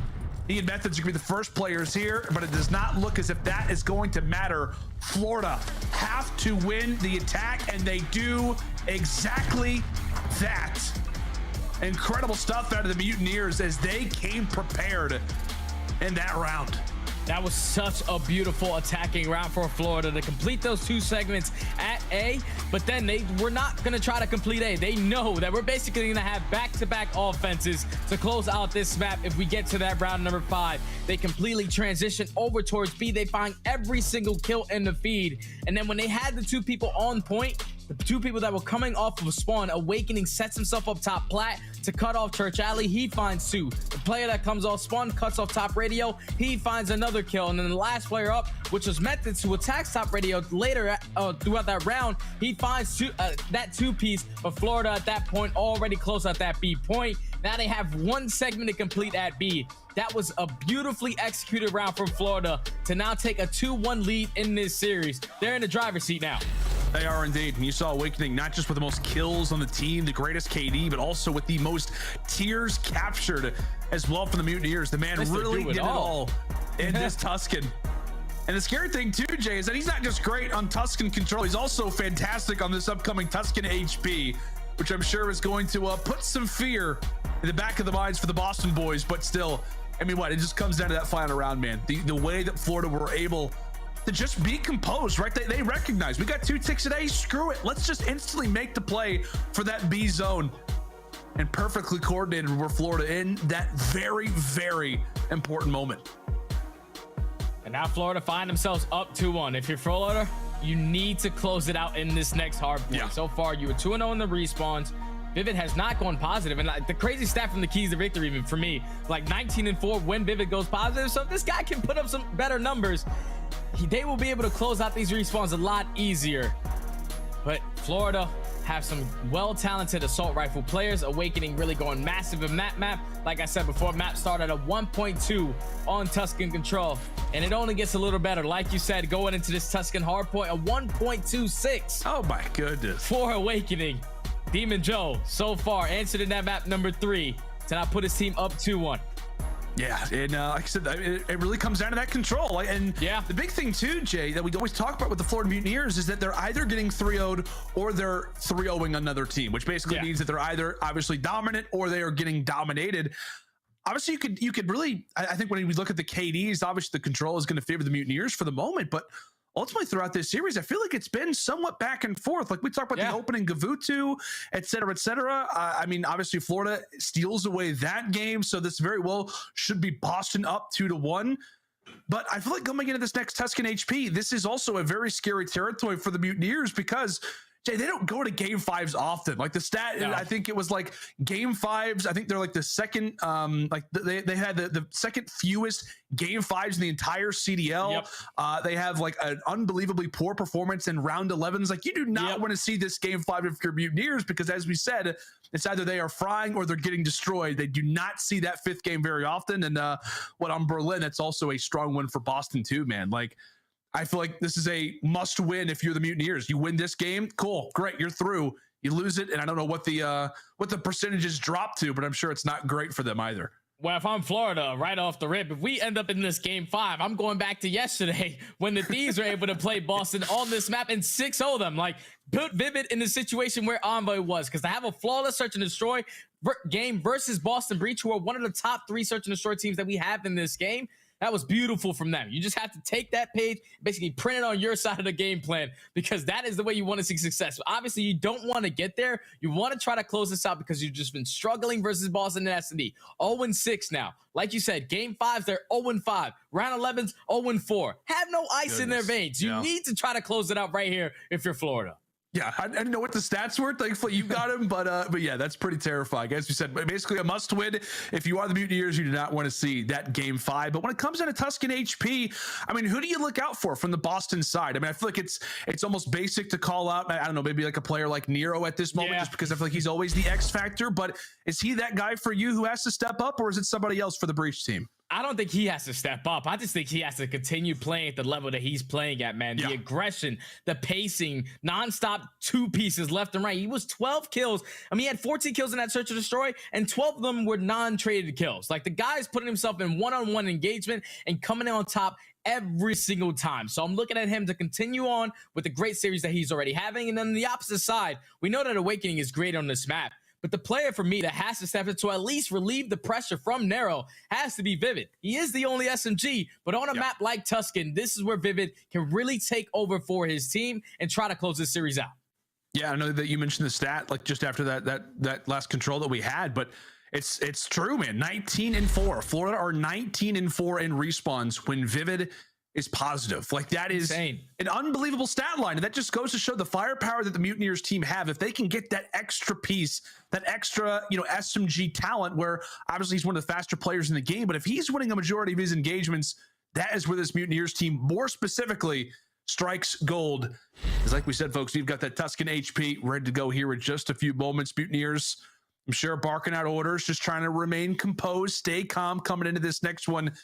As we said, Jay, this is the first time they've probably been able to see each other in a long time. They've been not in the facility lately. I think their last 2 series, they've been on COVID protocols, as a lot of them have been testing positive. So we are happy to hear that they are back, ready to go, test negative, and in that facility again. But on the other side for Boston Breach, it is a must-win type of game. It just feels like mentality-wise, considering the fall from grace that they have had, my man. 100%. And then when you're going into this map specifically, this is not really a good map for Boston. On this map, they are last in their whole percentage, sitting at 57%. And you know how easy that can be on a map like Tuscan if you're not holding down some of these money hills like that P1 or even like the P3, because at least on the opposite side for Florida, they're great from P3s to P5. But let's take a look at our top performers so far in Hardpoint. Awakening sitting at a 1.15. And then the opposite side, you have Methodz. The AR battle between both of these guys. Methodz obviously having a standout performance throughout Stage 2 that boosts his KD like this. But so far throughout Stage 3, sitting at a 0.93, has really been struggling for the team. The young guns have been stepping up.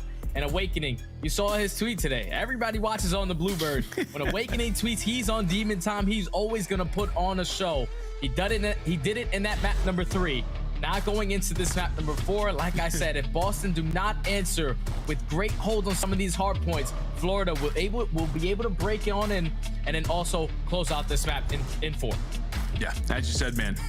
Awakening having himself a day. I know Hannah loves it, and so do we. We love it when Demon Joe arrives, because when he does, it is absolutely terrifying. Can Boston, however, have somewhat of a reply? Can they send us to a game 5, or is this where Florida claims their victory and makes it into that winner's bracket, moving into the Toronto Major? Something to keep in mind. Boston has yet to go to that elimination bracket at either of our majors. They've seen winners both times. Can they go 3 for 3? It's going to take a clutch game 4 and a game 5 victory from the boys of Breach. As you saw the stats flash there, it feels like Vivid, the spotlight is on him on the flank now. That was such a beautiful play from Vivid, because when you find that opening kill in towards bottom church, you're immediately going to look at side church when you're at field, expecting that flank to come in immediately. But then Vivid, he takes his time to at least time it on the late flanks for all those Boston players to come off spawn, and eventually hits that pinch, allows his team to basically hold this P1 for a full 60. Now Vivid off the rotation, able to sneak his way past a bunch of the Boston Breach players, and this is going to catch him completely off guard. Here he is. He finds the first. He's going to be able to find the second, and that should be able to flip the spawns for the Florida Mutineers. Oh my God. Man is going off right now, hitting route after route. He has 0 seconds of hill time, but obviously you can see what it's doing for the rest of the roster. He is lightening the load right now of the Mutineers as they are off to a 50-0 start. Boston, TJ, get in the hill. Get some points on the board because you need them, especially when Vivid is right in your face. Okay, Dave Patty takes him out the nade. That kind of ruined the line a little bit, but it's all right, Jay. Boston, Maybe gonna give a nice little handshake to Dave Patty after this game is over. Thank you very much, Mr. Paddington, helping us out, getting some more points on the board. Thankfully, Boston able to stabilize, and like I said, Jay, a lot of that is based off of that team nade that unfortunately comes through. Yeah, because Vivid would have definitely found that kill. Dave Patty said, "Oh, you started off this game a little too hot. Don't usually see you positive in our respawn, so I'm gonna try to team kill you, at least to take you down." But at least for Florida, they're gonna be fully set up for this P3. And Florida on this map specifically are #1 in their rotation win percentage, sitting at 64%. So you're gonna, majority of the time, find them early set up for all these hills. As now Boston are attempting the break. Third in break percentage on this map are the Breach. But when Vivid and the rest of the boys on Florida are shooting like this, that's going to be 3 down in the feed. They hold the first push. Now they're going to have some uncontested time for at least good 10 seconds. Right now the Mutineers are just trying to fill the gap. They know the positions where Breach are going to try to make their way in from, whether it's middle alley or whether it's through fire, through Ivy, whatever it will be. Boston, they catch that first kill, and from there they break open the setup. A wonderfully well-placed team fight there out of the Breach. Well, they do get taken down. For the moment, Methodz is still hanging out. Skies goes for the team kill in another big situation where Florida has got some points to get on the board. A team kill comes through, and it will award the opposite end, where Boston very firmly are back in this game, only going to be down by about 8 seconds as we come in to this next rotation. It's going to be the Mutineers here nice and early, but Boston not far behind.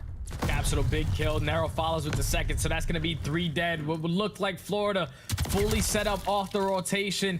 2 players, the young guns on the SMG side, able to find every single kill to flip these spawns. Now for Boston to have the favorable side, you're going to have Florida trying to attack this from the front. Capsidal just going to hold down this field, allow his teammates to just flood on through, play the trades, and hopefully come out on top, as the game is basically almost going to be tied. Boston right back into this game. But Florida, they know it's going into a P5. We're going to fight for every single amount of junk time we can. Capsidal off to a great start. As we said, played excellent when it came down to the Gavutsu and realizes how important his life is. The teammates trying to bait for him. We'll see if that bait does eventually work out on the 6th spree. Gonna try to contest this for the final second. Wants to play for the glide. He's got Dave Patty in his sights, and there you have it. Glide bomb earned there for Big Cap. A massive thing to think about for Boston throughout this game. The Young Guns have had a phenomenal performance and have brought them back, it feels like, in a number of different moments throughout this series. Can they do it again in this game 4? And really, can Cap keep up this 7th spree? No. Oh, he cannot. Caster Curse right there comes in at full effect. But now it's on TJ to at least hold down his position. Nero and TJ combined for all 4 kills in the feed to hold down this setup for P5. Now Boston should be able to take this lead. Now Florida have to force themselves off that rotation. Vivid with a massive trade onto Nero, but Capsidal has that glide bomb to work with. It's going to make it a little bit easier this time around for Boston to find the break. His last few seconds are hit. It's now TJ trying to go for the routes. He now sits on a 4 spree. This could be back-to-back glide bombs if TJ plays his cards right. Basically an even game as we head in toward P1. Methodz ultimately there for the trade and happy to net Boston some of these early seconds. As we like to discuss, those seconds in a rotation, P1s act as money hills. Not often in this game do you talk about P1s being the money hills, but hey, on this map it just happens to be that way. Capsidal ready and prepared, is able to drop a few off of spawn, helping really the Breach just have a much easier time inside of the HP. Trades back and forth as Boston look to try to hold off the flurry of fire, the nades, the tacticals, and ultimately the automaton shots that continue to rain throughout Tuscan. The job done for the moment. A very, very neck and neck game as the Mutineers very well look to tie this game coming into our next rotation. Let's step aside and go to Liston now with Florida. You for a second? They could out. I'm pretty sure they're hitting on P5. Yeah, they're gonna be P5. I'm slow play P5, okay? Gotta wait for noise here. I'm gonna top church. I think he's in the hole, bro. Yo, they're gonna be bottom church. Radio dead. Nice, Cap's gonna play top right. Yeah, I'm out P5 right now. Yeah, I didn't stun him. He's top hill. Go back over here. Just pitching on. Radio door. Backtrack. Let's go. Backside of hill, 2 of them. Oh, back, tower alley. watch out, TJ. He's in the box corner. Yeah, slow down. What's balcony's in dead. There's no one, it was Nero. Yeah, on the stairs. He's going back to you, point. On top. Yeah, point. They need to hold together, dead. I need one. They're box corner. There's two. Yeah, box corner. I need point. Oh, two truck, 1 point. Nice. Truck on the truck. I need him. On the truck. One boat. Give me an off-spawn. Watch He can shoot from TJHaly. Wait, flip. No, we're good. No, buy me, Belk. Backing up. Listen, there's two on hold. Yeah, roll the scrap. There, you guys are spawn out. So he went mid. They could be blue. I'll get help. You guys can blue. Okay. I'm gonna help roof probably. They can well help. Need Yeah. I will help Stay right off marches if you can. I'm laying down. Yo, sit up. Let me die. Yep. Here's one out, Caesar. It's fine. What's on top somewhere? 3, don't worry about it. 3, I fucked up. Got Eddie well. Yeah. Blue. Yo, roof back. And the comms are clean on the side of Florida. The only thing is, Boston had a beautiful setup at that P2 to get a majority of that time, and they also used that glide bomb beautifully off that rotation to now flip these spawns and get a good chunk of time off of this P3. Do they read the play in Sky? Sky sneaks his way through the back. He eventually does get taken down. So Florida, they're able to flip the spawns right on back, come out on top in the gunfights. Now with 20 seconds left, this is a much needed time for them to get back in the game. It is a much-needed hill if you're the Mutineers, and Boston trying to contest this for the final 15. I was gonna say, Vivid thankfully wins that gunfight, but it does leave the window of opportunity as Skies is doing some interesting movement. We'll be looking for a nice little line of sight for the backside of the breach spawn. But right now it is Boston in the more favorable spot. A break here for the Mutineers very well breaks open this game and maybe even gives them the advantage. The player to look out for with Skies. Well, he falls, and now it's going to come down to a headbutt inside of the church. Methodz trades for one. Boston ultimately seeing the success from it. However, the Mutineers are hot and heavy on the prowl. Awakening and Dave combined with 2. Nero on the instant engagement finds a nice little double. 3 will fall. And the trades once again favor the team with the spawns. Breach past that 200-second mark. Nero is just flying and frying right now. So confident in all of his gunfights. You can just tell by the way that he's playing. His Capsidal finds 2. All 4 dead now in the feed. It's going to force Boston to not have that easy rotation with all of Florida spawning out towards field. Should be able to break that 225. Only 25 points left for Boston to be able to close out this map number 1. They're going to try to put pressure on towards top roof, not to set up that potential pinch coming in. Florida take down 2, but Capsidal and TJ take down 2 of their own. Boston set up early. Boston look to be in a great position right now, Jay. It just feels like this game is ultimately going to favor them unless the Mutineers can come away with something special, something dicey, something nice, something impressive. They did it on the Gavutsu, and they're going to need that same magic this time, but unfortunately, it is Capsidal on the other side who wipes away 2. Vivid, receiving the fire, has to decline, has to back on up, and that is where Breach continue to put in what feels like these final kills. Consolation kills is what it feels like right now from Florida. 5 seconds away are the Breach from sending us to a final game, and TJ is doing it in style. The finals spot in winners up for grabs, and Boston and Florida continue to battle it out for it. A series that we hoped could see the distance has officially eclipsed that margin. A great result there for Breach as they get another W on the board. And thankfully for them, it is a hard point at that. Number 1 in rotations for Florida, but it does not matter if you cannot hold down the hard point. 3rd in break percentage for Boston. Breach were able to execute a bunch of breaks on this map to secure them this win. Massive breaks on both the P3 hard points, massive breaks on that P4. Even when Florida were fully set up, waiting for them to walk into them, they come out on top in the gunfights. The young guns go massive. Capsidal 31 and 21, Nero 29 and 24. The SMGs just going big to at least force this game 5. We saw Vivid have a hot start, but once again, 25 and 18 ends up negative. We know if he's not positive, it's going to be difficult for Florida, or at least not as easy for them to win these respawns. So now we're going into a game 5 search and destroy, where pretty sure statistically this is the best S&D for Boston Breach. Yeah, man. It's what a series this has been. Like, this has been such a wild chain of events up to this point. I mean, it feels like if that Gavutu doesn't somehow go the opposite direction for the Mutineers, I mean, hey, this would be Breach not just celebrating a map W, but celebrating a series W at that as well. While Boston only have 2 hardpoint victories in the Major III qualifiers, both of them happen to be on Tuscan HP. So that is something to put in the notebooks, maybe the Shane notebooks, if you will.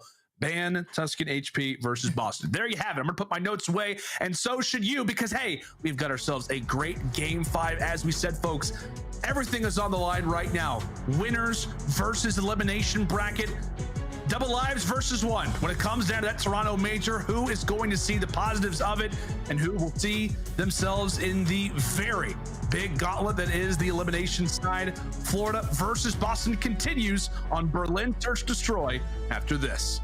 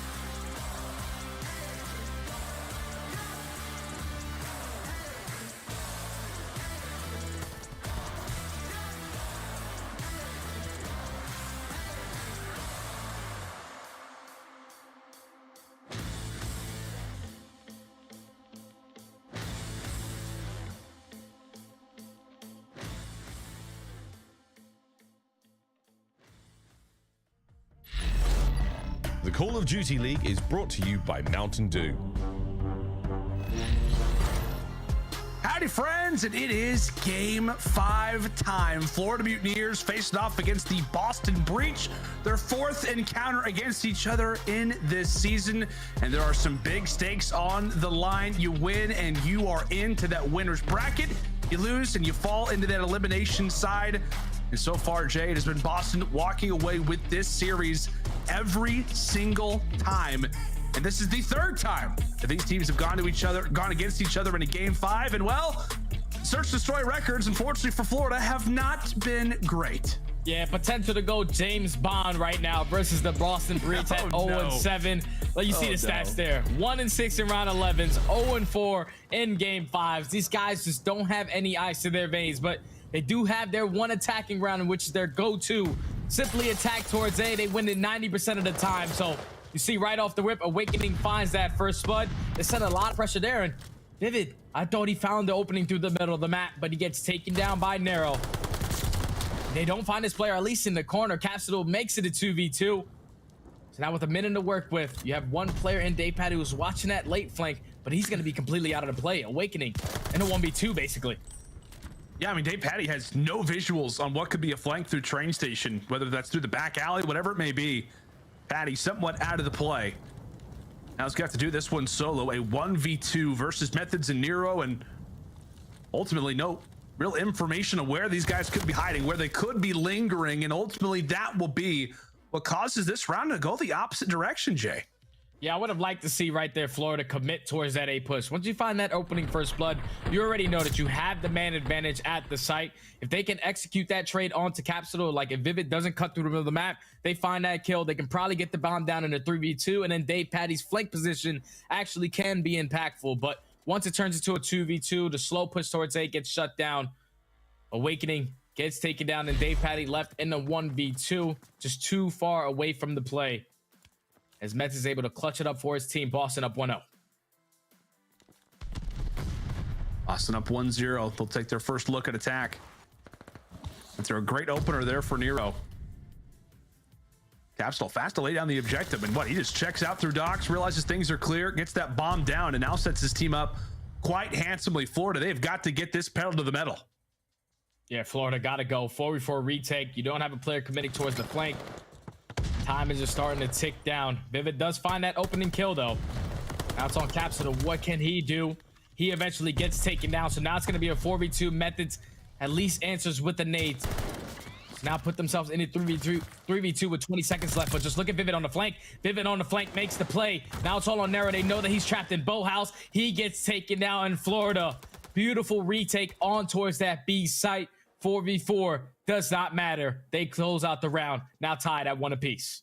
Jay, I'll be totally honest with you. My program closed for a second. I opened it back up. I'm like, okay, cool. I'm going to hand this over to Jay.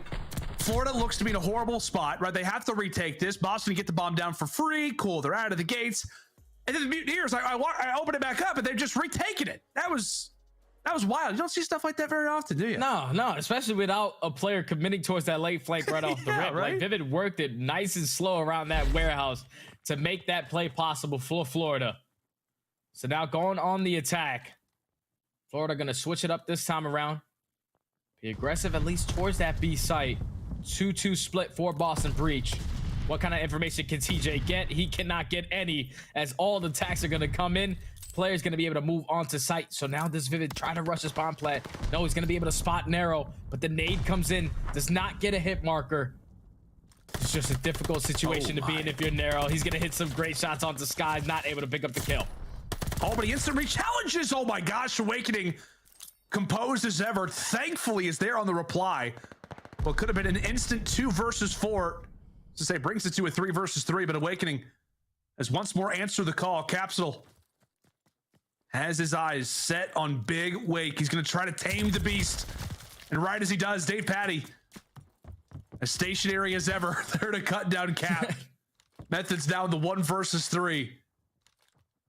Has to do something, has to pull off something special. Awakening does have the bomb, so job done for the first. He's going to have that information that Big Wake is near, that he is around this position. Awakening goes off in the round. It got dicey off the rip, but what could have been an instant 2v4 for Nero.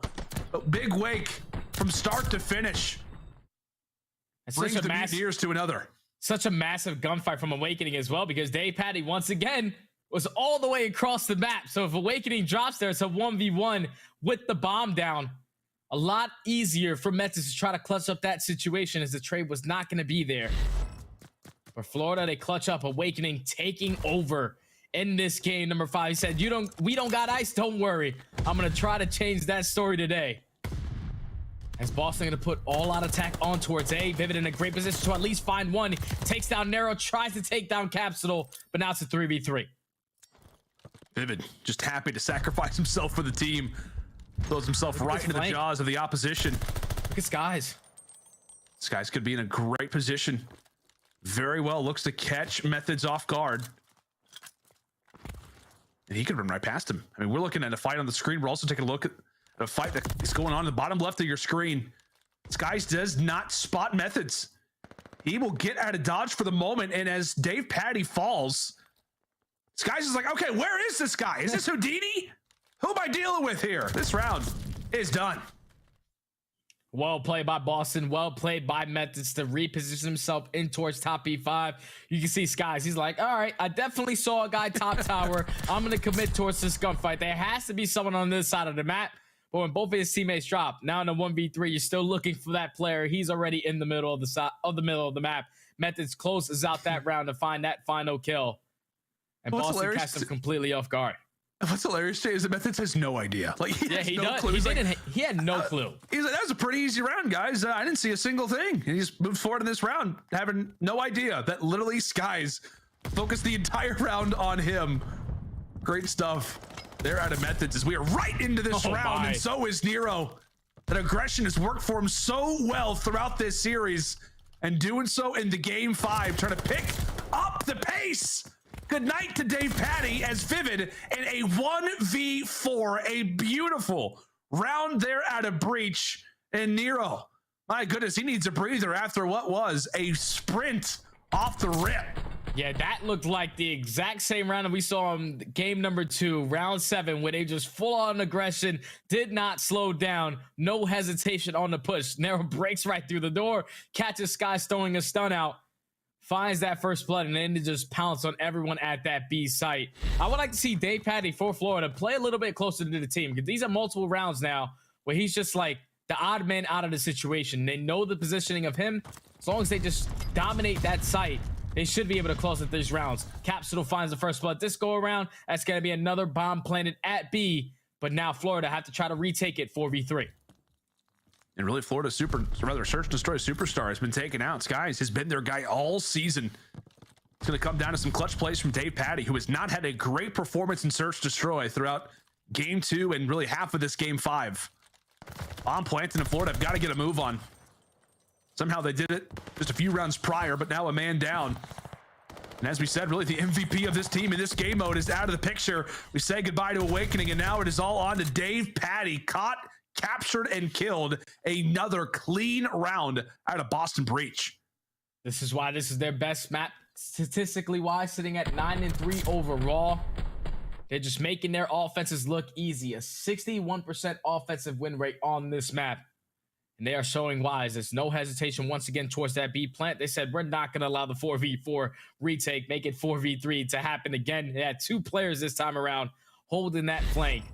And Capsidal did a great job of just staying alive on that bomb. So now Boston Breach 2 rounds away from securing winner's bracket at the Toronto Major. Florida going to put on aggression towards A. Capsidal and Methodz are going to be here. And Capsidal finds one. Nero with the second 4v2. Oh, and goodbye to Awakening. DavePatty again in a 1v4. Not an easy job for anybody. And if I'm DavePatty, it's just a matter of, okay, I know this round is most likely over. Just try to find a pick here or there. Remove some of that confidence, maybe from the Boston side. Get him thinking. Capsule's going to reveal his position. Still 45 seconds to work with, but Breach continue to close in that vice grip. I got player number 7 in TJ over at top 3, so he's going to have visuals in just a matter of moments, and there you have it. Boston, another clean round, another first blood. Now up 5 rounds to 2. As you said, Jay, 1 round away from that guaranteed winner spot. Yeah, right there, Boston just doing their homework. They said, we've shut down Florida at this B push twice. And their go-to on this map is just simply attacking A really fast. 90% win rate on that play call. This time they send 2 players at that position. Capsidal finds 1 and then gets out with his life. And that eventually sets up Nero to hit up that flank through secret door. Boston playing basically flawless search and destroy. TJ on a 6 spree, Nero on a 5, both working towards glide bombs. That is a terrifying prospect as well if you're the Mutineers. Got to get these guys out of the picture. Get this round and preferably a nice little 4-0 in the overall lives to deaths. Oh, Nero with a crazy movement makes his way in a small room. He gets dropped. Not sure if he would have killed anybody given the quick pace on the sensitivity. Capsidal rounding the corner, takes one onto Awakening, but falls shortly after. So now brings it to a 3 versus 2. Florida with numbers, but to say for a moment that instantly could turn into a 2v2 if Methodz hits one more shot. Can the vets clutch up for the team? TJ in a great position to at least give some kind of information of where these players could be. I don't know if he spots that player towards lower docks, but for sure Sky sees him. He's gonna even up, massive kill to at least make it a 2v2, and he picks up the glide bomb. So you can invest it right here if you want, just for information. But you want to make sure you're protecting your player as he's getting that bomb down. The push for Florida is gonna come through middle, able to take down TJ. So now the glide bomb is not gonna be here to work with Methodz in a 1v2 to clutch up for the team. Can Methodz make the play? Skies and Dave Patty, around the corner. Methodz at least receives a few shots, trying to hold off this push, trying to delay as much time as possible. Goes to a corner and realizes he's got to check this bomb at some point. This check is going to be everything. As he does, he rounds the corner, and Dave Patty is there to clean him up. An instant turnaround there for the rookie as he keeps Florida in this search to destroy. That almost got scary because Methodz played that round beautifully. He was finessing around that bomb site, works his way back up to those middle stone steps. And if he wins this gunfight right here, the round is basically done. Just came down to some great shots from Dave Patty to keep Florida in this game a little longer. But now they just have to figure out what they're going to do on their attack. Their A push, which is their go-to, has been shut down twice. B push has been shut down once. You just cannot allow Boston Breeze to take back control. You have to be pre-aimed, ready for them to just run right at you.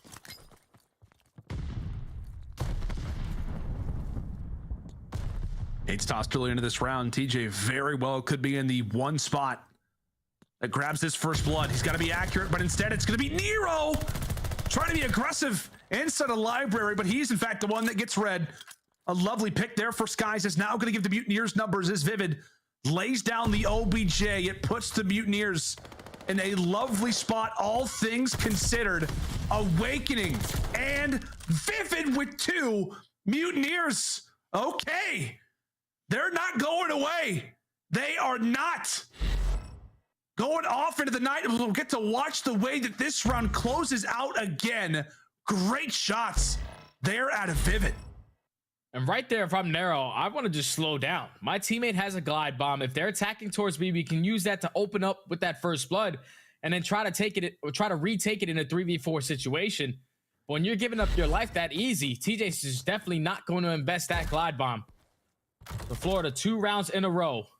And you know the play call for Boston has to be bringing this bomb towards B. Dave Patty with the first blood though on the Capsidal. Once again, just might delay this glide bomb usage from TJ. It very well could.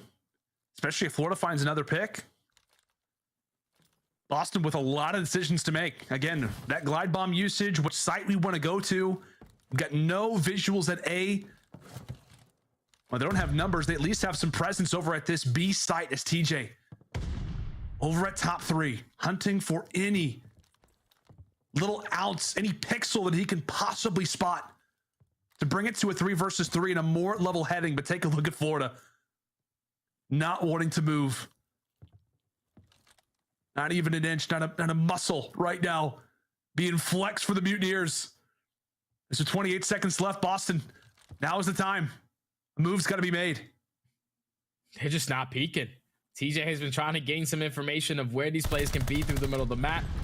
Now with 15 seconds left, they have to commit towards this bomb plant. Nero does take down one. Skies answers with a massive skill onto Methodz. Now bomb carrier, which is going to be TJ, left in the 1v3. If you're Florida, you're just going to pounce on it. You don't want to allow him to get this bomb down. Everyone's going to be here for the trade in Florida. Oh, no, not done yet. Not done yet. Florida, 3 rounds in a row. Able to force the round 11.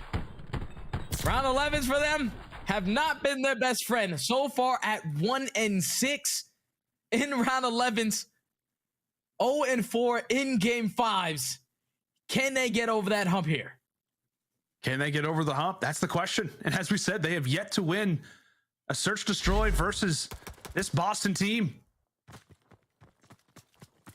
And it looks like we could have a restart, Jay. There might be something going on. Yes. Oh. Okay. Something happened. Okay, so we sit right now on the brink of a game 5 round 11. I'm almost positive there was not any issues in that round 10. I was told that there could be something going wrong with the game. We go into there. Okay, I was told that all of the games crashed. Wow. All of the games just crashed. I don't think that round 10 was affected. So we've got ourselves in an interesting situation, Jay, because we have a game 5 round. We have one more round to play to find out who gets the final spot at the Toronto Major. And TJ still had the glide bomb. Yeah, that's the biggest thing to take away, man. You can just see it in Capsidal's face. Like 5-5, round 11. You have a glide bomb to work with. And now going into this restart, you most likely will not have it. So Florida are able to catch a break. Now it's just going to be pure gunny. Which team is going to be on offense to try to execute their attacking round? And which team is going to be able to hold on defense? This round is so massive for both of these team winners bracket, losers bracket at the Toronto Major. Basically all on the line right now for both of these squads. And Jay, like, what does this do to your mentality? Like, I would for lose Florida, composure. Like, if you're Florida, you're like, guys, we're in the middle of a 5-2 comeback. We get to a round 11, and now we have to stop things. If you're Boston as well, you're obviously thinking about that glide bomb without question because, hey, you've been playing around that for the last, 3 rounds. And what does that do to your mentality if you're really either of these teams? I'm losing composure, man. Right now in this situation, if you're one of these young guns, I'm looking at my leaders, my veteran leaders, to try to get me through this because that is a tough pill to swallow. You were up 5-2 in the search and destroy. 1 round away from closing this out. Florida are able to chain 3 rounds in a row, followed by 3 first bloods as well, to eventually not allow that glide bomb to get invested from TJ. You can just think, like, in that situation where Nero dies with that first blood, when they're on defense, can come back to haunt them. Just such a massive, massive round 11 for both of these squads. Who do you think is going to make the play? Who do you think is going to be able to make the play in this round, Lendo? Are you asking me? Yeah, I'm asking you. Okay. You usually ask me, but I'm asking you. I like that. Oh, I appreciate that. I don't know, man. I guess it kind of depends on who I think is going to win this game, which I think... Okay, I'll say this. This is what really defines everything to me, Jay, because like we said, we don't know anything, right? We're not in charge of like how the games get decided, how the streaks work, all that stuff. But if Boston somehow is given a glide bomb, I'm 100% taking Boston. The player who I think ultimately makes the play is TJ because he has it.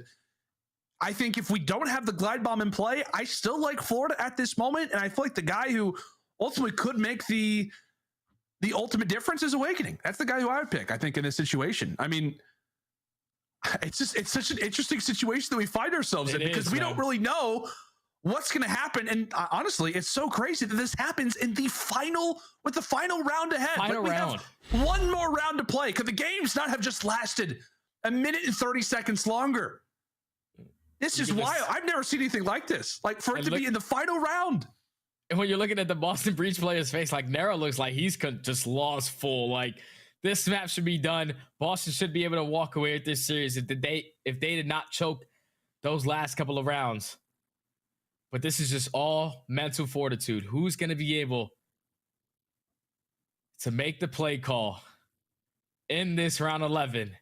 With Boston Breach losing composure, not having that glide bomb, you're 100% looking at Methodz. Hasn't really had the best series so far throughout this one. It's all been the young guns. But in these moments, this is where you're looking at your vets to make the play. Yeah, I'm trying to piece together a little bit of the information, Jay. So it sounds like it was obviously we saw it on the screen. It was 2 Boston players who did lag out. So again, I don't know how that comes into play in terms of, one team versus the other, who, if the issue happened on the Boston end, what that affects in regards to the streak, etc. But I was also told it was also the observers. Like our production team told us, okay, we just lost a few observers. At the same time, Boston lost a few players. So I'm not sure if there was something going on server-wise, if there is maybe a storm that's going on that could be causing all these issues or what it is, but still a very unique spot that we find ourselves in. So I'm being given some information. So it sounds like we will be playing the round 11. Florida is going to be on the attack. Wow. No streaks, Jay. Wow, that's no streaks. Massive. Florida on attacking, especially if they try to go aggressively towards A. That's been getting shut down so far in this game 5. Their go-to has been that B push. You're just thinking, if you're TJ, to have that glide bomb in your back pocket would be so useful to at least shut down that pressure at B. But now for Florida, you can take off your cold blood. It's all going to be just about this one round. That's right. That's right. This is massive. This is such a big round, man. Changes everything of how we see Toronto Major. Winners in, losers in losers bracket. Yeah, it's a great call. Like for those who I'm sure are probably joining the stream, a little question or have some questions. Obviously, they're, kind of getting into the series. Okay, what's going on? Why are we at a pause? Yeah, we literally just had the game crash as we approach the final round in this game 5, which, as you said, is for a winner's bracket spot. The winner of this round is going to be in the winner's side for the Toronto Major, and the loser obviously is going to be in that elimination side. You see Florida tossing out some fist bumps. I think we're about to jump into this one. I think this round 11 is right around the corner from starting. And as we said, Boston Breach, TJ, who did have the glide bomb, is not going to have it coming into this OT. Intensity, without question, is felt. And Jay, like we said, this is such an odd spot. Like, we've had games crash, but never in the final round. Berlin has set the stage, and here we have it. Who is moving in to that winner's bracket side at the Toronto Major? Will it be Florida or will it be Boston? Here we go. And this time, Boston around. They're not going to be aggressive towards the middle of the map. Nero's not going to give up his life for free as they take full control of that B site. With a minute to work with, all of Florida trying to at least gain some information from this P2 from bottom library. Skies finds the first blood with a great angle through the window. We got to get a replay on that because I know that has to be a tough shot for TJ to get taken down. So now in the 3v4, look at the play coming in from Florida. They're going to all out wrap towards A, and it's all going to fall into the hands of Capsidal. What can he do? Can the rookie make the play? Can he at least even up the numbers as Florida so carefully make their way into the A site? They do not want to fall. The stun does not hit Cap. The stun does not hit Capsidal. He's got some information, put some tags on a day patty, and has to go big for the second one. Not going to be there. Vivid brings the numbers toward Florida as though it's all on to Nero. A quick 1v3 now turned to a 1v2, and he will drop, and Florida walk away with the W in a crazy series. A game 5, round 11. And just like that, they get the last spot in winners at that Toronto Major. And finally, the Mutineers are able to beat Boston in Search and Destroy. They were 0-6 before this game 5. They saved themselves from going James Bond 007 as they clutch up in this game 5. Now their game 5 record is sitting at 1-4. Round 11 record at 2-6. Got some ice in their veins tonight to close out this Search and Destroy, man. But it all comes down to that angle onto TJ for Skies. Like, he finds that first blood, and then would look like a beautiful setup for Boston. They were set up for that A rotation. They were set up for the B push. And when you find that first blood, you have the man advantage if you're Florida Mutineers. You stack, you play the buddy system towards A, you get the bomb down, and then in the 3v1 situation, they're able to close it out. Great work from Florida, but on the side of Boston, to be up 5-2, have a glide bomb to work with, get all the way to a 5-5, and then the game crashes. Let me just tell you, man, as a former player, I'm probably ripping the hairs out of my head right now because that is a frustrating loss to take. Now Boston Breach are going to start off in losers bracket. Look at that. Like, he shoots one time and then knows that TJ's there. That's just beautiful homework from Florida, especially Skies, who's been putting in a lot of work in S&D, late night, playing eights left and right, knows every single position of where these players can potentially bleed. Clutch is up for the Florida Mutineers to take the series and now guarantee themselves winner's bracket at Toronto. Yeah, and obviously you'll take that if you're Florida, but on the other side, yes, for Boston, you will. You definitely take it. But on the other side, for Boston, obviously got to be frustrated after a loss like that. But still, yeah, so many little situations, man. I mean, that little peak there from Skies, it felt like Boston was doing everything right to start off that round, not getting any excess information away. Obviously, Skies gets the great angle, and then obviously for Capsidal, he doesn't get stunned off the start. If Dave Patty doesn't, I guess, maybe have that type of movement, if Capsidal just hits a few more bullets onto him, maybe he has a chance at 2, and that bomb doesn't go down. So many little things, but it's obviously easy to dissect that round 11 win. We were just waiting on one final round, folks. I don't know if we're ever going to see a moment like that happen ever again, but it was a treat to join you guys alongside for the ride. What a crazy series it was, and as we said, for the final spot at that Toronto Major, Florida are going to have it. Boston, unfortunately, are going to be in that elimination bracket come Toronto time. But now it's time to bring in the desk, guys. A wild series, one that had it all. And Veli, tell you what, man, that round 11 was so tense, my man. Yeah, it was very intense. Actually, the whole series was intense. This was one of my favorite series of the year, actually. I think Florida and Boston matched up extremely well. It was exciting. Unfortunate for that round 11 where Boston did have a glide bomb, which could have won them the series, and this was for winner's side of the bracket. If you're a Boston fan, keep your heads up because this is a fantastic team, and I'm pretty sure they're going to bust some heads when it comes to the Toronto Major. But overall, big shout out to Florida Mutineers. They got a big win. Yeah, I mean, Big Wig tweeted out he's going on Demon Time, and I mean, we saw it in that first opening respawn, right? When Florida just came out really hot, they had a huge P1 hold. Even when we went to the Tuscan, even though they lost the Tuscan map 4, they still had a huge P1 hold where they put themselves in a position with a 50-point lead to end up closing out that Kavutu with the 2-point differential. It was a huge series out of Florida. Oh, so one of my favorite maps in this whole series was definitely map 1. Nameless, that hard point where Boston was in the lead and a few points away from winning it, and Florida came back. That was beautiful, man. I like that out of Florida. Yeah, I mean, what we saw out of Florida this series was great, right? Like, they played good when it came to the hard point. And then in the search and destroys, though, I want to talk about as well. Like, in that game 5, they did have a comeback, right? Like, there was 3 rounds in a row that they were able to come back to get it to a round 11. They're able to have a good round 11. Now, granted, Boston didn't have the glide bomb. It was still a good play that they had, picking off TJ towards the bomb site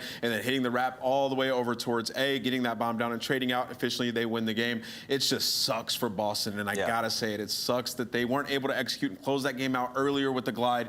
That's a tough one to bite, but I'm expecting this team to use that fuel going forward and to make a run when it comes bracket time at the Major. And actually, the scuff play of the game is going to be the hard point. Nameless said a lot to describe it in words. It was beautiful color commentary right there, right? But Ali, seeing it is such a different story. This is huge. I can't wait till we get onto Vivid's point of view. He actually gets a huge 3-piece here just to solidify those final couple of seconds. Obviously, you can see this was a very mixy P1 back and forth. I mean, 2 versus 4 points. But Vivid, you can see the kill feed light up. That's 2. There's the 3rd on the ramp just to solidify that W. There were some huge gunfights on the side of Boston Breach that were lost there on that rotation. Like Capsidal both times. There was one where he's fighting against Skies where he's shooting at up top green. He loses that gunfight when he jumps down to the tank, wins that, and then he tries to hit the rotation once again. Dave Petty slides up outside of Beach, wins and gunny on him there. So it just came down to a couple 1v1s where it probably got a little bit frantic on the side of Breach, but still close game nonetheless. Very close game. We have a Mountain Dew Game Fuel Victory Spotlight with the one and only Vivid, the engagement monster when it comes to bow cage. Vivid,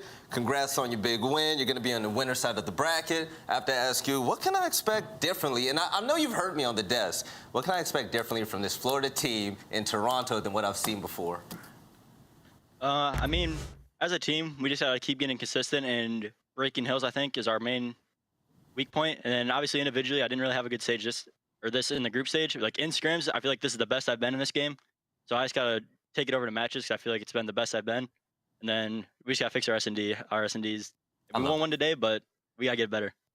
Vivid, that control actually was probably the biggest standout map for me when it came to you guys. When you got those first 2 ticks on A, was that like a play call you guys had already practiced to just give up the final tick on A and pressure their spawn to make that wrap to B to go for the stack? Or was that somebody's just like one-off play call of like, you know what, we have enough pressure right now, let's just screw this point and go to B and get that cap? Yeah, it was something that we definitely talked about doing, but we haven't really done it before. Like we usually just cap A and go, but Joe, Awakening, like in that scenario, went off point and flanked their spawn, which I think was big. Like he didn't get a kill, but he opened the map up, just them having to turn for us. So it's kind of more of a heads up play than expected to do. Vivid, you made a massive play at the end of that game 1 where you got 3 kills in ringside. And I just want to know at the end of that, what were the comms like? Did you gun somebody? Because we didn't see your perspective. We just saw the kill feed just light up with 3 from you. Yeah, one guy there stairs got gunned. The last 2 were kind of one shot from my teammates. But before that, like going to the hill, I stopped shooting at Methodz. So if we would have lost that because of that, it would have been pretty sad. But I think Awakening got 2 in the hill, and then I followed him up with 3. Hey, yo, Vivid, I got a question, man. Have you ever been to Toronto before? Yeah, I have been. I've been there once. You like it? All right, so what are your... I like it. I like it. I'm ready. I'm excited to go. There we go, baby. All right, so let the Florida fans know what the deal is this weekend when you hit it up with your teammates. And all the Florida fans, we're going to be putting out for you guys. Hopefully come away with a dub, and we're excited to get back to LAN and show what we're capable of. Vivid, pop off, man. Let me see another Major 2, okay? But do better this time. Like, go to the end, man, like I believe. Yeah, got you. You have a good time, and I'll see you in Toronto. You take it easy. See ya. No problem. Safe travels. All right, so, ladies and gentlemen, that is it for the second series of the day. Florida Mutineers will wind up in the winner's side of the bracket. Hard fought, right? This team has actually come a very long way since, the beginning of the year, Nameless. Absolutely. I love the progression. It's been a rocky road for them throughout this entire year, but, you know, it comes down to a Game 5. They're able to take it and land themselves a winner's bracket spot, so congrats to them. Right, and Ali, any last words to say about Boston? Because heading into Toronto, I really look forward to this team going crazy. Well, it's not about how hard you can hit, it's about how hard you can get hit and keep on going. So hopefully we'll see what they're capable of doing in the losers bracket come Major 3. Yeah, so ladies and gentlemen, that is it for the second series of the day. But coming up last, okay, we have OpTic Texas and the red hot Los Angeles Thieves. And the question is, can OpTic Texas answer back from their last loss we saw on stream against the New York Subliners? And can the Los Angeles Thieves keep up that type of consistency that we've seen, especially from the likes of Octane? We'll see you guys on the other side for the conclusion of day 3.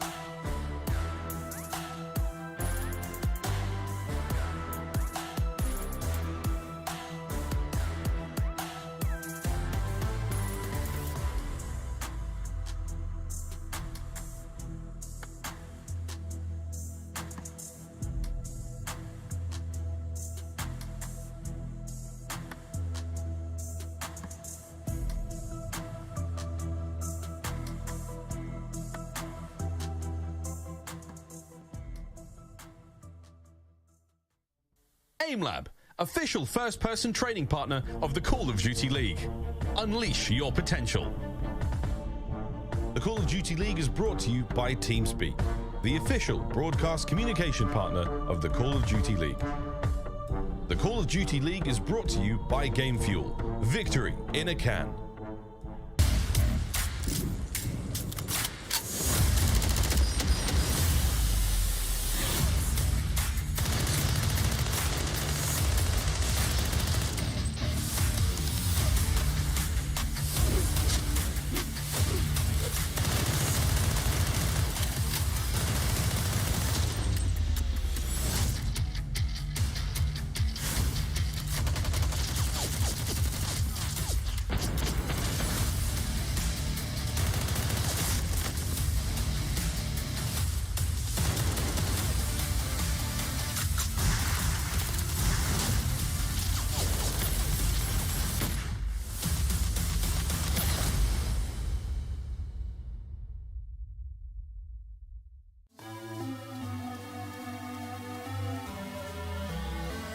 For the rugged. Been a little too nice to y'all.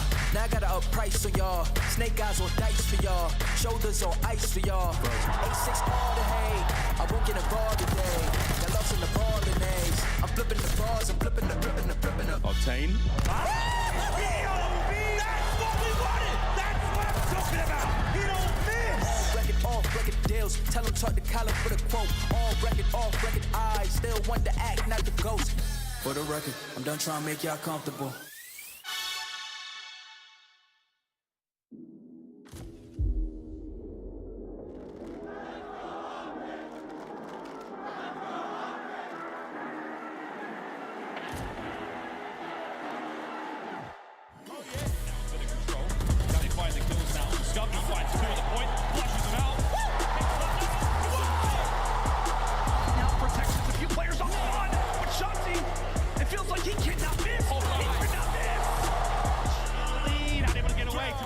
One we go.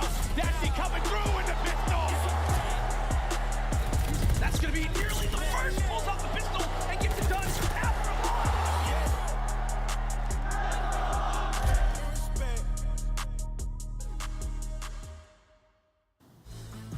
Hey, ladies and gentlemen, how's it going? OpTic Belly in the house, baby. Let's go. We got the last series of the day, and then we're going to head out to Toronto for Major 3. Now, it's going to be OpTic Texas versus the Los Angeles Thieves, and as I was thinking of a line to talk about OpTic Texas, Nameless, hear me out, man. Hearing you out? Me and a lot of other people were excited to see how good NYSL were when they beat a team like OpTic Texas, right? We were. And that gauged how great that team was. And even though OpTic lost, people were Reddit, you know, it's Reddit, they were clowning them, whatnot. I still think that speaks on the greatness of how great and how dominant OpTic Texas are with multiple subs in Stage 3. Yeah, they've been playing good. I mean, regardless. And in those hardpoints, there were just a couple errors. Like when they were set up on Train Hill on that map #1, they got broken by New York. That simply cannot happen. And they have the same exact maps, at least in hardpoint, that they had in that series in this one. So this says that they're really trying to just come back with the revenge and see if there are actually some big things to work on when it comes to those two hardpoints. But the problem in this series is those are two very good hardpoints for the LA Thieves. They actually have the edge on both of those maps in this series. So it's going to be interesting if OpTic can bounce back here in this one. 7-7 map count throughout the season against LA Thieves. They've had some battles where they have not been great in hardpoint against them. 2-4 overall in their matches versus this squad. So this is a big test for this OpTic Texas squad, especially after LA Thieves are coming off of a hot 3-0 win. And once again, big shout out to Prolute, who's been dogging it as a sub so far, straight from the AM scene. When it comes to the game field keys of victory, though, Ali, what you got for us? Well, they need to bounce back versus the series from Shotzzy, right? A .84 KD versus NYSL yesterday in the loss. I have no doubt in my mind that that's going to happen. I mean, this is Shotzzy. We are talking about one of the best players in the game, and hardpoint breaks need to be on point versus Thieves. Thieves are 17-1 this season after outscoring opponent on opening hill, and take advantage of the good side of Berlin hardpoint. Teams who start on the good side of Berlin win 60% of the time. So, be Team A. Good luck. All right, let's get it. I like that transition right there. That was new. We brand new coming from Major 3. So, real quick down the line for predictions. What do you all have between these two teams? This seems pretty difficult to me. OpTic's looking great, but LA, what are we expecting from them? OpTic Texas to win. I'm expecting Shotzzy to absolutely go rogue. Listen, I was so impressed by what LA Thieves showed us yesterday. But I have to say, you know, I hope that we see, you know, the human turret in Octane again. But for me, my biggest issue is that I just don't see that momentum pushing up against a team like OpTic, especially after their loss. They're going to be hot on the heels to get this W. And when it comes to LA Thieves, I just don't think they match up right away when it comes to the likes of OpTic Texas. The SMG duo of Scump and Shotzzy is just unkillable. Where Envoy and Kenny have been struggling. Kenny still had a .89 in their series that they rocked Boston in, whereas teammates on the flip side was having 1.7s and 1.77s. And so I need to see a little bit more out of Kenny. I want to see him more comfortable in his role. I want to see him take over a map, because should that be possible, LA Thieves could reach a whole new level. I gotta say though, even though Kenny had a .89, that number, he still only went 39 and 44. So it wasn't that bad of a series out of him. And the series was so quick, he just really didn't even have to do anything because the rest of the team was absolutely frying. But for this LA Thieves team, we've known how good they could be all season long. They've had a tough search and destroy record throughout, but Envoy yesterday having that flawless S&D, they look so prepared since bringing in Shane. Now, I don't know what Shane did, but whatever he did in search and destroy, they look damn good. The pre-nades are coming out, they're catching people early, they're hitting good pushes, you know, on their offense. It looks so much better, but yeah, this is the LA Thieves team that is ready to go, though. Not just Shane, I want to give a big shout out to also Octane and Envoy, but for the game field keys of victory, what you got? We'll stay hot, obviously. We were talking about Octane at a 1.7, Envoy at a 1.77. I mean, 9-0, flawless in search and destroy. That is absolutely insane. Obviously, we want to see that momentum come into today as well. And winning the rotation battle will be critical. OpTic is holding 88% of hills when they win rotation during Major III Qualifiers. I don't care if there's 30 seconds left on hold. Somebody's got to be hitting the roto against a team like OpTic and convert your minute advantages on Berlin S&D. Winning 64% of 4v3 situations. That is last overall. You are getting the first blood. So capitalize on it. You gave yourself information. You gave yourself lives. Make that useful. Now you know who's going to be extremely useful in this matchup, and they definitely need him. It's going to be the Mountain Dew featured player, and it's going to be Octane. Octane has been on an absolute tear, okay? When the LA Thieves pulled up to the Pro-Am Classic, Octane said, listen, I heard the talk. I'll take a look at social media. Now I'm going to let you guys know I'm the real deal. I am the human terror. Shout to Lando once more. And all odds going to be on him once again. Going against the likes of a Dashy, I'm really expecting Octane to really be the fire starter for this team. Yeah, Octane was lights out yesterday. I let out a tweet. I was like, is this 2018? We haven't seen him popping off like that in a very long time. And yeah, I mean, it took them a little bit of time to adjust to the role change that they had. And they're obviously working on so much that's going to take something out of you as a player. But it seems like everything clicked for him yesterday. And having that big Gavutu could be the momentum that he needs. So let's see if Sam can continue to fry along with the Los Angeles Thieves, because it will not be an easy one as they face off against OpTic Texas. Send us over for the last cast before we head on over to Toronto for Major III. Miles and Champs, give it your all, baby. Oh, we will, Veli. Don't worry, baby. Another absolute banger of Mountain Dew marquee match now lays upon us, friends. And yeah, this one is it's an exciting one. Not a tremendous amount of movement chance, I don't think, when it comes to, you know, seeding and whatnot, but it's going to be a humdinger either way. Yeah, I mean, at the very least, both of these teams guaranteed towards winners. There can be slight variation in the seeding, but a little bit safer. Not nearly as much on the line as the last series, but to this one we go. And I think the most important thing that stands out to me, and this is something the desk literally just talked about, Berlin Hardpoint and Tuscan Hardpoint both get through. And obviously that means it's sort of a run it back from OpTic series yesterday, where they lose both of these hardpoint maps. They don't have a fantastic record on Berlin Hardpoint. And funnily enough, on both of these hardpoints, they have played the LA Thieves 3 times apiece on both of these maps, and they are 1-2. So actually, Thieves has been one of the best teams in the game in terms of matching up against OpTic. Granted, OpTic's still 2-1 in that series overall, but it's been 2 Game 5s, and then at the Pro-Am is where Thieves actually took them down. So it's been a battle for these two teams going at it. Maybe not quite the juggernaut matchup we've been expecting, but frankly, if LA Thieves have been heating up, and I mean, a couple days ago might be the indication, well, juggernaut indeed. If yesterday's match was anything to go by, this should be way spicier than it already is on paper. We will see how things go, though, as we roll into our first map here. And again, friends, we hope you absolutely love Berlin, because we're doing 3 in a row. Here we go, though. LA Thieves forward to the hard point. OpTic Texas will be first in there via the foot race. But here comes everything out of the pockets of those boys in green. Dude, cherry pick stat of the day, by the way. Love that. You win the first hill. They almost a guarantee for actually winning the entire hardpoint map. And, well, funnily enough, they're actually starting on the bad side. So it is very difficult to break in towards P1. And Shotzzy and Prolute not making it any easier. Both of them picking up 2 kills, and I mean, this is about as devastating as P1 can get. Yeah, that's a rough one so far, but OpTic Texas looking great. Finding the kills all over the place. 3 in a row for Shotzzy, uncontested so far. We're looking towards the rotation, and he finds himself a couple of Thieves out in the street, and they certainly put him down. Good stuff either way, as Prolute now on a 3 as well. Rotation's done. Over to the mirror and we go, and it is stacked, man. It is standing room only in this place. No seats left. LA Thieves finding the kills. Every single rotational gunfight just about going their way. Shotzzy eventually gets traded as well, so nice and secure over towards P2 for the moment, but you are down by 27 points, so it is certainly a hole you now need to climb off of, and oh so quick. You lose the first set of rotations on the first attempted break. Well, the second go around, OpTic win them all. Instant break, right back to building that lead. Absolutely magnificent stuff so far, as OpTic still keeping things flowing. Shotzzy at 7 and 2, and Dashy real quiet, man. 2 kills, no deaths. Having a great time though. Can't be changing that one. 30 seconds remaining here on P2, and Shotzzy's playing real sneaky. Envoy's never going to check this corner. There's the gunfight. 5 now in a row for Shotzzy. Rotation still looking good as your boy is getting his free running on. Should be an interesting change. Ooh, 6 now in a row as OpTic Texas looking to have control over next as well.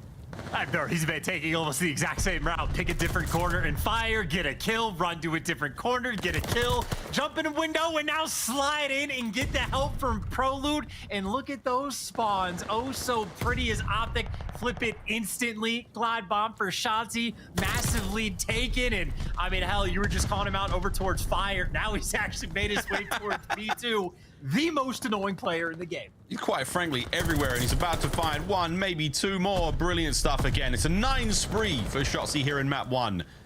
Hardpoint time being accumulated by his teammates, and again, full awareness, and the 10 is there. It's double digits in a row, and he's out. He's still alive and kicking, and he's right in between the spawners now for LA Thieves. This is absurd, man. Absurd.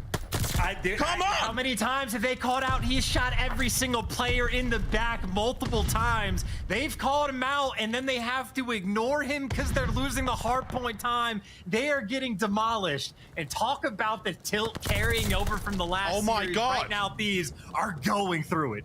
It's 12 now in a row for Shotzzy as we try to level ourselves up, going toe-to-toe with the human turret, or the two-man turret, or the hermit. I don't know, there's a lot of names going around right now for Sam LaRue, but one thing, he ain't doing a whole lot. Nor's Envoy, 0 and 8, 310 for Kenny, and that streaks. Why the hell not, baby? Let it rain. Shotzzy on a 12.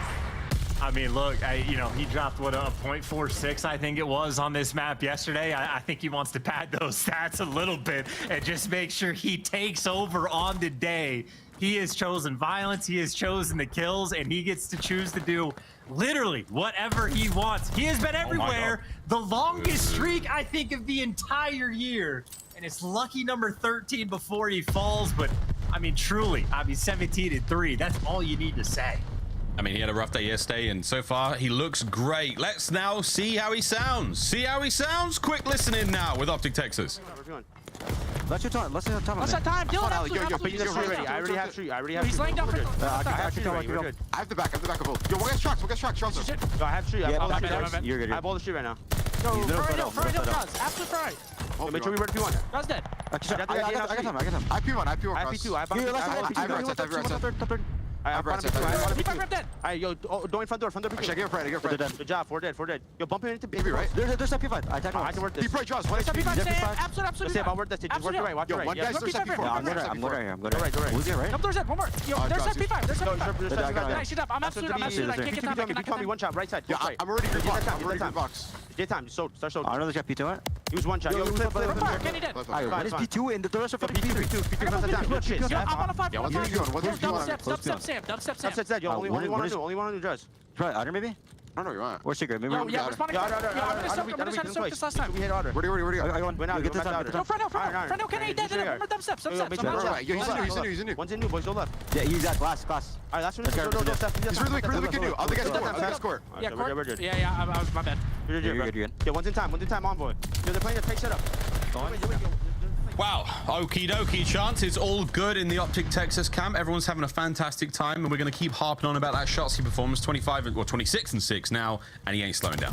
I mean, bro, even in the comps, it's not just Shotzzy, but like this is a team that has achieved flow state. This is Shotzzy that is currently in the midst of his flow state. Also, this in my mind, I think in Call of Duty history is like the second most clear-cut example of a player almost purely playing for kills, and you have every right to when you're getting that damn many of them.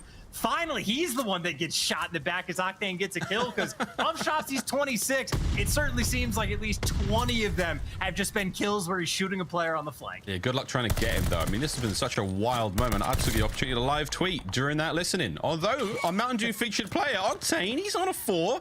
We ain't out of this yet. There's 100 points behind, but anything can happen here in Vanguard. And I am literally, I'm dead serious, by the way, in that. Hard points up. OpTic are in control. Here comes the break from the LA Thieves. I mean, I think you were the one that called it out, right? Didn't Octane start out 0-8? I feel like I at least heard it. I certainly wasn't. Oh, Envoy. There you go. I was going to say, not paying any attention to anybody that wasn't named Shotzzy in that moment, but whatever the case may be, I mean, they dominated P2 the last go around. It was Shotzzy who got inside of fire, was being annoying, was causing the flips, and well, this time it's Scump inside of fire. But either way, P2 utter dominance for OpTic, and so far hasn't shaped up to be any different. But Octane trying to make things change. Nice still throwing. Shots are good. Can't quite get it done on Dashy there. Scumpy from top stone is going to make a little bit of work easier now as they make their way through fire over towards next. There's 20 seconds there. Oh, Envoy with a 2-piece. Shotzzy takes care of him. Finds kill number 30. Crazy. As we continue to watch the dominance here. And that's the only way to take care of him. It's a straight up one-on-one fight. But that is not where Shotzzy excels. He excels in quite literally every other department. But brilliant stuff either way out of OpTic Texas. Rotation's done. They've managed to get control. LA Thieves, though, right through the front door. Here they go. It's also, by the way, back-to-back P2 to P3 rotations where they flip the spawns after getting the majority of time on the old hill. So OpTic truly putting on a clinic, and maybe not going to be able to get that 100-point glove, but still it is absolute dominance. Shotzzy does get traded. Thieves actually break inside the point, so certainly more fight in them this go around when Shotzzy's not literally going on a 13 spree. Control now, they're going to the LA Thieves. Scump's trying to break in from down low. Should be covered. There's the old left-right goodnight from Kenny. Takes care of that one. Every corner possibly checked, but who knows? It's Shotzzy. He may be in 2 corners at once. Through the front he goes again. Envoy now trying to find a kill or 2 through the window. Stops the bleeding for a moment. 15 seconds remaining, and the contest may come to a close. Kenny staying alive in the corner. This should be big. Shotzzy does get one more. How in the name of God? He got another kill out of that. We may never know. Rotation's down. This could be the game winner for OpTic.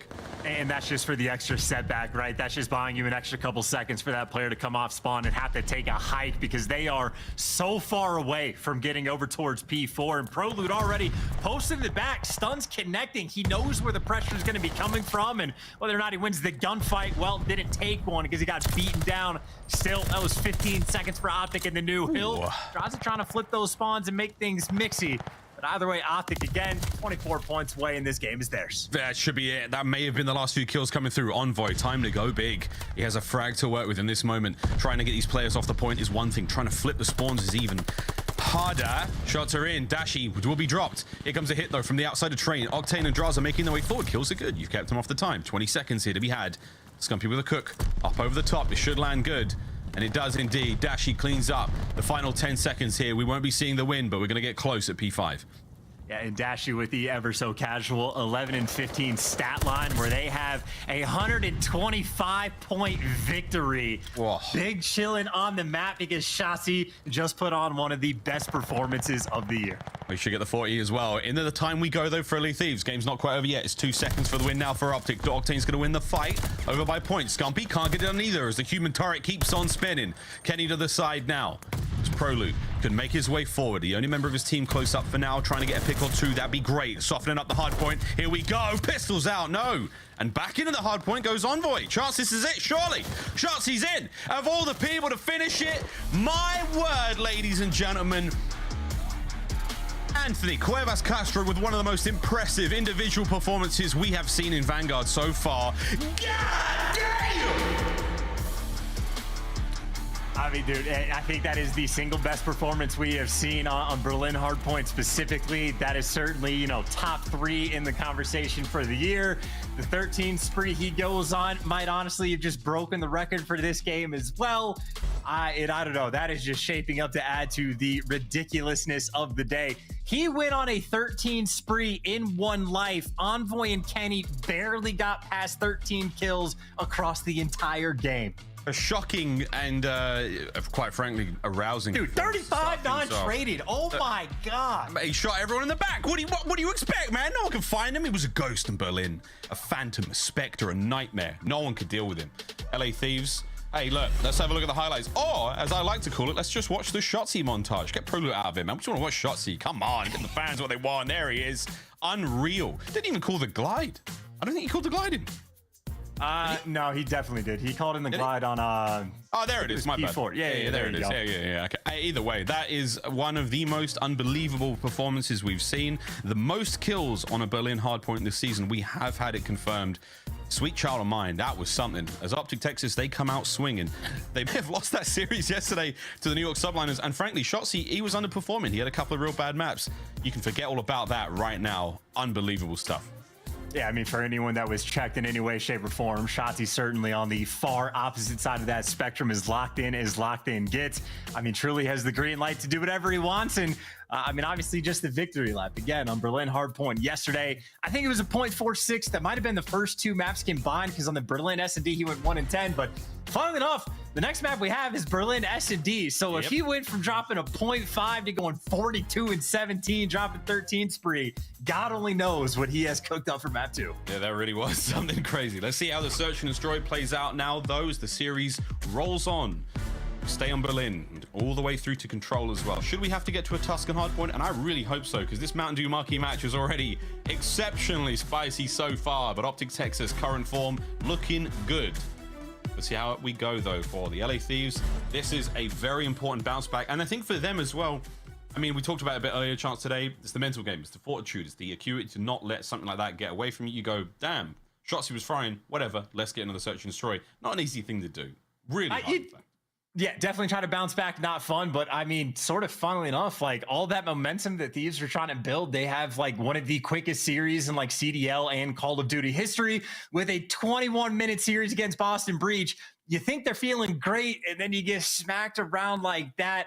Maybe just bring him back down to earth a little bit, but we'll see how the Berlin S&D goes. Definitely needs to be a bounce back. Fun enough, if you were looking at like the map counts for this series, the worst one OpTic actually had was that Berlin hardpoint. The worst one Thieves have in the map 5 set that we have is the Berlin S&D.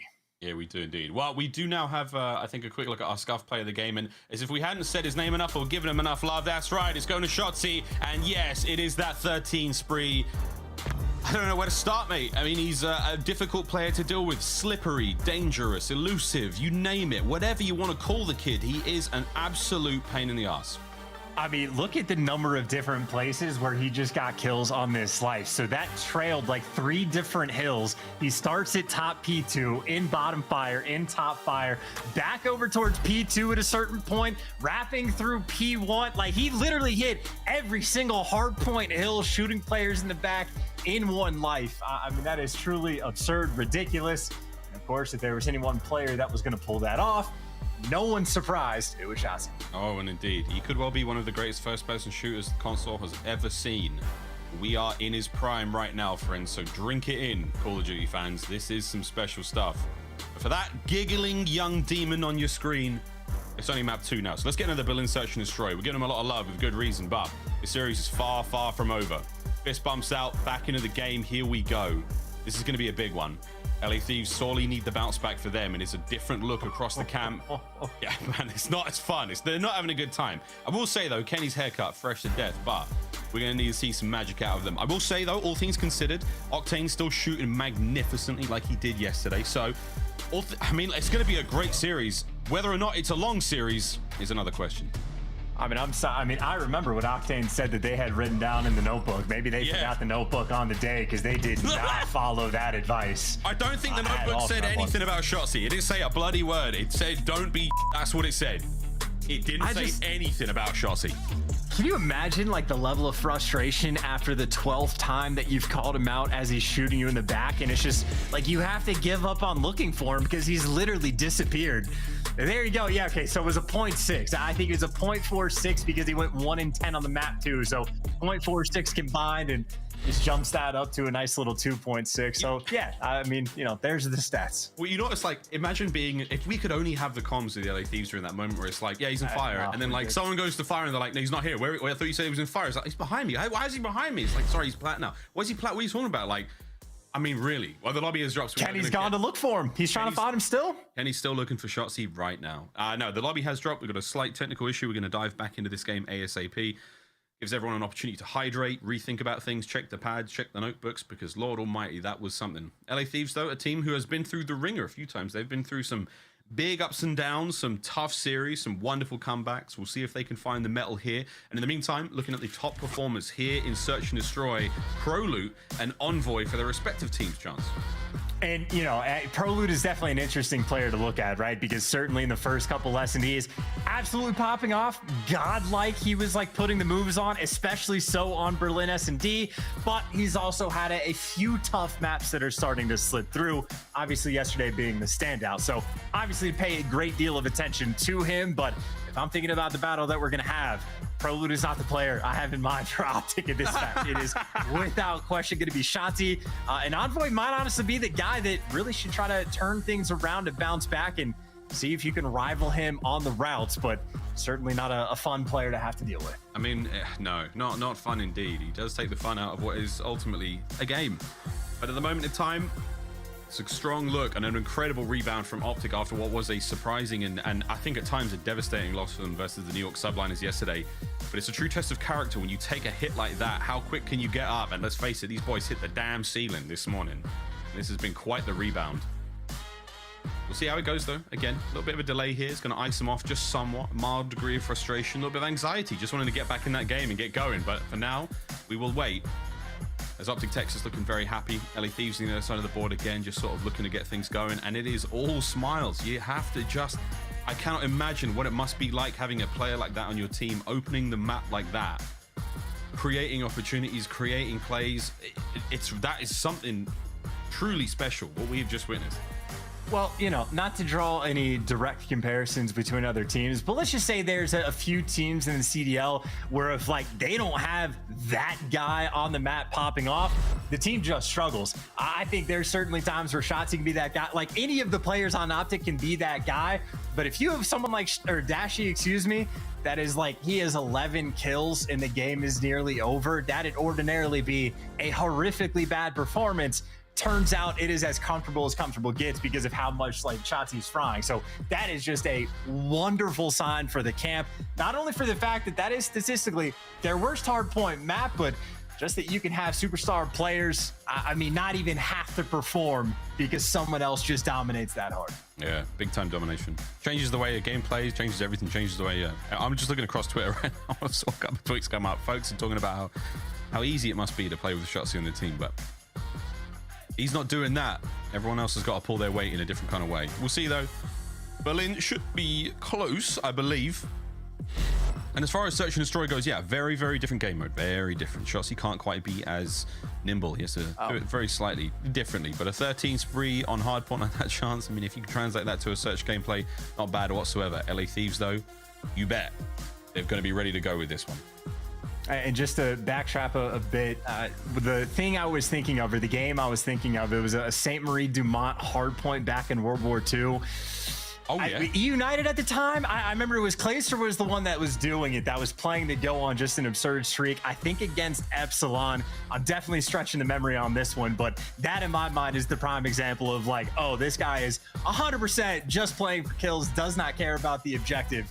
And Shotzzy, I mean, obviously caring about the objective because he's flipping spawns, making good plays, but just clearly going for the kills and getting all of them. Well, he set a benchmark there. He set a time trial, if you will, or a ghost around the track that is Berlin. He had a great time. We'll look back on that one with fond memories. And again, just a great way to actually play the map. And also, word to Clayster, he's getting ready for, what, Losers Finals right now. We'll see how that goes for him.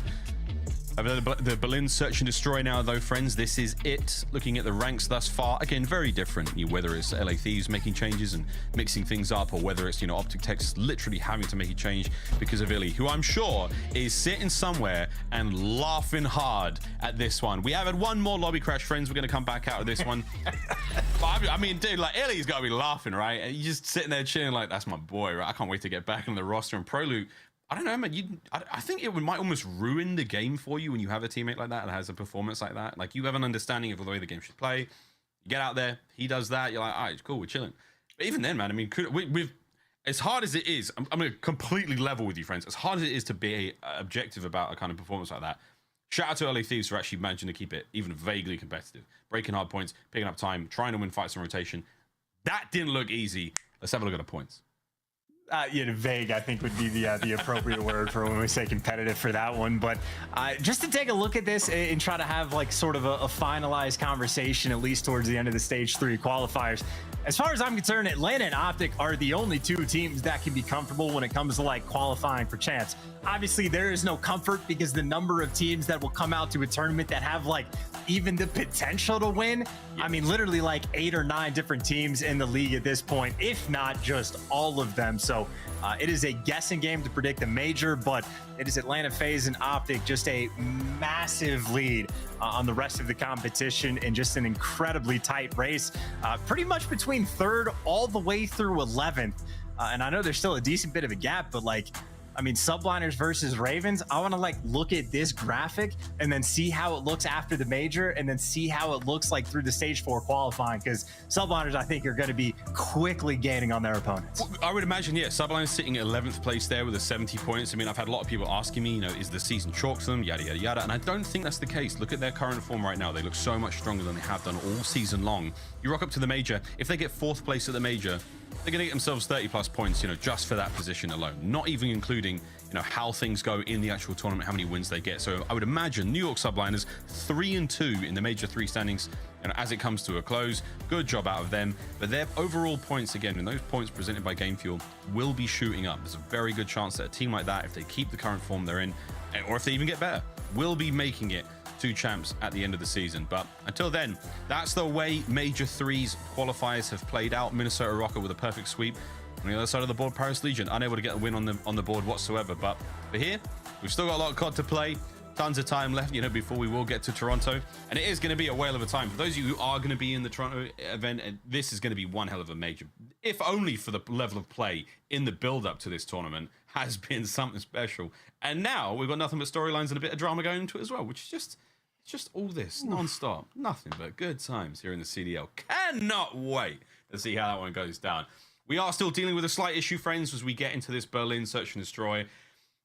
Actually, speaking of the majors, if you haven't got a ticket already and you are in the area, if you are in fact in Canada, come on down, friends. We're already sold out of all the good stuff though, but general admission, the bowl, and of course the single day bowl pass is still available. Get on board. overactivemedia.com/major-3. It is going to be a brilliant time. Now, if you're not just a spectator, if you're also a player involved as well, and you want to, take a crack at it, you can also get involved in the Challenger side of things. Challengers Team Pass plus GA, there's 4-day pass as well, and of course the GA Bowl also available still. Going to be taking place, massive tournament across the entire weekend. It's going to be fantastic. So whether you're in for enjoying the show, whether you want to get involved yourselves, go for it. Path to Pro, it's there. All things considered, it's because I'm old, I can say this now, but having seen Shotzzy play, I'm very glad to be on this side of the screen, Chance.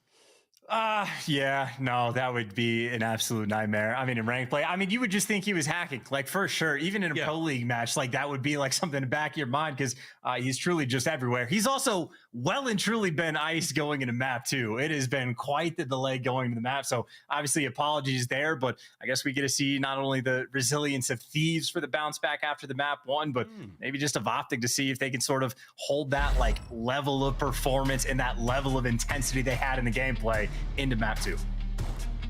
Here we go. Third time's a charm, ladies and gentlemen. It is almost time. It is almost upon us to get into this Berlin Search and Destroy. And again, looking at yesterday's performance versus Boston, Shotzzy 0.6, and again today versus LA Thieves. Oh, sorry, yesterday versus New York Subliners, not great. Today, beautiful. The 2.47 already, 42 kills, the most in CDL on a Berlin hardpoint. Your boy absolutely turned up for it. We'll talk about that a little bit. See you on the flank, boys and girls. But until then, Search and Destroy now awaits. Chance, let's get into this. Oh, you know, just casually breaking records, which I think if you're trying to break the record on Berlin Search and Destroy, you'd have to get, you know, maybe 14 or 15 in the lobby. And hey, he's doing it all. Watching the cross as well. Should have spotted 2, but despite the fact that 2 are over on the cross, you're still trying to lead the bomb this way. And hey, there's Scump for the first blood, and he's out like a ghost in the night. In and out. Great shots. Drazah spots him, backs on up. Bomb's making its way forward now as well. That's Prolute backing him up now. Towards the A-bomb site we go. The other members of OpTic sitting inside the P2 mailroom, trying to just sort of wait for anyone crossing over from the LA Thieves. But for now, Octane's going to take an early exit. Dashy wins that fight. Drazah and Envoy in the 2v4.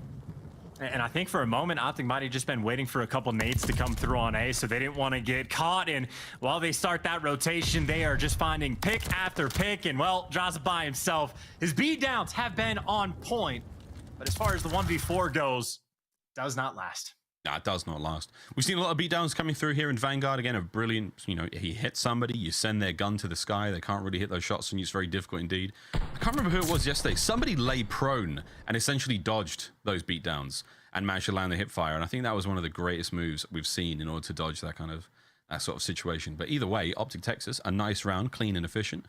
I don't lose too much out of that one. Dashy, big wins against Octane there when he's shooting hot. And Dashy, obviously a very streaky player on this map as well. I think the theme from the New York map that they played yesterday is went down pretty heavily early on, like 5-1, and then just completely flipped the switch. And I think Dashy, a main factor why he was racking up the first bloods, and obviously got to the point where he's even earning glide bombs. And whether or not he got a good use out of it, conversation for a different day, as the first blood falls into his lap. Kenny gonna fall. Dashy's still alive. He's on a 3. Target-rich environment there for Dashy. Eyes on multiple. Manages to walk away with 1. Shotzzy can't win the fight against Octane in the back. That's huge. For now, a 3v3. Less than a minute to play with. That bomb is so close to the B-bomb site. Prolute got spotted there. Smooth moves from Envoy as he flies into the fight. Gets at least 1. There's the plant coming through. Drazah covering fire. Having a back on up. But here we go. 3v2. Thieves with the man advantage. And now the bomb. Oh, and that's a great spot. Jumping up the window. And it should be enough to see Scump. And actually, I don't think he did. No, he didn't. And he didn't finish the bomb plant either. So there's the last few tags. We should see the bomb plant finally come through now. There we go. Dashy and Scump now. I'm going to play retake. And I think Dashy's wrapping in all the way around. They showed themselves a little bit on the flank. So now you're looking for a freebie pick for Dashy, but just good coverage right now. Drazah laying down over towards Docks, but meanwhile, Envoy is fallen, but still only 25 seconds on the clock. You got to fly. Yeah, Dashy will be dropped, and now it's Scump in the 1v2. Forward he goes, finds at least 1, 20 seconds, staying alive, keeping it going. Drazah's on the hunt, comes in from behind, back train, nails the kill. LA Thieves, they lose one of the kills there, you know, of course on the flank. Dashy's 4 spree comes to a close. No more streaks now for OpTic Texas, but there we go. A final kill from Drazah levels it up. Hey, that's a bold play call, too, to run at him with a pistol when he's like indoors and potentially ready for the gunfight, but it turns out to be the perfect read because obviously he's Scump, his idea for the play, get a stun out and maybe take an advantageous gunfight. But hey, in the 3v2, you deliver, the bloods go your way, and you execute on the round.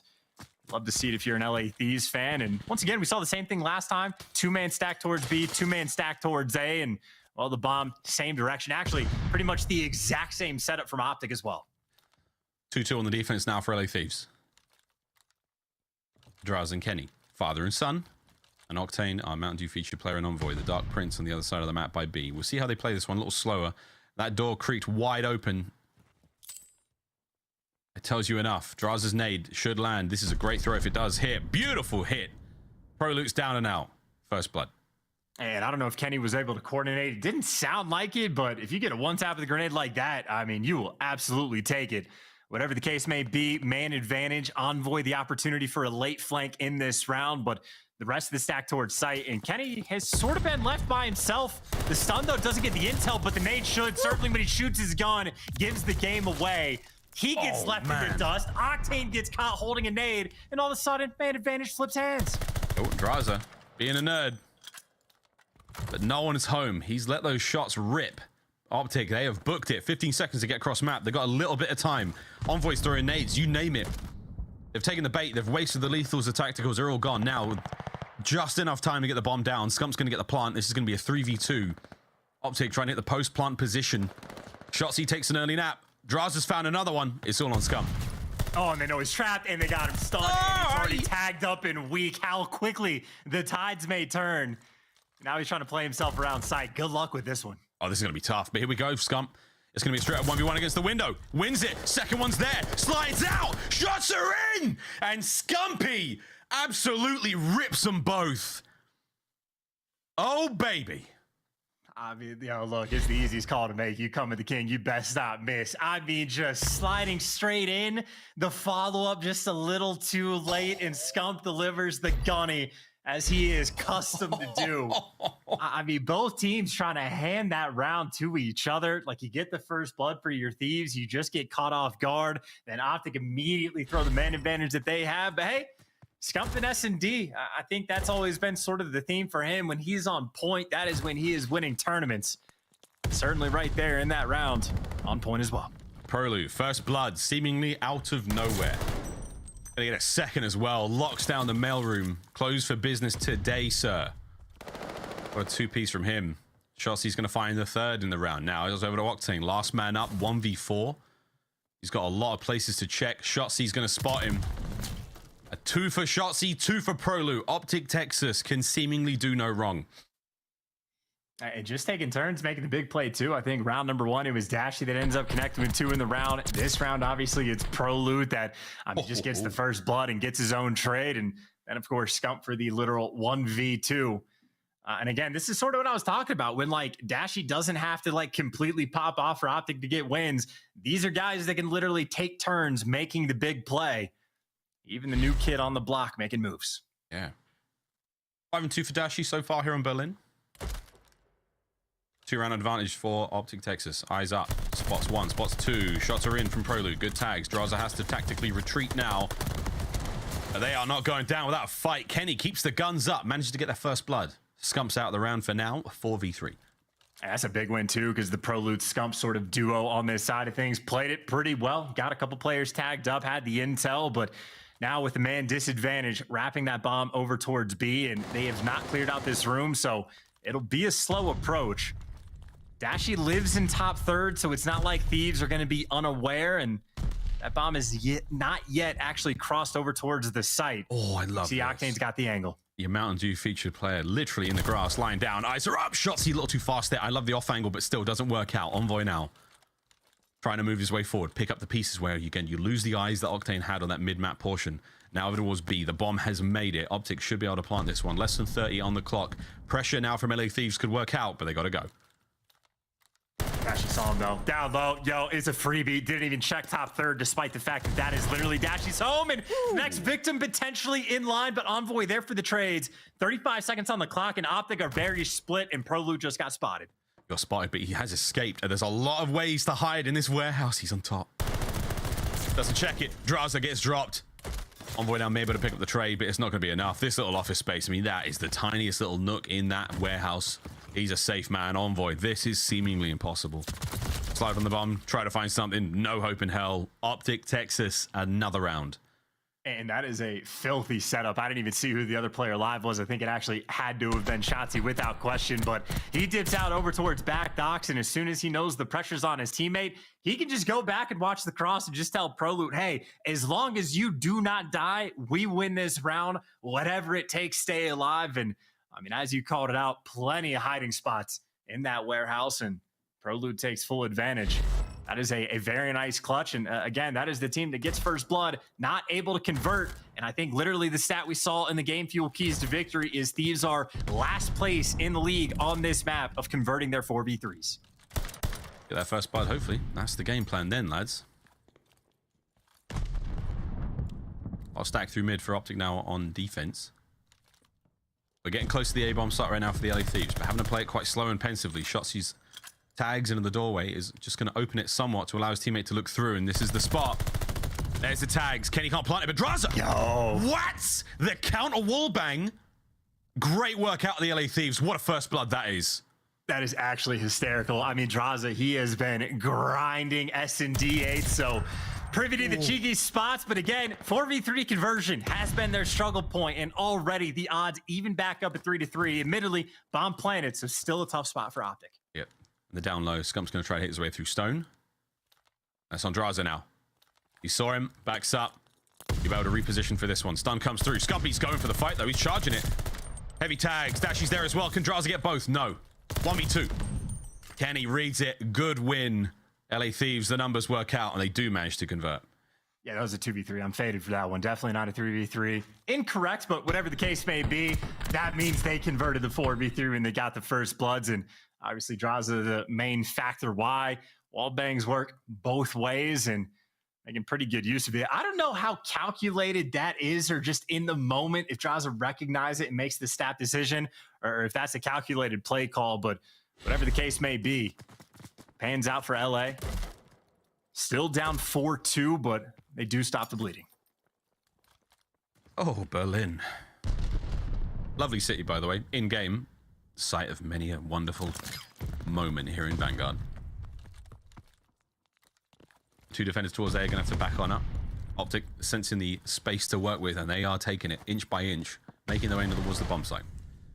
And there's Kenny for the first blood. I mean, again, just staying on theme here. You get the first blood, got to convert these rounds. And I know I said they are last in the league. They're still converting like 65% of the time. And this one might bump up the stat just a little bit higher. Is Envoy over towards B. Finds another one. Scump, one shot. Well, doesn't get cleaned up straight away. Drazah going hunting. Wait a minute.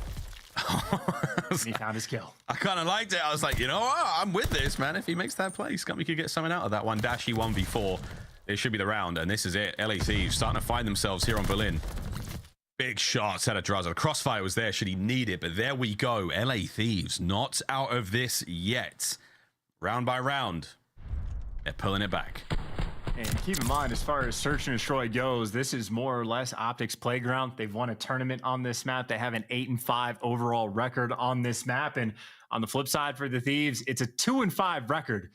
So while obviously the Berlin map won for OpTic was their biggest struggle point, well, they dominate. Map record didn't tell the story, and maybe right here, LA Thieves trying to get a little bit of that deja vu and see if they can make up for the map record as well.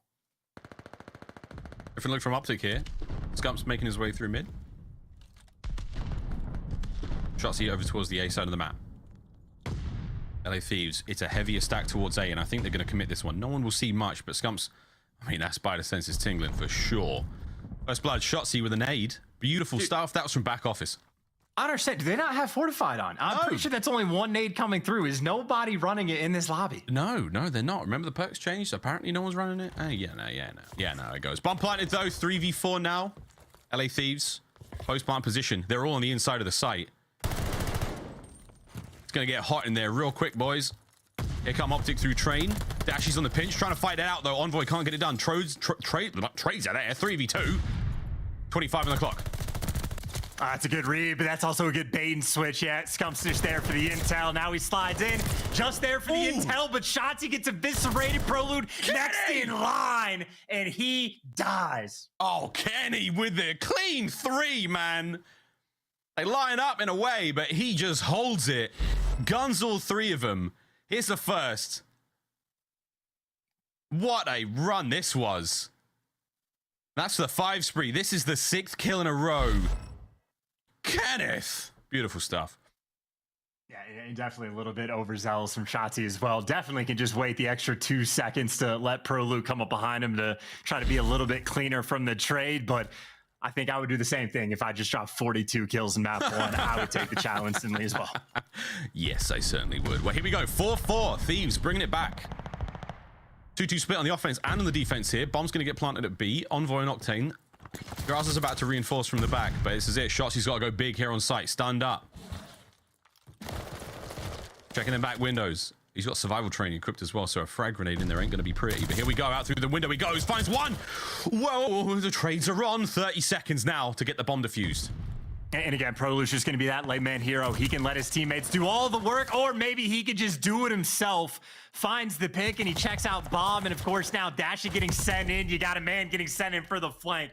and the swarm is there. OpTic Texas deliver in a clinical round. Nothing crazy about it. Walk in towards B, get the bomb plant, get posted up, and ready for those gunfights. As easy as it gets. Yeah, that was great. Fast round. You force LA Thieves to make the play. Can't quite get it done. Shotzzy's timing works out on the push towards docks. And from then on out, you know, it's play the numbers.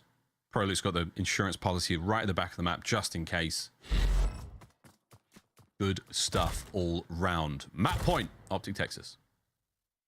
It looks like Thieves maybe going for a bit of a neutral setup, play for picks, try to feel out the round, because no real pressure over towards B. And Dashy has done this before. He was doing it against New York. He is aggressive. If you don't show presence towards docks, he will push himself very deep behind enemy lines. But while he's doing that, so is Envoy. And Shotzzy can feel this pressure as Dashy's making moves. Oh, Dashy tags are in. Shotzzy picks up. Now, Envoy trying to find something here. Forward he goes. Catches with at least one shoulder. Shotzzy lays prone, guns him down. Oh my God, it all comes down to Octane. Your Mountain Dew featured player. They are all over him like a rash. This would be a historic 1v3. Finds at least one. A hope and a prayer. Yeah, Shotzzy spots him on the cross. That's how he fed the comms over there to Dashy. And, well, he's got the angle to spot him again. Scump in the window. Octane makes the read, but it does not matter. Incredible gameplay, especially in that final round. Shotzzy making the big one. And, again, we talked about it. He felt the pressure from Envoy that had the opportunity to push all the way back behind P3. Shotzzy ready for it the entire time. And, I mean, you see him, like, doing 180s, turning for the check, waiting for the pressure, and eventually just wins the gunfight. Fantastic reads, fantastic gameplay. OpTic, they like Berlin. They love a bit of Berlin. 12-6 Shotzzy, 10-7 out of Dashy. Beautiful work from them. And I mean, look, this is a good series. This is a spicy one for sure. We're up 2-0 now for OpTic. Well, felt like a long time on Berlin there. That was the longest night I think that these players have had on the map. 11 minutes and 22 seconds. Didn't have to go the full distance though, but there we have it. Now, might touch upon this a little bit later, but there is a possibility of a tiebreaker scenario if the LA Thieves get 3-0. We will deal on that a little bit later on. But we'll see, because we've still got one map to play here in this series, and Berlin control. We know how dangerous OpTic can be on this one chance. This Mountain Dew marquee match, not over yet. Well, it's a 5-2 record for OpTic on Berlin control, but a 4-2 record for the LA Thieves. And LA Thieves do have a slightly better round win percentage. Not enough to make it distinct in any capacity, but I do think this one might be the type to have a round 5 written all over it. It might indeed. We'll find out though, ladies and gentlemen. We're going to throw to a quick commercial break. Your Mountain Dew marquee match will be back after these quick messages. Don't go too far, ladies and gentlemen. Berlin control, OpTic Texas, LA Thieves here in the Call of Duty League.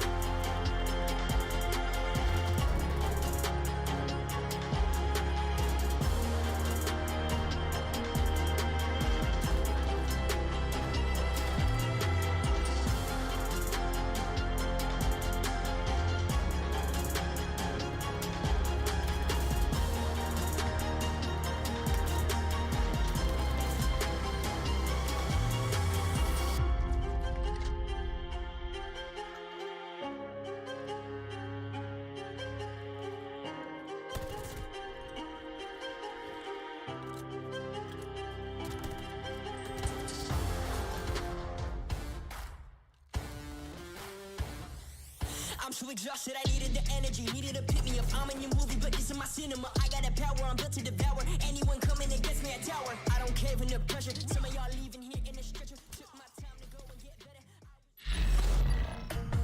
better. The Call of Duty League is brought to you by Zenny. Armor your eyes with Block's gaming glasses starting at $24 by visiting zenny.com/CDL. The Call of Duty League is brought to you by Mountain Dew. Upgrade your game with a Scuff, the official controller of the Call of Duty League. Ladies and gentlemen, welcome back to the Call of Duty League. It is now time to get map number 3 underway, and what a day it has been, Chance. We've had a little bit of everything. We've had a bit of everything. What could be crazier, mate, than a 3-0 right now? Okay, look, just bear with me for a second. So if the LA Thieves get 3-0'd, they would have a 2-3 record, which is tied with Florida. Thieves would have a 6-9 overall map count win. Florida is 8-12. Both of those are 40%. So we move to the next tiebreaker, which is like the strength of schedule that you had. They played 4 of the 5 same teams, and then funnily enough, the odd man out, which is LAG for Florida, and then London for LAT, happen to have the same map record win percentage. So you have to go to the next tiebreaker, which would be map strength of schedule. And then even when you go to those details, it is literally 53-39 in map count for the 5 teams that they were involved with playing.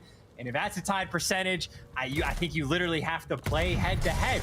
So if Thieves get 3-0'd, I think they might have to play against Florida, maybe, or something like that. I don't know, but we're gonna see if it happens. Craziness on the day, Miles. I mean, I was going to say, brother, we're already in B. This has been one hell of a day, and Shotzzy trying to fight his way out of spawn, get in there, Octane, your Mountain Dew featured player, posted up. This is where he loves to be, and Shotzzy's already in the flank. Look how fast he is. Teammates should be there for the read, and they are indeed, but they can't stop him. Now the time has been reopened. Drazah looking to get back on point. A lot of good work there done by Octane on that opening hit towards B, but that segment has been safely drained. It's actually a punishment as well, because you don't even get that single tick, and now you're just going back to Old Faithful over towards A. But we say Old Faithful, Scump is here. And again, whether it's Shotzzy or whether it's Scump, it is never a fun player to have to deal with when they get in these corridors. And you just know as soon as you set foot on A, well, you're going to get shot in the back. So they are taking their time to hunt Scump down. And hey, that is a 15-20 second investment, but they get the kills. Kills indeed. Over towards A we go now. 43 seconds on the clock now for the LA Thieves to make their way forward. They're finding the kills though. 21 lives to the 18 of OpTic Texas. First segment gone at A. The battle towards B now raging. Drazah's about to get pinched. If you can get onto the plat, that's one thing, but Dashy wins the fight. Prolute on screen, spots an Envoy, should have the kill here as well. As OpTic Texas doing a nice bit of work now managing the defense towards B. Yeah, if you're trying to go towards B on offense, like you almost need the timings to go your way. And hey, well, there's the first timing that you needed. Kenny's trying to get out of dodge before he gets traded and tagged up on the run, but can't quite make it happen. And you already see the idea from OpTic. A does not matter to them in the slightest. Defend B, get that train control, and if you can get pushed out, do so. Tags Dashy at range there, all squared up at 16 lives apiece. Minute 30 on the clock now for the LA Thieves to get onto B. We've seen this happen many times so far here on Berlin Control. One team gets in there as soon as you find that full wipe, 2, maybe 3 players on the stack, and you see that zone dissipate real fast, like a sugar cube in the rain. Scump still chilling. Backside of spawn now for the LA Thieves as Kenny methodically and fastidiously tries to clean out every corner. Can't get it done. Big kills out of OpTic Texas. Yeah, now you got Dashy on a 5, by the way, so the player that is in your spawn causing the majority of the problems for your team is now the most important man that you need to take down. Nades coming over the top, the stuns there as well, and Thieves taking care of business, at least for step number 1. Now you got about 3 more steps to go. Scump finding nice shots there. 9 and 12 now. OpTic Texas life lead. They've got LA Thieves in a stranglehold and they cannot get him out. They're going to tap eventually. There's 40 seconds remaining on the round. There's Octane now pinned deep back right, having to get out now as the rest of his squad fight their way forward. Drazah, the only man now for the LA Thieves to have slipped the net. And Scump right now just doing a fantastic job of, well, not only playing his life, but making sure that he just stays alive, because again, that's the most important thing, keeping the trade pressure. But now everybody has fallen. Prolute, the last man standing in the trade, should come through for Drazah, or maybe not. And well, Prolute buys his team enough time. Nice little play coming out from the new kid, and well, that should be enough for OpTic. Only 8 seconds left on the clock and only 3 lives for Thieves to work with. There's still potential, but it won't be easy. They can get in there. Scump's got the guns up. Prolute's there to cover him. Drazah finds one. Tracer on through. Last man alive. Kenny, he's on the point for now. And there it is. The numbers work out for OpTic Texas. First round on the board. And oh my God, if it's a 3-0, I mean, we'll get back to that later. If you, I mean, we'll see how it goes.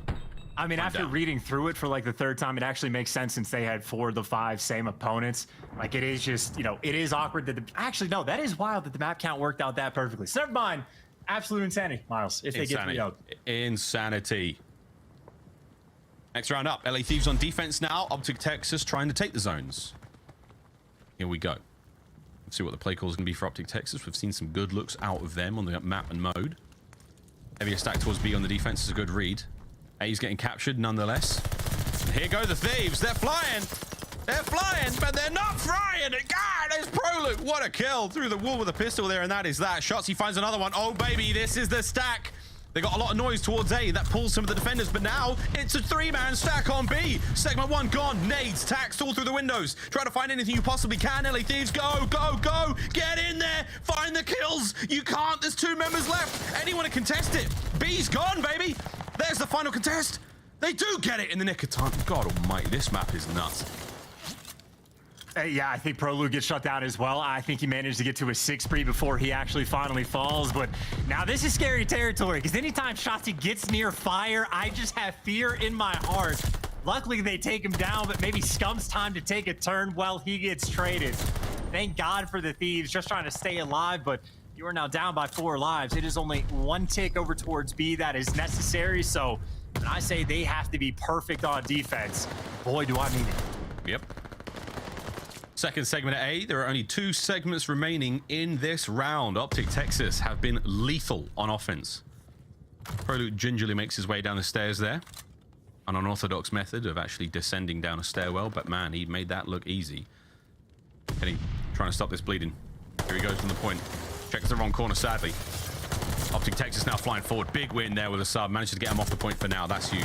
Still, though, here's the contest. Another big win out of Envoy. Great work, LA Thieves. You still should probably drain A, though, because that's going to get captured any moment now. They're all over it.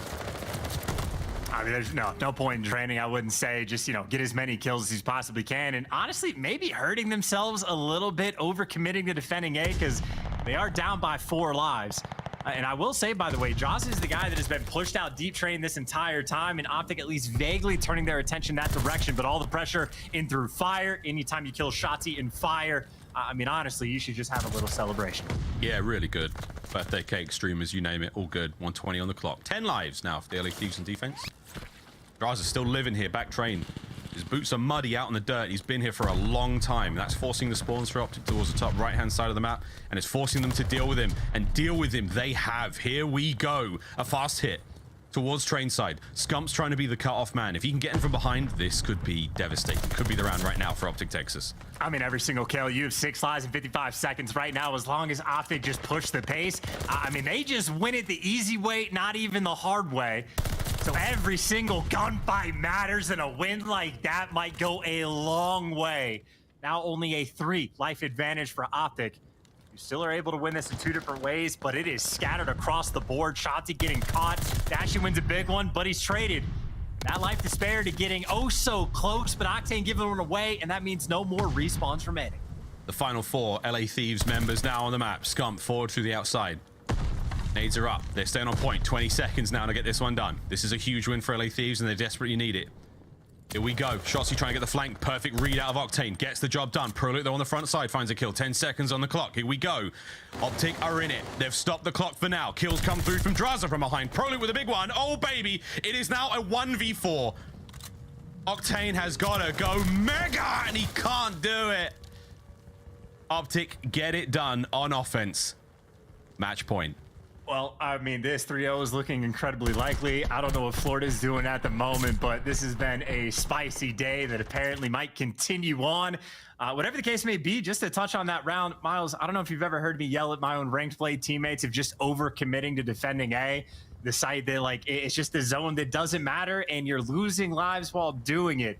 It can cost you in the end. In that round, a picture-perfect example as to why. Yep. I mean, look, here we go. This is it. Judgment Day, LA Thieves. 4-man hit through train. Big kill out of Kenny to start things off. The proceedings are now continuing, and it is trades on trades on trades. In we go towards the point, Scump. Perfect pre-aim on the door. Heidi, Duty, Drazah. Shots a couple there for him as he backs on down. The rest of his teammates doing what they can. It is an absolute fiesta. The cacophony of chaos continues over by the B site. Kills coming through, and OpTic are coming out on top. Massive 2-piece there from Shotzzy, staying alive on point. They should hold it now. Less than a minute on the clock. Well, it is 2 players on the flank right now for Thieves who can actually sort of apply a little bit of pressure, maybe go for some spawn kills, or maybe get picked apart one after the other. And well, now Octane effectively the lone man waiting for the timing to make the play. And I mean, he might be getting for a freebie. Nope, not even. OpTic read it. They got the stuns out. They held him down, or at least attempt to. He does take down Scump, but at the very least, OpTic hyper aware. Yeah, still aware now. Even that, Scump still on the hunt looking for Octane. There you go. 4 spree now for you Mountain Dew featured player. Over towards A we go. Should be able to capture this one. Shotzzy, though, has managed to slip in. Finds himself at least one before being dropped. 30 seconds still on that clock. Stopped it. Maybe look for the stack here for LA Thieves, just to speed proceedings along, but they're playing it safe, and it's exactly what you need to do now. Whew, what a stressful game, Chance. Well, stressful game, and it's not going to get easier for the Thieves. They read the flank, but it doesn't matter. Literally not even a bullet shot back, and Prolute does eventually get traded, but still sort of the same thing. Not as bad in terms of life disparity, but OpTic down by 3. Obviously, though, you have 18 and only a minute 25 on the clock. It is a matter of the objective. Thieves are probably going to have to get this cap. They have to get this cap in order to stay alive here in the series. Smooth moves out of Envoy. Nice teamwork from Drazah there. Cleans out the players on the backside. Shotzzy's the man up next. Finds himself a sweet corner there on the inside of train, and he is prone. This is exactly where he likes to be. Finds one. Oh my god, still alive. Just makes himself the hardest kill imaginable. Again, a little bit of help from his teammates, but he gets the kills nonetheless. As Shotzzy, 20 and 20 here in the map, but that's a lot of time purchased for his team. Yeah, no, he is the demoralizer through and through. Just not a fun player to call out. Must just be miserable sounding in the comms anytime he's getting these kills and just staying alive and maybe trying to go on flanks. Thieves now, though, trying to put on the pressure. Straight into Dashy, shuts down 2 players, and that is another push that just literally 0 effect Thieves were able to have. Yep. Less than 30 seconds remaining now.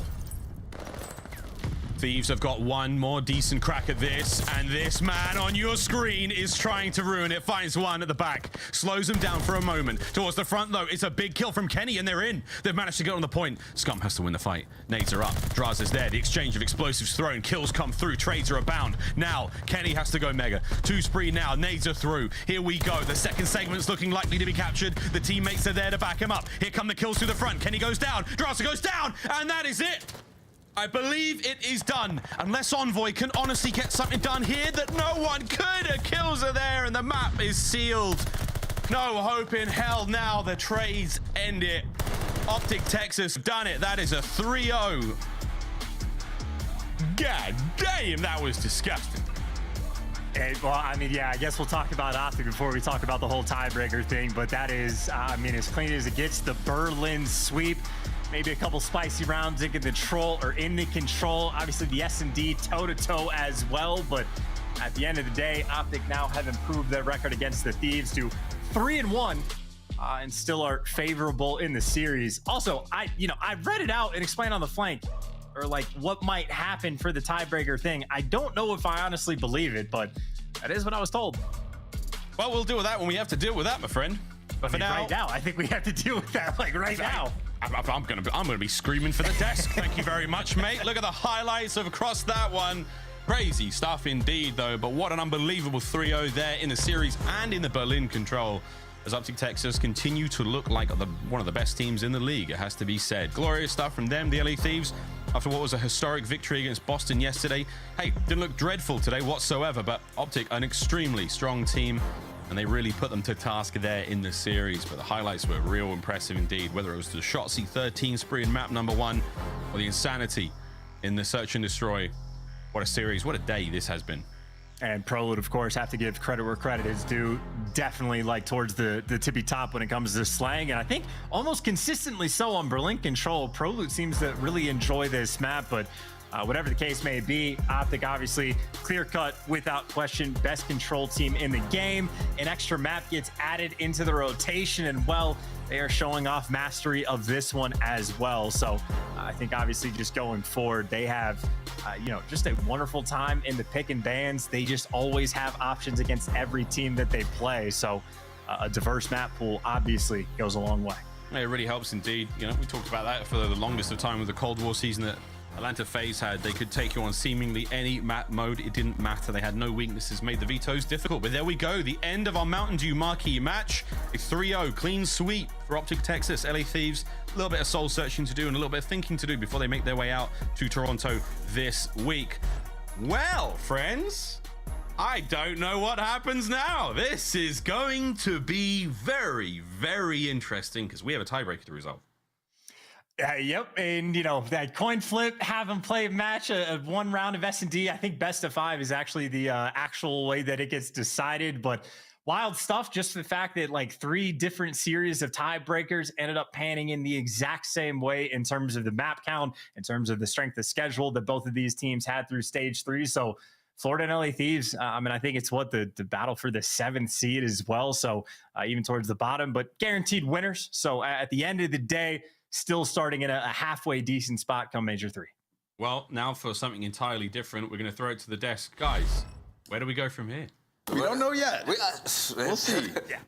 Yeah, we'll find out very soon. But hey, shout out to OpTic Texas, and that's where we're going to go from here. OpTic Texas with a big win over the Los Angeles Thieves. And LA, what happened, man? They were good yesterday. I mean, I'll tell you exactly what happened. Shotzzy did not have a good series yesterday, and he woke up today absolutely heated, out for revenge. That was one of the best individual performances we've seen. Like, the guy was getting up close on the rotations, picking up kills, re-flanking them, setting up pinches. Like, he was next level in that Berlin. As an SMG player, like, watch that and try to emulate it. Like, he was on our level. In the Search and Destroy, the one map I look at this one where it was a nice back and forth. We saw Thieves with some good pushes, especially on offense. Their retake over near that B bomb site was beautiful. I think it was round number 4. So Thieves look better in that game mode, but Berlin, we've seen how good OpTic can be there, and it was no different in this series. 3 Berlins, 3 wins. And that's it. Ali, how do you feel about this? Oh, by the way, map number 1 hard point. Yo, Kenny and Envoy were thrown in the they got smoked. They were thrown in the towel. I mean, I remember seeing all the screenshots of like the kill feed for OpTic on the likes of Shotzzy, and he was like triple positive with like 30 kills. Everybody was at like 12, 15. He had a 2.47 map 1. If that just puts that into scope to you of how dominant he was in that opening hard point. I mean, and then it was just Shotzzy doing Shotzzy things after that. In the Search and Destroy, he went 12 and 6. A complete turnover from what we saw yesterday. I mean, it was OpTic doing usual business. It's just another Sunday for OpTic Texas. We actually have Mountain Dew post-victory spotlight with the one and only Shotzzy, a.k.a. the God, the man that was smurfing. Shotzzy, I have to ask you this, man. What overcame you map number 1? That's wild, bro. Like, was it that easy? Well, I had a bad start or a bad series yesterday, so I definitely wanted to make up for it. And obviously, whenever I, went on that crazy streak, I was just feeling myself, and I carried the momentum the entire series. Shotzzy, I want to ask you, yesterday, obviously not the best performance versus New York, coming in today with the same map set, trying to just go right back at it with the revenge. What was the discussion like after that series? What did you guys really want to fix and iron out today? Leading up to that, we had iffy practice, and obviously there's a lot of noise, Jesus, but whatever you practice, the matches are probably going to be ended up like where you're practicing is what I'm trying to say. So honestly, I'm glad that we kind of lost just because like we didn't go into this major with the 5-0, acting like we were good and stuff like that. So we definitely needed reality checked, and I'm glad that happened. But yeah, we definitely need to iron up some stuff, our fundamentals especially. So yeah. Sorry, we didn't mean to laugh. Prolute came up behind you. It was just like waving when you were giving us like such a serious, like, well, he doesn't even have his jersey on. Make sure you get on him about that. But I'm going to pull his belly here. Now, heading into Major 3, what is it that you as a player want to say to your fans, the competition, organization, heading into Major 3, looking as dominant as you guys are? Shout out to fans. I hope that you guys are going to be, loud for everyone, including us as always. I'm excited to go to Toronto. Apparently the Beaver Tail or something like that is the dessert to eat, so I'm excited to try that out. All right, Shotzzy, thank you so much for the interview, man. Hey, We'll see you in Toronto. Safe travels and kill it, all right? Likewise. Peace. Peace out. All right, yo. All right, so that was the most dominant performance we've seen in Vanguard this year, right? Like we're all in agreement. Oh, Thieves versus Boston yesterday was probably. No, I'm talking about Shotzzy. Oh, the map one. Yes. I mean, yeah, we've had a couple big ones. It's up there for sure. Thieves It's up versus there. Boston. Why y'all That bring map back won. that memory? The map one, I feel like for sure, but I feel like following that, like Shotzzy going 12-6 on S&D is just like that's just Shotzzy things. I feel like at that point, but map one maybe. We've had an interesting weekend of games. People getting absolutely smoked. Some weird maps like some 9-0 search and destroy, some 100-point clubs and hardpoint. Major III is gonna be a banger, crazy. yeah. Seriously. Yeah, we're in the middle of the season, man. Competition's definitely rising to the occasion, right? But also, ladies and gentlemen, just so you know, we will have a tiebreaker game between the LA Thieves and the Florida Mutineers. We're going to explain all of that when we come back from our break. Thank you for tuning in. Think about this as overtime for the CDL. We'll see you guys soon for the conclusion of the 7th and 8th seed battle. See you soon.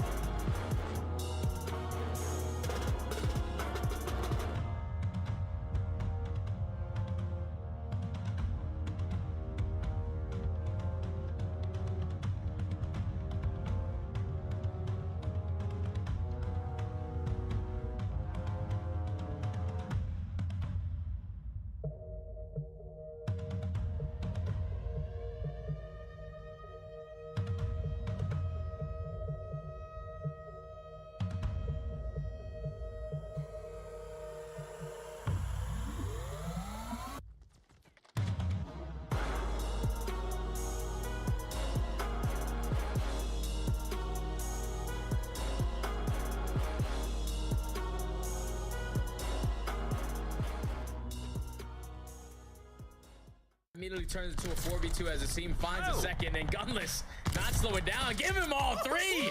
This is why he's hot on this map.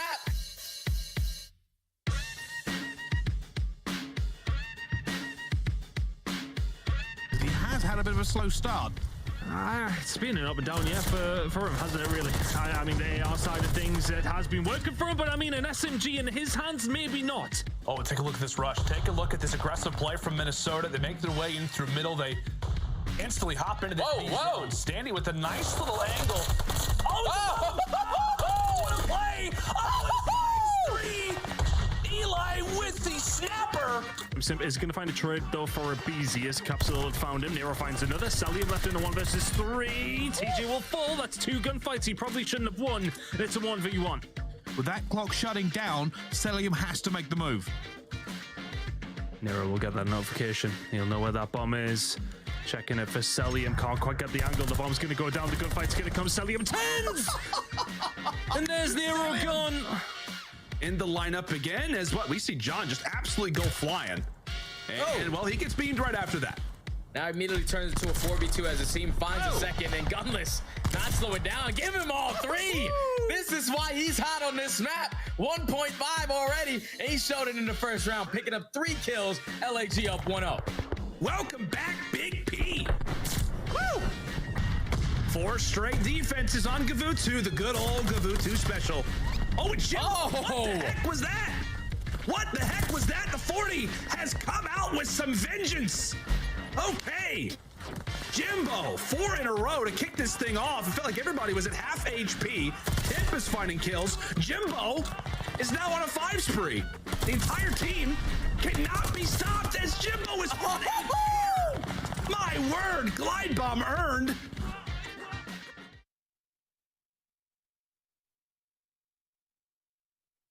Welcome to the CDL Vocabulary. I'm Dave Patty. I'm Accuracy. I'm Skies. I'm Priestahh. I'm Simp. This is your teacher, Alec, and sit down.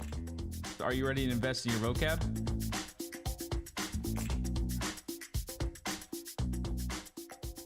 So here we go. Can you define the term turned on? Jesus Christ. The way I would define turn on in Call of Duty is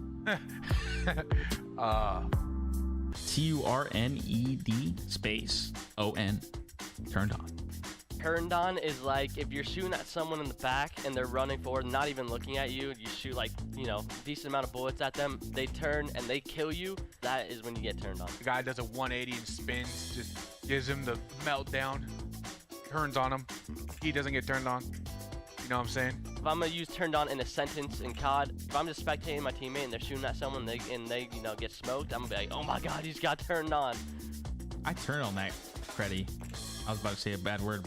The origins from this term probably, I mean, it definitely came from someone getting absolutely smoked. Because my friend in AW knew about it, and then even before that, I've heard people saying turned on in like public matches.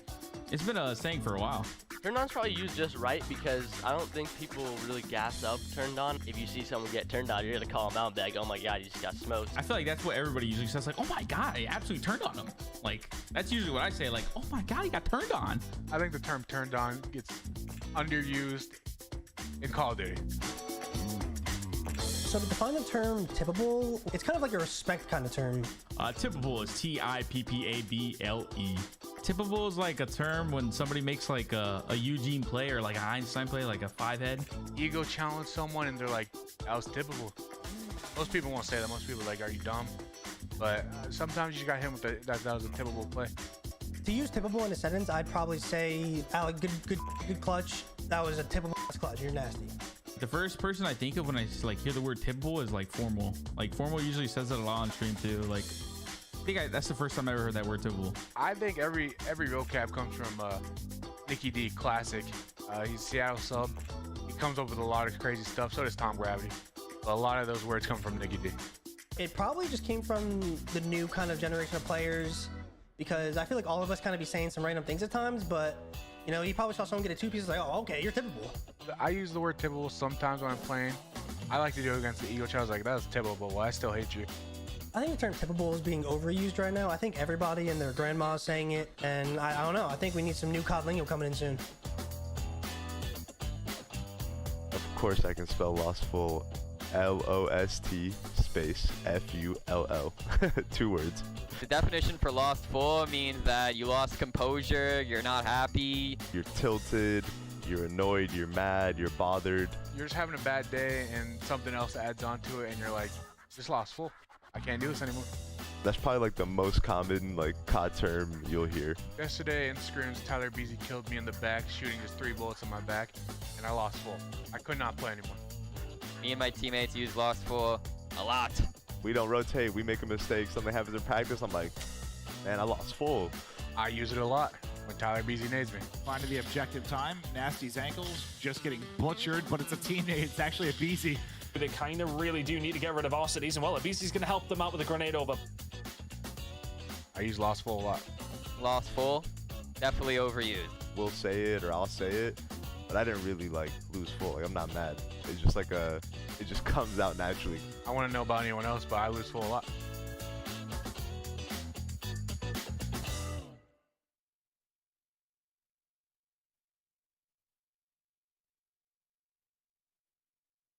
I'm off the stream. Locked in. Evaded. Your hashtag dialed? Hashtag bricked up. Hashtag dialed. Let's go, baby. Let's go. Get some Hey, nades. Toby. Yeah? Hi. Let's go. Yeah, Ben, let's go. Hey, come, let's go. Huh? Yeah, man, let's go. Sean, let's go. Let's go. Sean, let's go. Let's go. Let's get it. Ooh, I got a good one. Love that for you. Love that for us. I'm gonna be honest, bro. If you guys get 2-piece naded again, I'm gonna leave the game. It actually happens. We accidentally leave. 2-piece nade. Forfeited. Game is still gonna be played. Bro, he said 100-0. He said here, holy guys, my game is bugging. Look back at your PC, nothing was wrong. You just know the hard work at you. Feeling that muscle. Getting bigger and bigger by the day. Yeah, you want to know else is getting bigger? Your brain? With all the COD knowledge you're acquiring? I'm just saying, y'all want to be big and jack like me one day. We get some more gum, Kev. Let's get it, baby. Come on now. Are there any hand warmers in here or no? Hand warmers? We have hand warmers. Do this. Do this. Clap your hands. Get the blood flowing. And then you gotta do the wiggle. Gotta do the wiggle. A little wiggle. Then you got your boy pocket. Whoa. What? You did that on cap. You are on the comp check. Yo, pump some music real quick before this starts. And then they're requesting music real quick.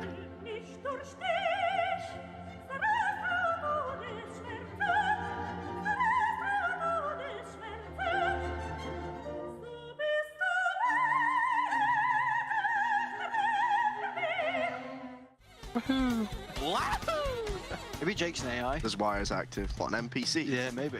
You guys have literally met me in real life. You see, now it's getting hot in here. We're gonna complain about how hot it is in this room, yeah? And then we grill some burgers. I wanna be like this. I don't know if that was it. Yeah, I don't know if that one was it. Tomato. Oh god. Is that a tomato? Yeah, that's a tomato. That's the whole vegetable tree. That's also tomato. You get a tomato. You get a tomato. Yeah, ketchup now, bro. No. Tomato. Those are cool. Let's get these kids to bed, dude. Yeah, let's smoke these guys. These guys deserve a little spanking here. Yeah, they deserve a spanking.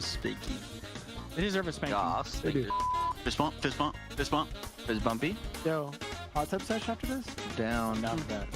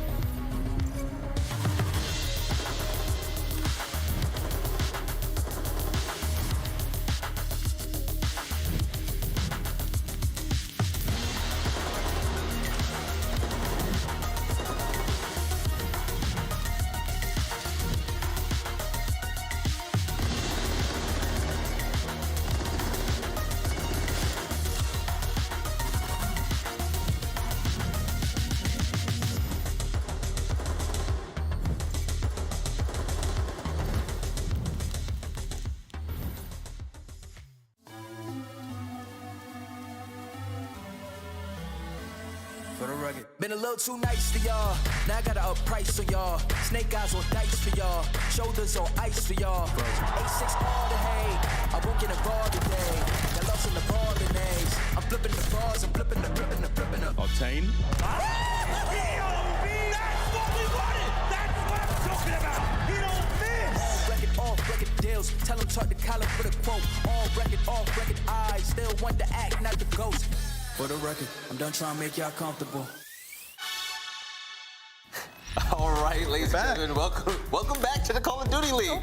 It's about that time for overtime as we have one last game, and it's a tiebreaker matchup between the Florida Mutineers and also the Los Angeles Guerrillas. Ali, you excited to see these teams battle it out for 7th and 8th place? The LA Thieves and the Florida Mutineers, absolutely. It has been a long day, and we are rewarded with another match to close it out with two teams that Florida came off a big win, and the LA Thieves coming off a really tough loss. Yeah, exactly. But before we jump into that, let's jump into the game field tactical play, because featuring one of the players on the Florida Mutineers, Sky was on an absolute tear.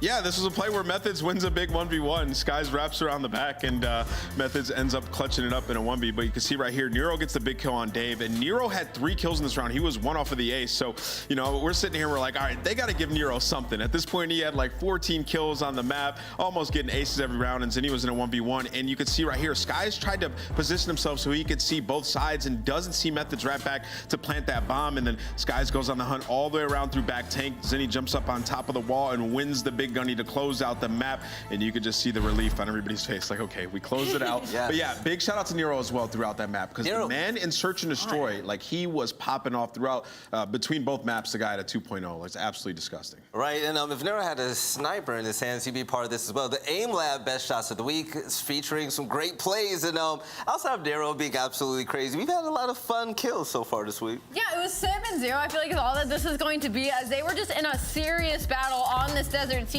going back and forth, and good shots out of both of them. It was actually CDL Surge that ended out on top, but that is such a hard gunfight to win and deep gun there.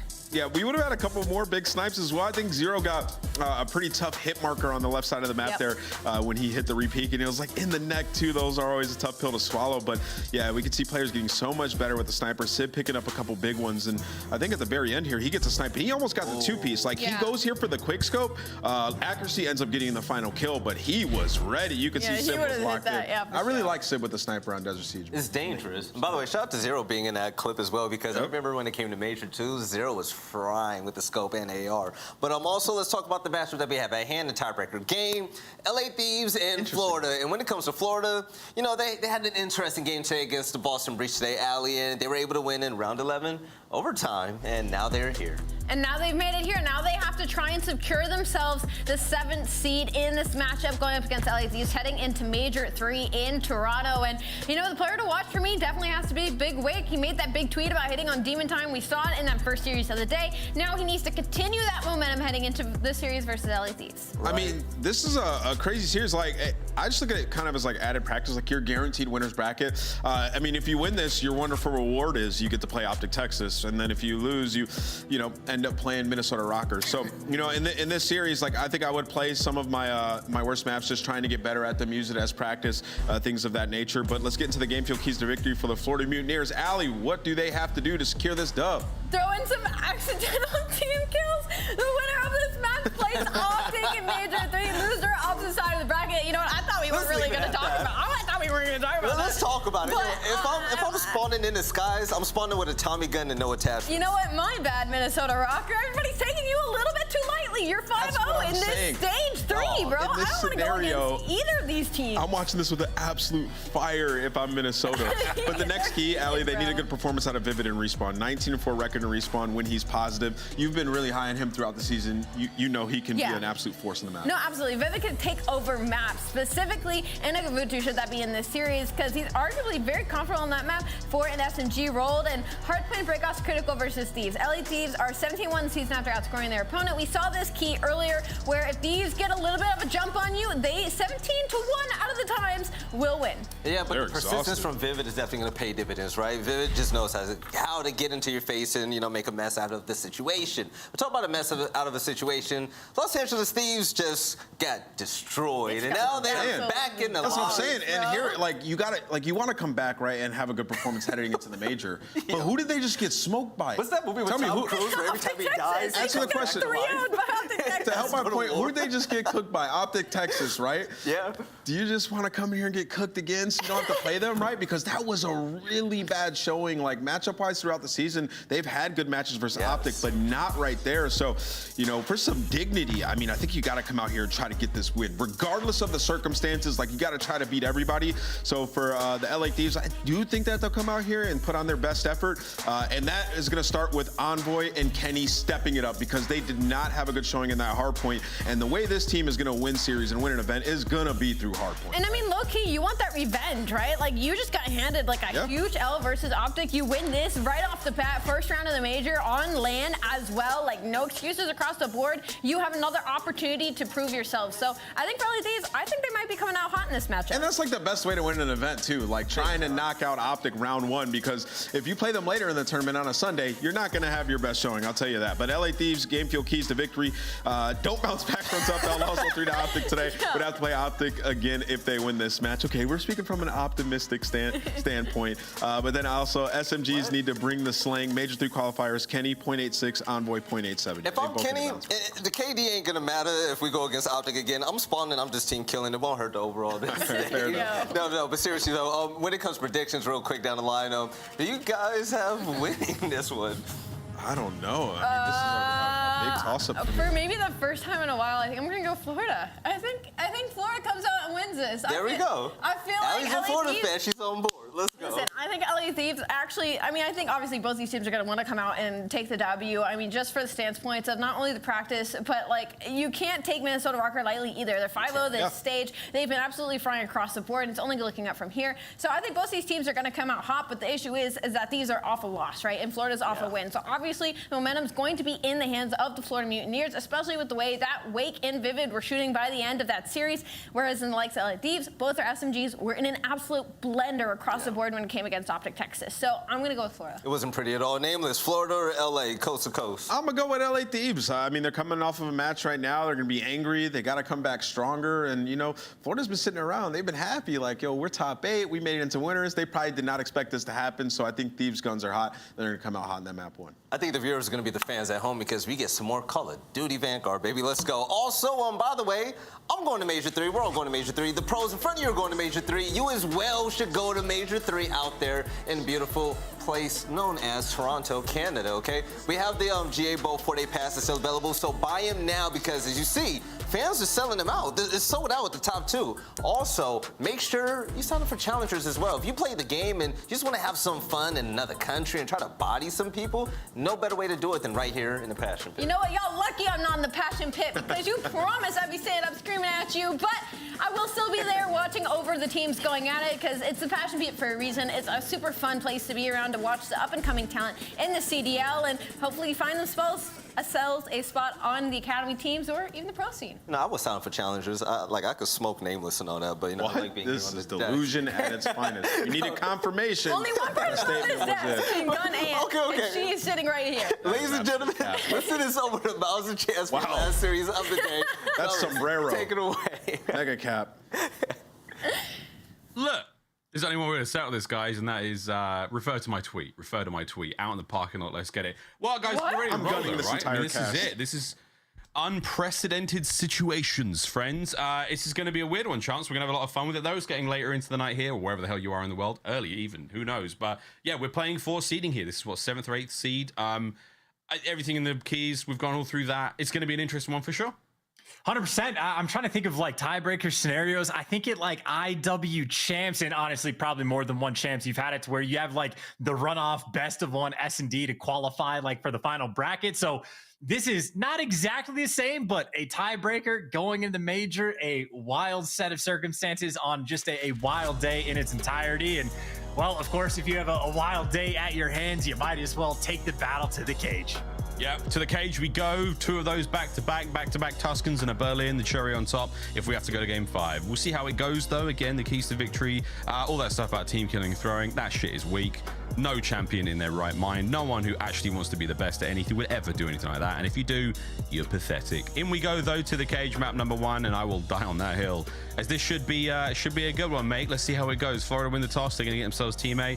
It's going to come down to the Tusken control as well. We'll see how it plays out, Chance, as we strap ourselves in and see how it goes. Dude, and I also gotta say, because like I didn't even I've been slowly processing over time as it looks like Florida are slowly, dude, all the players in this slot are currently processing what is about to take place, but there's been just an absurd amount of shade thrown towards like Minnesota Røkkr, right? These guys went 5-0, have the best map count record by a mile, 15-3 overall, and I mean, a lot of people are just talking about it as if it's a joke, as if you just like would rather lose to end up playing against those guys instead of OpTic, as if Minnesota haven't been frying throughout this stage. So maybe for those guys, more fuel to the fire, but honestly, not that they need it because they've been on point, but that is for the guys that are at the tippy top. We are towards the teams that are, well, maybe not at the very bottom of the winners bracket, more towards the middle of the pack. And I'd say both of these teams, honestly, they just like, you can't afford to lose the teams in the middle of the pack because obviously both of these guys are at a disadvantage to whatever higher seed that they play. You got to make sure you can start getting these wins down here because you need some confidence. Indeed there. I mean, I think the only sort of vague argument you've got about Røkkr wanting to play them more is that they weren't as strong at the Pro-Am, but that was a long time ago. A lot has changed since then, and the 5-0 map record perfect. They have been smoking the competition so far. So whatever the situation is, and I've seen some wonderful alternatives and ideas on the timeline, whoever you play, it's not a good look for either LA Thieves or Mutineers sitting at the 2 and 3 there at 7th and 8th. You're going up against 2 teams that have either already had their way with you or arguably are a stronger opponent when it comes to LAN as well. So it is going to be a tough spot to be in regardless. Here we go, though. As again, the standings of Major 3, Toronto is going to be dumb lit. Whatever happens, man, like we were joking about it at the start of the day because, you know, of the way things have gone through, and it's non-stop, man. This is going to be a brilliant major. Every major so far has had its crowning moment. God only knows like what's going to happen here. Like it's nuts. It's nuts. I mean, it's a butter knife fight in the parking lot in underpants. That's what it is. I mean, well, I don't know if I take it that far, but like certainly a little bit crazy. And just this shakeup that Major 3 is going to deliver to like the CDL standings. Because keep in mind, like 2 of the teams in the top 4, London Royal Ravens and Boston Breach, like they've been struggling throughout stage 3. They have been on the decline. So they do have a buffer when it comes to the CDL points, but some of the teams towards the bottom, York Subliners look phenomenal. They are in 11th place. Toronto Ultra is like a bubble team. Same with Minnesota Røkkr. They're like bubble teams around the 8th seed. And those are teams that might be in contention for winning the entire thing. So CDL points are going to get wild come Major 3. Or I suppose maybe not. Whatever's going to happen, it will just be truly unpredictable. Yeah, well, I mean, look, predictability was out the window a long time. The Pick'ems have been in the grave since what, like halfway through Major 2? Stage 2, yeah, Major 2. Stage, yeah, Major 2. Maybe even the stage. Forget the Major. It was pretty rough then, but it's been a tough one indeed. But yeah, here we go. Almost ready to get into this party, ladies and germs. It's going to be a fun one again. If you have been with us since the start of the matches here, we did promise you a good Sunday here. This was not what we had in mind, but this is what we got. Strap yourselves in, boys and girls. Bocage Hardpoint. A little bit of special extra Call of Duty. We're all going deep and dark and late into the night. I am sweating profusely at the prospect of some double cage action. Let's go. Yeah, I truly hope you put on your Sunday best for this one, because obviously for both of these teams, I mean, it's obviously not quite the tournament environment, but I mean, outside of tournaments, how often do you have multiple matches on the same day? Obviously, Thieves literally just completed their series maybe 20-25 minutes ago. Florida add an extra hour to that. So, I mean, both of these guys sort of like on the bounce back. I'd say maybe more of a adrenaline dump for the side of Florida Mutineers. I don't know if those guys like have to drive back from their apartments back to like where they play at the studio complex, whatever the right terminology would be. So just a wild set of circumstances. And again, Bocage will be the first map when we get there that we play. Well, we have, again, a lobby drop there, so we'll get into this one as fast as we possibly can, ladies and gentlemen. But again, for those of you joining us, thank you again for being with us through this crazy day of games. We've had some bangers, it has to be said, from start to finish. And again, the road to this major has been truly unforgettable. When we do get to Toronto, I mean, all bets are off. I have no idea. No idea what to expect. Other than very loud fans and a wonderful time in Canada, for everyone involved, it is going to be truly something. Because I think, Chance, you brought this up previously. There's like 6 to maybe 8 teams that could arguably win the whole thing. Whoever's having a decent day, it's going to be blindly, like, difficult to predict anything. I think I would say 9 teams. I think could feasibly win the entire team. I think 9 might be stretching it just a little bit, but I think it is like almost clinically absurd. I mean, keep in mind, if you had asked me how many teams had the possibility of winning Major 2, LAG would not have been on that list. I would have laughed at the idea of them winning with the sub, but they pulled it off and strung something together that, I mean, maybe we'll never see again. Maybe not. Major 3 might be the time to find out, but it really does feel like it is an open field. Again, teams at the very bottom of the CDL standings are in contention for winning the entire thing. So who the hell knows what's going to happen? And obviously, I mean, every little bit makes a difference. Even for the Bocage, I'd say for both of these teams, you need wins on this sort of the map. Want to have that deep map pool as much as you can. Want to make sure that the reps are on point. You never want to have sloppy gameplay. No, and again, I think Nameless brought this up on the desk, saying that, you know, if there is an opportunity here to throw in a map that you're maybe not as strong at to get a last chance extra rep, no CDL points are being awarded for this matchup, I believe. I'd be surprised if it was. Absolutely not. No, definitely not. It's a perfect opportunity to get some, you know, high stress, sweaty practice on your belt. But yeah, for both these teams, it's been a weird couple of weeks for them. You know, up and down indeed. We saw an interesting Game 5 victory there for Florida.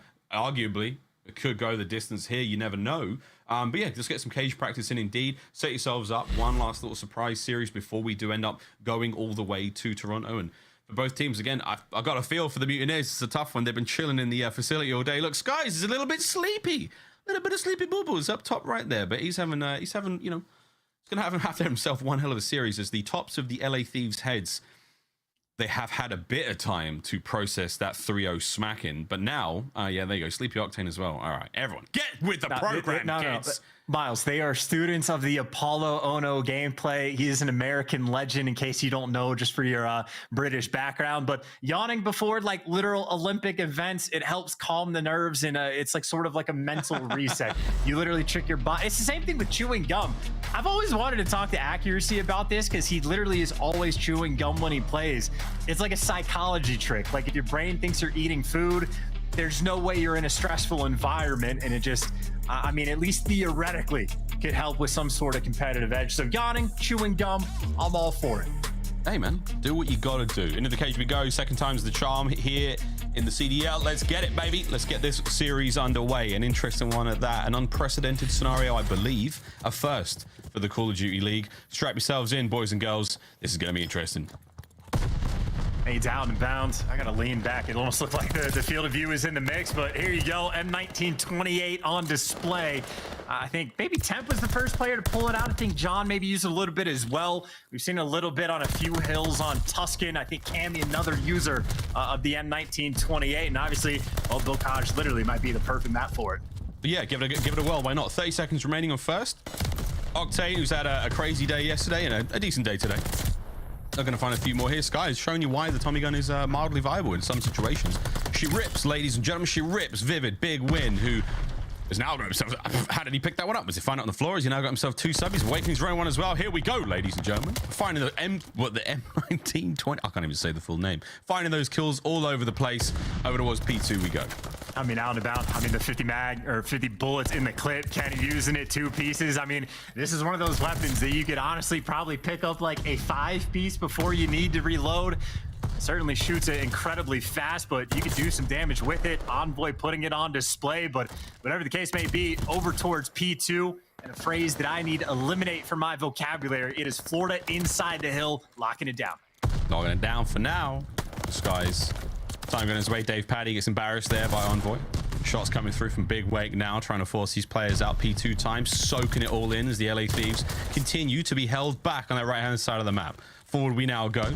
Dave Paddy, the man on your screen, got himself a munitions box. Interesting. The conversation I heard about the munitions box is sort of just the idea that you can throw it on the ground and shoot it to make it explode. And if you ever want to have like a little sneaky, tricksy kind of play just for a little bit of extra damage. So I don't know exactly how often Dave gets use out of it, but I know he has been consistent with the munitions. But Well, that's going on down low. Up top is Vivid with the MP40. Florida obviously with the lead early on, but looks like Thieves nice and secure on the rotation. A little bit toasty on the rotation now to bottom grannies. Crew's got that, it was all covered up. Envoy through the front. Get in the third, baby! Sky's backs on out. Doesn't want to land on the Bluebird later on today. As again, time now going the way of the LA Thieves. Not quite able to take the lead back just yet. As Octane sitting at 7-7, a little slow, but we're going to see some MP40 Tane. Doesn't quite have the same ring to it as Sorg Tane does, but 30 seconds here on bottom grannies. The break's on now for the Mutineers. That's time going their way. Let's see how long they can keep it. And really not a ton of time collected by either team on this hill up to this point, but Florida now inside and halfway decent setup. The Drazah's working on breaking down, and hey, not a bad start at all. Thieves instantly right back inside the point, and maybe now time for a couple spawn kills, or maybe not. Skies delivers with the M1928, and that is a gun that definitely takes a long time to say. It definitely takes a long time to say. It takes an even longer time to reload. Those drum magazines are no joke. Still, kills going their way now. Rotation down and go towards Barn. Envoy 12 and 10, looking a lot stronger than he has done in the series we've seen today. Kenny finding kills over towards hardpoint again. It's the rat in hand for Dave Paddy, who's going to rat-tat-tat his way into the hardpoint. Can't get in the next on Octane, but for now, Barn's going to be sitting in the hands for the LA Thieves. But if Bocage is anything to go by, the break's surely abound. And of course, now you're trying to look for a little bit of that P2 control, but if you don't have top grannies and Kenny, I mean, sort of in spawn or prime spawn kill territory, but where he gets straight to the gunfights now go over towards the hill, and not super mixy for the moment. Vivid opening things up just a little bit, and a halfway decent setup to keep his teammates nice and secure inside the actual hill. So obviously a pretty tight game early on, but Mutineers will have a very small edge going into new. And speaking of small edges, #1 Awakening, he just gets through enemy lines. Thieves left the window open. Awakening trying to take full advantage. Yep, here we go. Rotation over towards River. Big Wake in position. Brought down quickly there. Some Envoys managed to make his way across the map super fast. Again, brought down by Skies. It's trades on trades here. Not a tremendous amount of cohesion, let's say, between these squads right now. Looking a little disconnected. Back spawns right now for the LA Thieves, getting picked apart by Vivid, doing what he can there with the automaton. Big Wake now through River, absolutely rips Kenny, kills all over the shop. Hardpoint was the LA Thieves for a brief moment, but now right back at it. You got Florida close by. Yeah, clean shots from Envoy at range, by the way. Big fan of the iron sights on this gun, but I guess doesn't pay off against Skies. The closer he got, the worse the shot ended up being, but now turning your attention towards the actual hill. Kenny, nice little angle to get the players outside. And hey, maybe 18 seconds you're able to collect, or maybe an open lane that you take full advantage of. He's not really having the best coverage of all the points of attack towards the hill, and well, that'll mean Kenny dies. It's a slow one from both these teams. We come towards our second set of hard points, and no one's that close towards the 100-point mark. It's looking like an old New York Subliners where they were allergic to the hard point. But for now, force breathe for Octane. Sub in hand. Kills are there. It's a 5. Top Granny's is a little bit busy right now. Might be able to get ourselves some streaks. No. Cut down from behind. Time now going the way of the Mutineers. Back over to the middle of the map. It's your boy Reese Vivid finding them kills. Kenny doing what we can also. And again, it's looking fine. Chance Mutineers walking away with this one slowly but surely. Spawns for the second hard point. Should be all theirs as well. Looking good. 30 seconds on the point. And funnily enough, I think a consistent theme of the LA Thieves throughout the course of the entire year really is they do get outslayed, but still manage to get wins because of how well they play the map. But now they're actually doing all of the outslaying, mainly off the back of Octane, but not actually getting all of the work done inside of the hill. 12 seconds left on this P1 that neither team seems to be overly interested in actually collecting. But as far as that rotation goes, Thieves will definitely be set up first. Yep, over towards top left-hand side of the map. You know the drill team. Tanks hard point. Up in a moment. Big Wake. Finding kills, but not necessarily running the show so far. He had a nice day today, it has to be said. Good looks with the rat. Hand in hand. They fly towards the point. LA Thieves do manage to get a bit of a flip, and now you've got yourselves a bit of time going the way of the Mutineers. Skies has somehow slipped through. Tommy gun in hand. Rings a couple of shots out. Brought down immediately. And now, another naked hard point. I believe we call it the Zuma gun these days is what the adjustment's being made to, but really not a ton of time collected. You are correct. Neither team doing their Sunday best to try to get inside the hill, but maybe Dave Paddy's able to go and find his home. Only 10 seconds total for him, and usually he collects a decent bit more. I think it's Awakening or someone that ends up taking him down. Maybe Octane pulling the automaton back out and maybe just making the swap depending on the hill. Octane always next level making sure he is the right gun for the job. Yeah, hardpoint in the hands of the Mutineers for now. Scrap time going to be going their way. Bottom grannies. Let's see if they can keep a hold of it. LA Thieves not necessarily doing too much to, I suppose, take the hardpoint time is maybe the right way to put it. Back in we finally go. Drazah's on a 3. Time now for the squad. Top grannies control. I think this is what you basically want right now. Octane on another 5 spree for him. 28 and 18 overall. 23 and 18 for Kenny there, as we are pretty much killing everything in sight at this moment in time. This is a decent grannies hold. And Spawn's still close there from the Florida Mutineers, trying to flood in through the back line. Not quite working out just yet. Octane on the point. Vivid skins him alive. Kenny still frying and flying from the back line. Brought down eventually. Mutineers with a hard point. Yeah, it seemed like a poor time for Octane to scratch his nose as soon as he goes for the meta play outside of game. Well, in game, he ends up meeting his demise. Final 12 seconds left on this hill. Florida, well, I would say that they should be able to secure it, but obviously on this map, you can fight for a decent chunk of scrap time. As that rotation goes over to New. If I'm thinking back to that first set of rotations, actually, I already forgot. I think Florida held it down for the majority of the time. I think they did. I mean, it's a close game in this moment in time. Barnes up. Florida with the time. LA Thieves trying to back on up, retain some semblance of control here. Spawning that back to inside. Forward you go. Vivid 30 kills, 27 deaths to his name. It's a little mixy indeed. It's definitely not the best hardpoint or the best Call of Duty we've seen today by a long stretch. But this is Skies soaking up that time indeed. 30 seconds remaining here on Barn Chance, and LA Thieves have basically chalked this one. But ladies and gentlemen, asking you shall receive. Let's see how things are going in the comms. Let's do a quick listen in with Florida Mutineers. Yeah, I don't know. You got him nice. Dub door. Nice, someone there, dub door. Dub door, Zach, absolutely. That's last guy. Maybe you gotta, never mind. I can get you time. I feel. Spawn mid. Make it on way. Where do you go? Oh no, Barrels in. I have hill. I'm in this order. I said native on hold. I have hill. I'm needing top. I need top. He's talking right. Yeah, he's telling me fast. Kenny, one shot, dead. I'm going tree. Yeah, you can go top mid if you want to. I'm looking over hill. Over tree, good time. I have time. Barrels. He shot you mid barrels. I don't see him mid. He's just laying down mid barrels. I think. Mid barrels. Just laying down mid. Where the fuck you went? I don't know where he went. Drazah's in the back. Drazah's in the back. Drazah's in the back. Round man dead. Nice, 2-2. Missed. Coming up, Got a gate. Yo, tunnel. Last guy tunnel. I spawned my hood. I can be in the back. Yeah, you want me to get hill? Tower. Tower got me. Charlie, you go, Charlie. I think he went back in. I don't know where he went. Got me. So it's... Got me mid. Let's try absolute deal middle. Middle black truck. We're tower in the back. Yeah, 2 in the back, man. Tree. Pick up. I need tower ramp. Bomb's good there from Mutineers, keeping things together, all things considered. Now, over to the other side of the board. Let's see how things sound with the LA Thieves.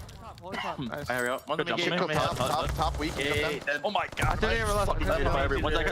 Lower weak cut area. I pushed out left. Make sure he's soaked. I'll get. Nice plate. I can nade everything. Tower take down. Tree, one shot. He's like, Barn, hey, go mid door. I got one. I got one. Oh wait, stable. I don't see anything here. He's on me hood, one shot hood, Dave. Hey, what's me got it too? I got it, he Nice did. job, gate, Dave. In house, bottom house too. I don't see the guy gate. He's on house. Nade every time, bro. Nade every time. Watch my name. Stable? I don't know where stable. Stable. That's time he's bottom. 16 seconds left of the in-game clock, Chance, and look, it's going to come down to the wire for at least one of these teams. Yeah, this is wild. This is shades of MW Octane. Electric performance, 38 and 30 with nearly 2 minutes of the hill. Trying to throw his team on the back, but 3 seconds on the game clock. And I'd say for Florida, they just want to keep it contested or get out of the point, run it down. Only 1.4 left. The contest is in, and game number 1 in the books. Florida Mutineers with the hot one. Hey, I'll take it. That's 1 down, 2 to go for them. LA Thieves. Not the best performance they've had on Barcage, got to be said. Not the best performance they've had, recently. A telling sign of things to come. But there we go. 1-0 to the Florida Mutineers here in this what are we calling this? It's still a qualification matchup, absolutely, as we start now to put this sort of crazy tiebreaker scenario to test. And there we go. First one down. Decent amount of kills across the board for seemingly everyone. 36 and 28 for Kenny. 39, 31 out of Octane with the 5k damage. Clearly having a good time. Soaking the hill time as well. That 153 there. And Either way, though, it comes down to the game clock, and in the end, it is a big win for the Mutineers. And I'd say, what, maybe a cheeky 58 EKIA as well for Octane. He had 18 or 19 assists just to add to the tally. But, I mean, again, that truly did just remind me of his MW gameplay and his level of comps. Reminiscent of the old Seattle Surge squad, but of course, that is just for map number 1, and I think maybe another theme added to the keys to victory. I believe Florida Mutineers are 19-4 when Vivid goes positive. And I think you add another one to the tally for map number 1. Indeed. I mean, look, those Seattle Surge days, whew, it was looking good for the longest of time, right? There we go, though. First map down, Search and Destroy coming up next. We stay on the cage for that. And again, an awkward and unprecedented situation to be in here in the Call of Duty League, but everyone's making it work. Even the LA Thieves, it seems. Even. I'm not sure, though, Sean, so I could be convinced otherwise. I mean, you know, it's a unique situation for a unique day for a setup to honestly what could be a pretty unique tournament for the Major III. So just doing the taking care of business to figuring out these final bit of seeding again. The winner of this gets the 7th seed, loser obviously the 8th seed, both of which start in the winner's bracket come Major III. And of course, well, we started with a Bocage and we will continue to be that. I feel like, excuse me, really since we had Berlin control out of the mix, like series almost seems stacked of like anytime you have a map 1, map 2 is almost always replicated. The number of times even today where we've had like triple Berlins back to back to back, Tuscan, you had the exact same thing in the mix. You know, I assume just coincidental, but this series the exact same, back-to-back Bocages and then back-to-back Tuscans. And a Berlin, should we see a game 5 for the cherry on top? I hope so.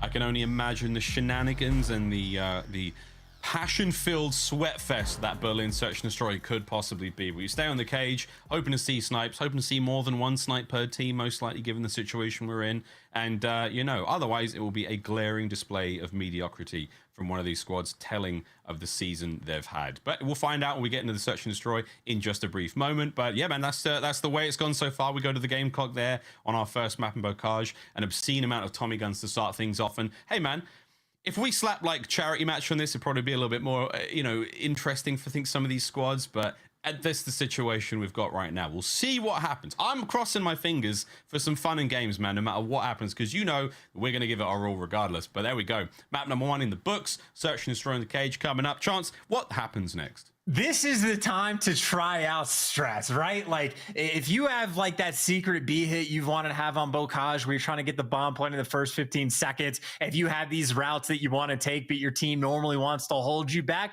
let it fly. Like try to get a little bit creative, see if you can cook something up special and I don't know, maybe learn something new. I would say any match you play against a pro team is always an opportunity to learn. Oh yeah, hey, anything to, you know, expand the repertoire here in Vanguard. It's an interesting one for sure, but we're almost ready to rock and roll there. And actually, at the same time, we've still got Clayster's team playing in the challenges at the moment in time. So there's lots of Call of Duty taking place across the internet right now here on this wild Sunday as we get further in the night. And again, I feel for our crew in Columbus. A lot of you there. I think it's what, a 3-hour difference. Getting dark, getting deep, and you've got a storm right now, Chance. But hey, nothing stops the COD. That's the way it goes. Bocage, Search and Destroy coming up in a brief spell. We'll see what happens in this one. I'm really hoping for more than one, you know, multiple snipes. Like 3-man snipe per team. There's nothing actually stopping it, I don't think. I think the GAs are well out the window at this point in time. I may be incorrect. I want to say the only player that's really pulled out the sniper on Bocage this year has been Dashy. I might be incorrect. I'm sure someone at some point has pulled it out, maybe for an extra round somewhere in the mix, but Dashy is certainly the only player that comes to mind. And you can, like, in very specific situations, make things happen with the sniper. Certainly if you've done your homework and you know the intel and there's like certain spots a team likes to play, like, you know, if you know a guy is going to be playing in the tower off the open rip or on the back wall over towards river, you do have options with the sniper, but obviously that is not the type of map where you can see it every single round. Nah, but we may as well. Like, guys, be real. We may as well. Let's get it, team. Throw a smoke, why not? Spice things up. Here we go. What's going to be the play? Who's carrying what? Observers, give us the goods. He's got to swip out. Okay, sticking with the Tommy gun. Here's the snipe from Skies, and This is actually an angle I've never elected to God, go with, dude. and that is Call of Duty timing at its finest. Players already over up top. Yeah, An baby! assassination. They have a cowboy hat. Now that's messed up though. Octane actually stole that kill from, I believe it was Envoy or Drazah. That's messed up. But that's the way it goes right now.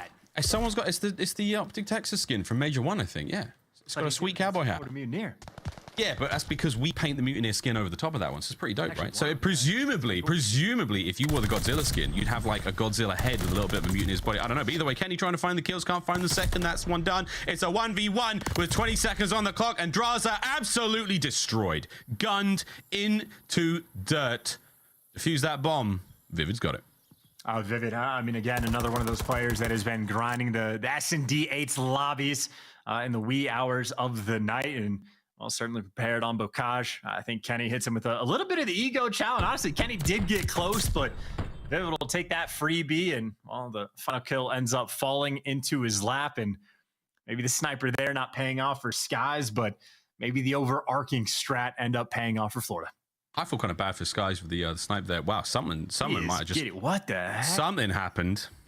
Somebody might have let fly a fart before round 2 started and chuckled the entire team. 3 in a row for Vivid. Let's see if he can bring any more. I feel bad for Skies though, man. He almost hit that sweet snipe through window, but not to be had. All over the A-bomb site. We are stacked, ladies and gentlemen. Drazah Envoy kills. You name it. Drazah finds a second. TJHaly, last man up. Round is done. Speedy one. LA Thieves win.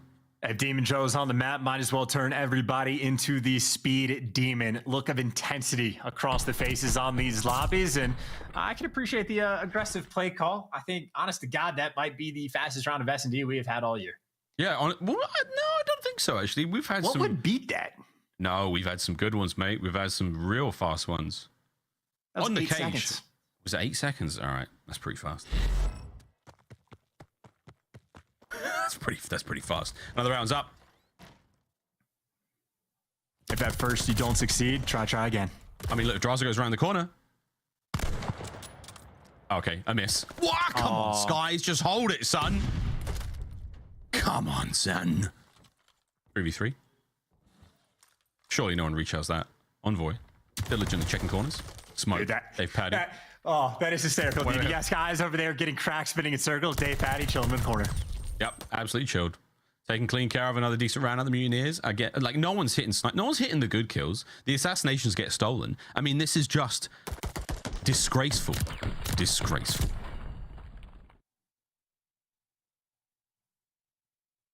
Skies a man of many faces, by the way.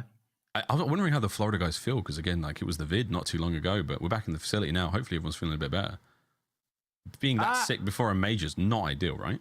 I mean, hey, they all tested negative. I think today was the first day where they got the all clear. Maybe yesterday, whichever it was, you know, back in good health. So I have to imagine they are feeling pretty good, honestly. Vivid's in, baby. Give it your best. I mean, I think everyone in the lobbies have got a bullet or two in them, but no one went down there. 3v3. TJHaly, show us some magic. There's the first. Makes Envoy disappear. Fakes his own death. He's going to respawn in a moment here in Search and Destroy because he's actually magic. Sky is now in a 1v2 with Snipe. He's got no hope against those two players if he can't get through this window. Honest to God. Way too thick. His teammate saw Kenny. Oh, well, he saw Kenny. I kind of wished he missed it. And how he missed... Okay, there you go. LA Thieves, we're back on the board, baby. Ooh, gotta appreciate the old counter snipe as well. Hit him where it hurts. Hit him right where it hurts. Oh, okay. Okay. Snipes on snipes. Can we get some more snipes out, please? Ladies and gentlemen, can we all get some more snipes out? I mean, Miles, you know me. I will snipe every single round on Bocage. Oh, I know. No fear in my heart. And so do your victims, your opponents in ranked play. They don't stand a chance. I mean, pun intended. I'm not even sure what you can see from there. Whoa, nice one, Viv. Easy peasy lemon squeezy. What a read. Working hard for these. I mean, look. He just walked straight into this one. 3v1. Hello. Nah, not a chance. Not a chance. Mutineers with another goodie. LA Thieves. Average. Fist bumps out and bound though, trying to build a little bit of momentum for the bounce back. Vivid, by the way, lights out performance, 9-2.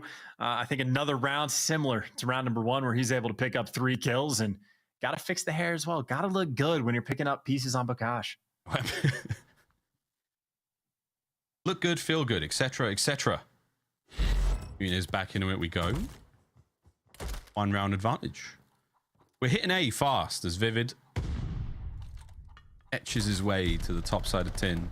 Skies is in, man. This actually could get ugly real quick. I think he's about to get assassinated again. No, Envoy finds that kill easy onto him. 3v2. Thieves got the numbers, but they're starting to bleed out. Can Vivid get streaks? Possibly.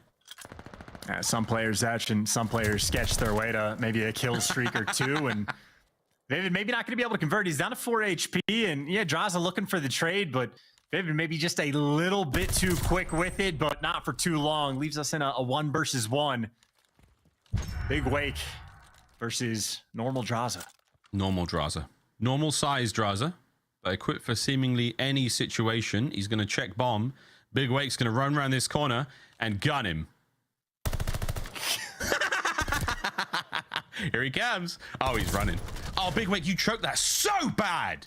Such a choke. Stuck on the door frame, man. Come on. Drazah gets the defuse on a 3 spree as well. I mean, if nothing else, the the crouch spam movement, whatever you want to call it, was pretty good. Just not the actual movement through the old door. By the way, a matchup I was thinking about watching challengers either this morning or last night. I don't know if this is a matchup that could potentially happen next year, down the line in 2 to 3. God only knows. But a player in challengers that goes by Hazard, obviously Drazah is Hazard backwards, and if they ever go toe to toe on the battlefield, well, there can only be one. There can only be one. Someone's got to change their name. I think that happens occasionally.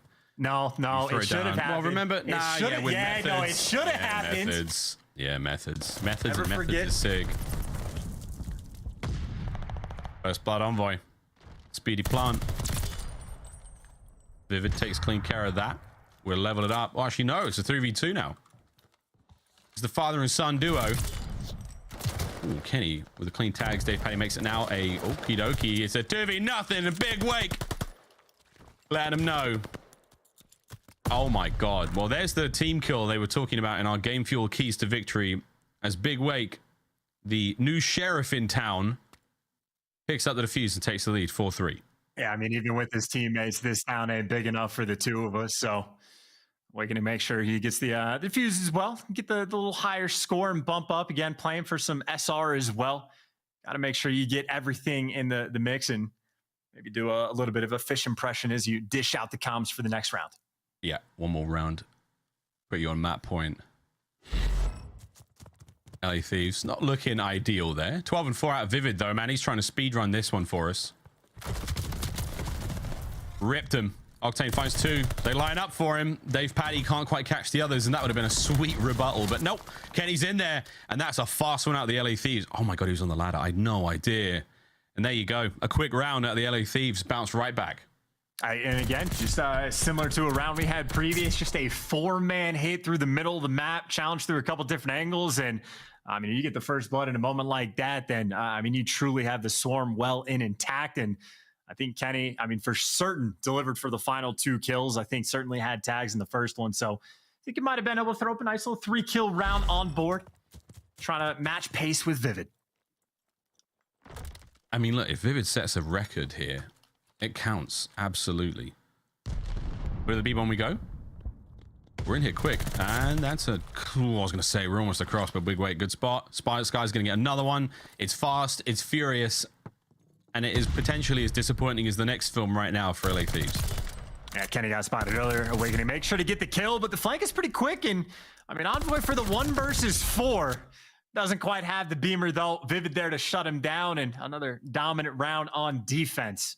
I think both teams basically taking turns to eviscerate one another, and some players were born in darkness, molded by it, and Florida, as dark as it is in that room, that is simply what they're used to.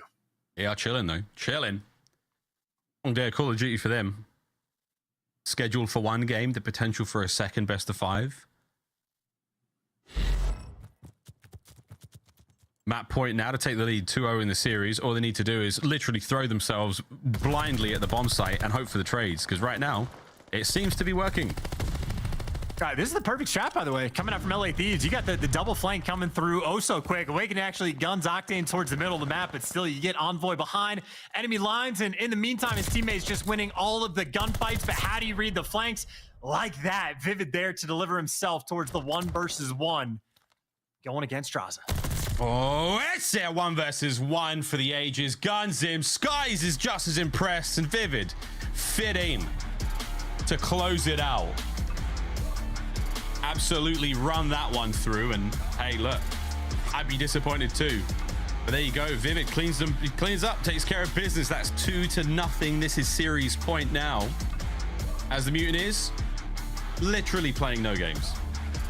I think, you know, victors of the cage, they come out on top, and maybe that'll be the theme of the series. One team dominates one map, but we do go into a Tuscan where, you know, LA Thieves, especially so in Hardpoint, have certainly made that their home. But obviously standout players here, without question. Vivid for the side of Florida Mutineers. Not a bad moment to have a triple positive KD.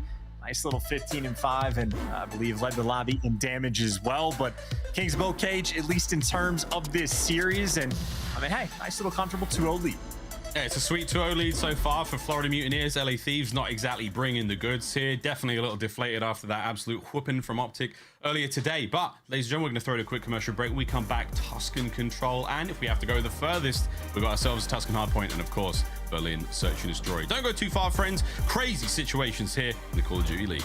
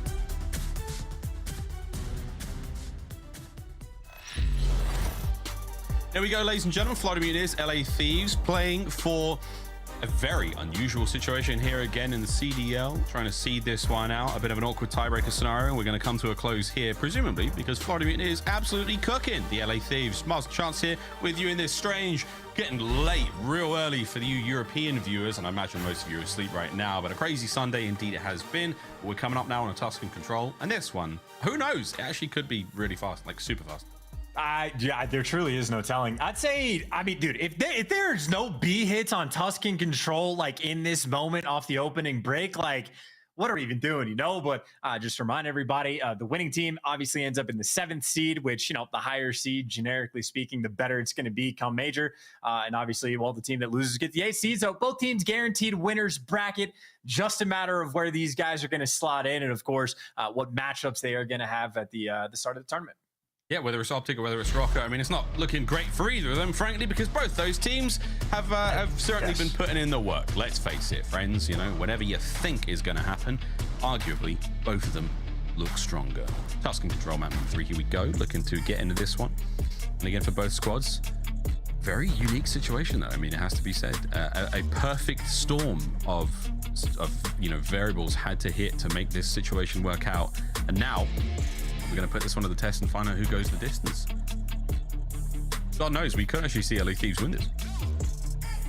I mean, you never know. Again, the Bocage, I think the theme was certainly that Florida had the edge. I know Vivid was certainly really setting pace in both the hard point, especially so in the old search and destroy. But no B hits. It looks like mostly standard. Certainly a lot of pressure towards the middle of the map for the LA Thieves off the opening break. And a couple nice nades coming through as well. And Kenny with the sub trying to get those reps in.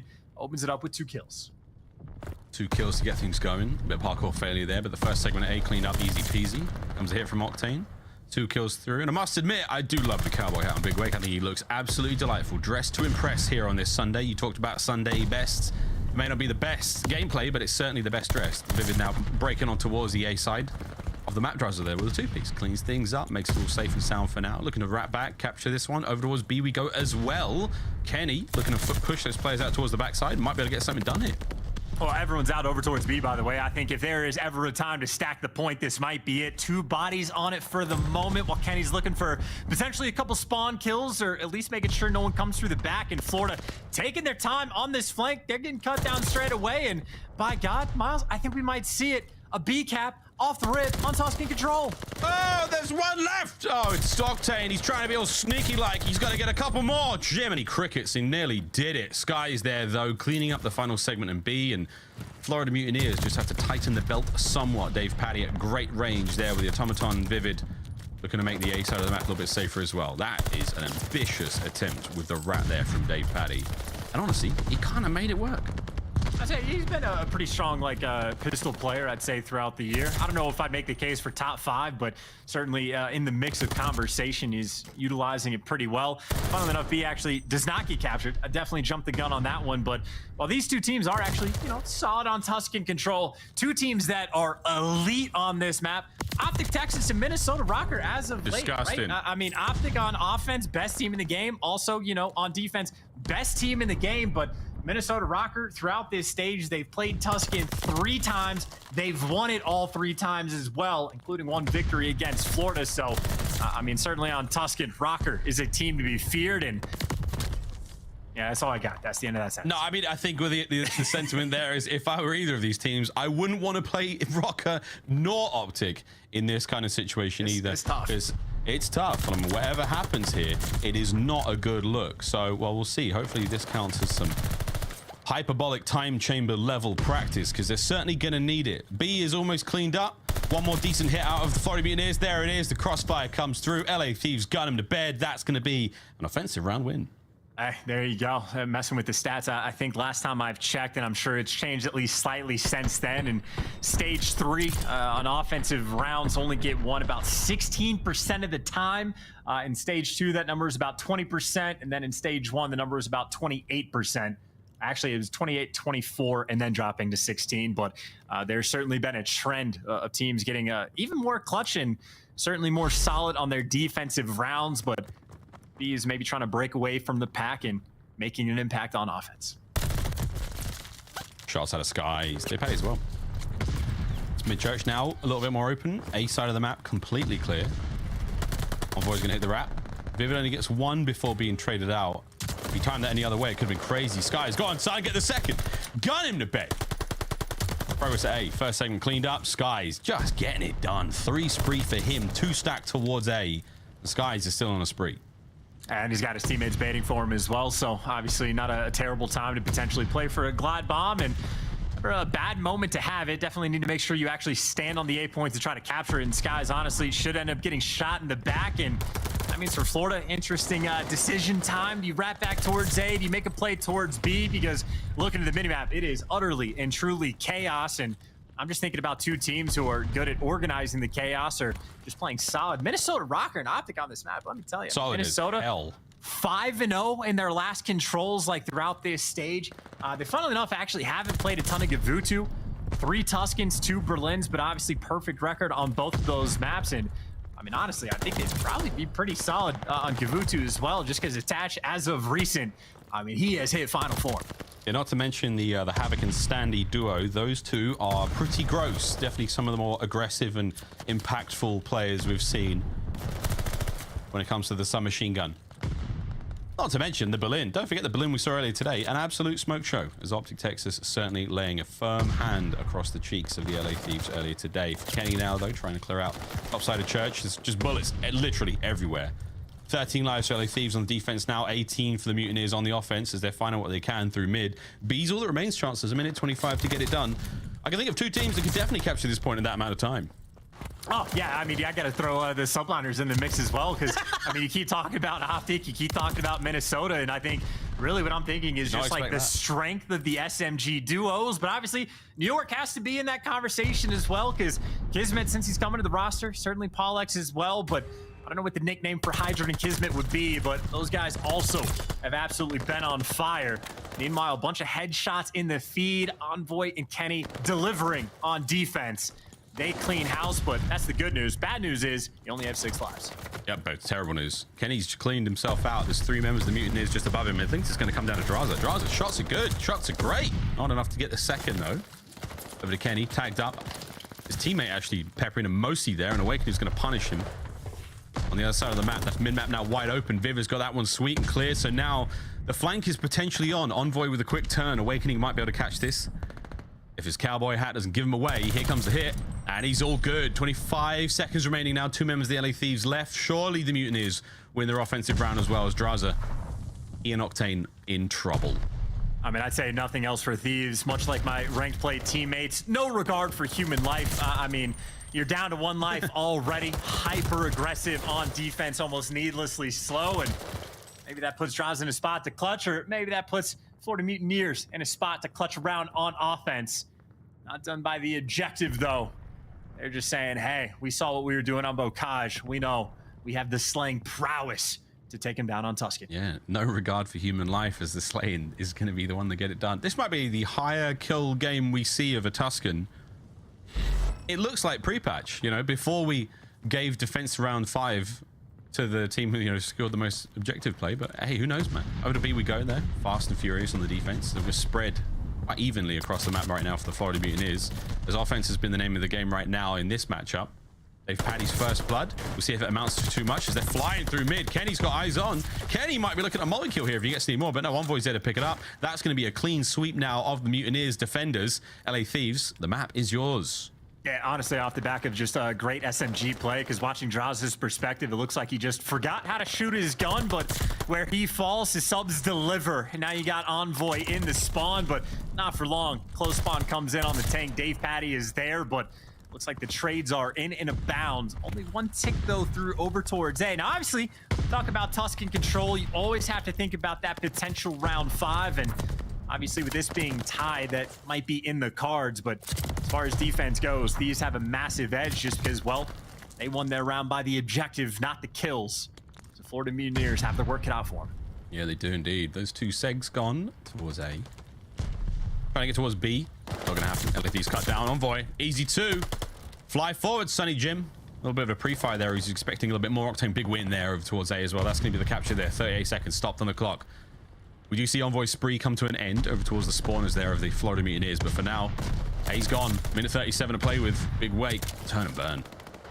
Yeah, unfortunately, though, does ended up getting caught. So, again, aggression on defense has actually been a distinct theme so far from this game. But you got players like Skies maybe pumping the brakes just a little bit. I'd say, if nothing else, it seems like the teamwork pretty on point for Florida. The trade's always in, out, and about. And speaking of out and about, aBeZy gets away, heals up, and is ready for the reach out. Only one player, though. I mean, it is Drazah by his lonesome trying to make that individual play. And obviously, this is a difficult front line to break. Yeah, this is not easy. Vivid's dropped. Couple of kills going through. Paddy awakening in the kill feed, lighting things up. Envoy's going to finally get the trade through. Tagged at range, and the kill feed looks a little mixed right now. Can Kenny get anything going there with a sub up close and personal? The answer is no way, son. As aBeZy awakening, the whole crew put him down. 10 lives remaining for the Mutineers on defense, 9 for LA Thieves. As the slow and steady approach through that plat side of the map, through B, they're trying to get there. And this is it. This is your moment, by the way. You win the first couple gunfights, win the next one as well. You get a little bit of clearance to try to fly out. It is the 4-man hit through the front, but Octane meets his early demise. Couple ARs showing up in the feed, but there's the clearance that you're looking for. Right. No respawns remaining. This might be it. 3 rounds back-to-back of offense. Doesn't happen often. First segment gone. Here we go.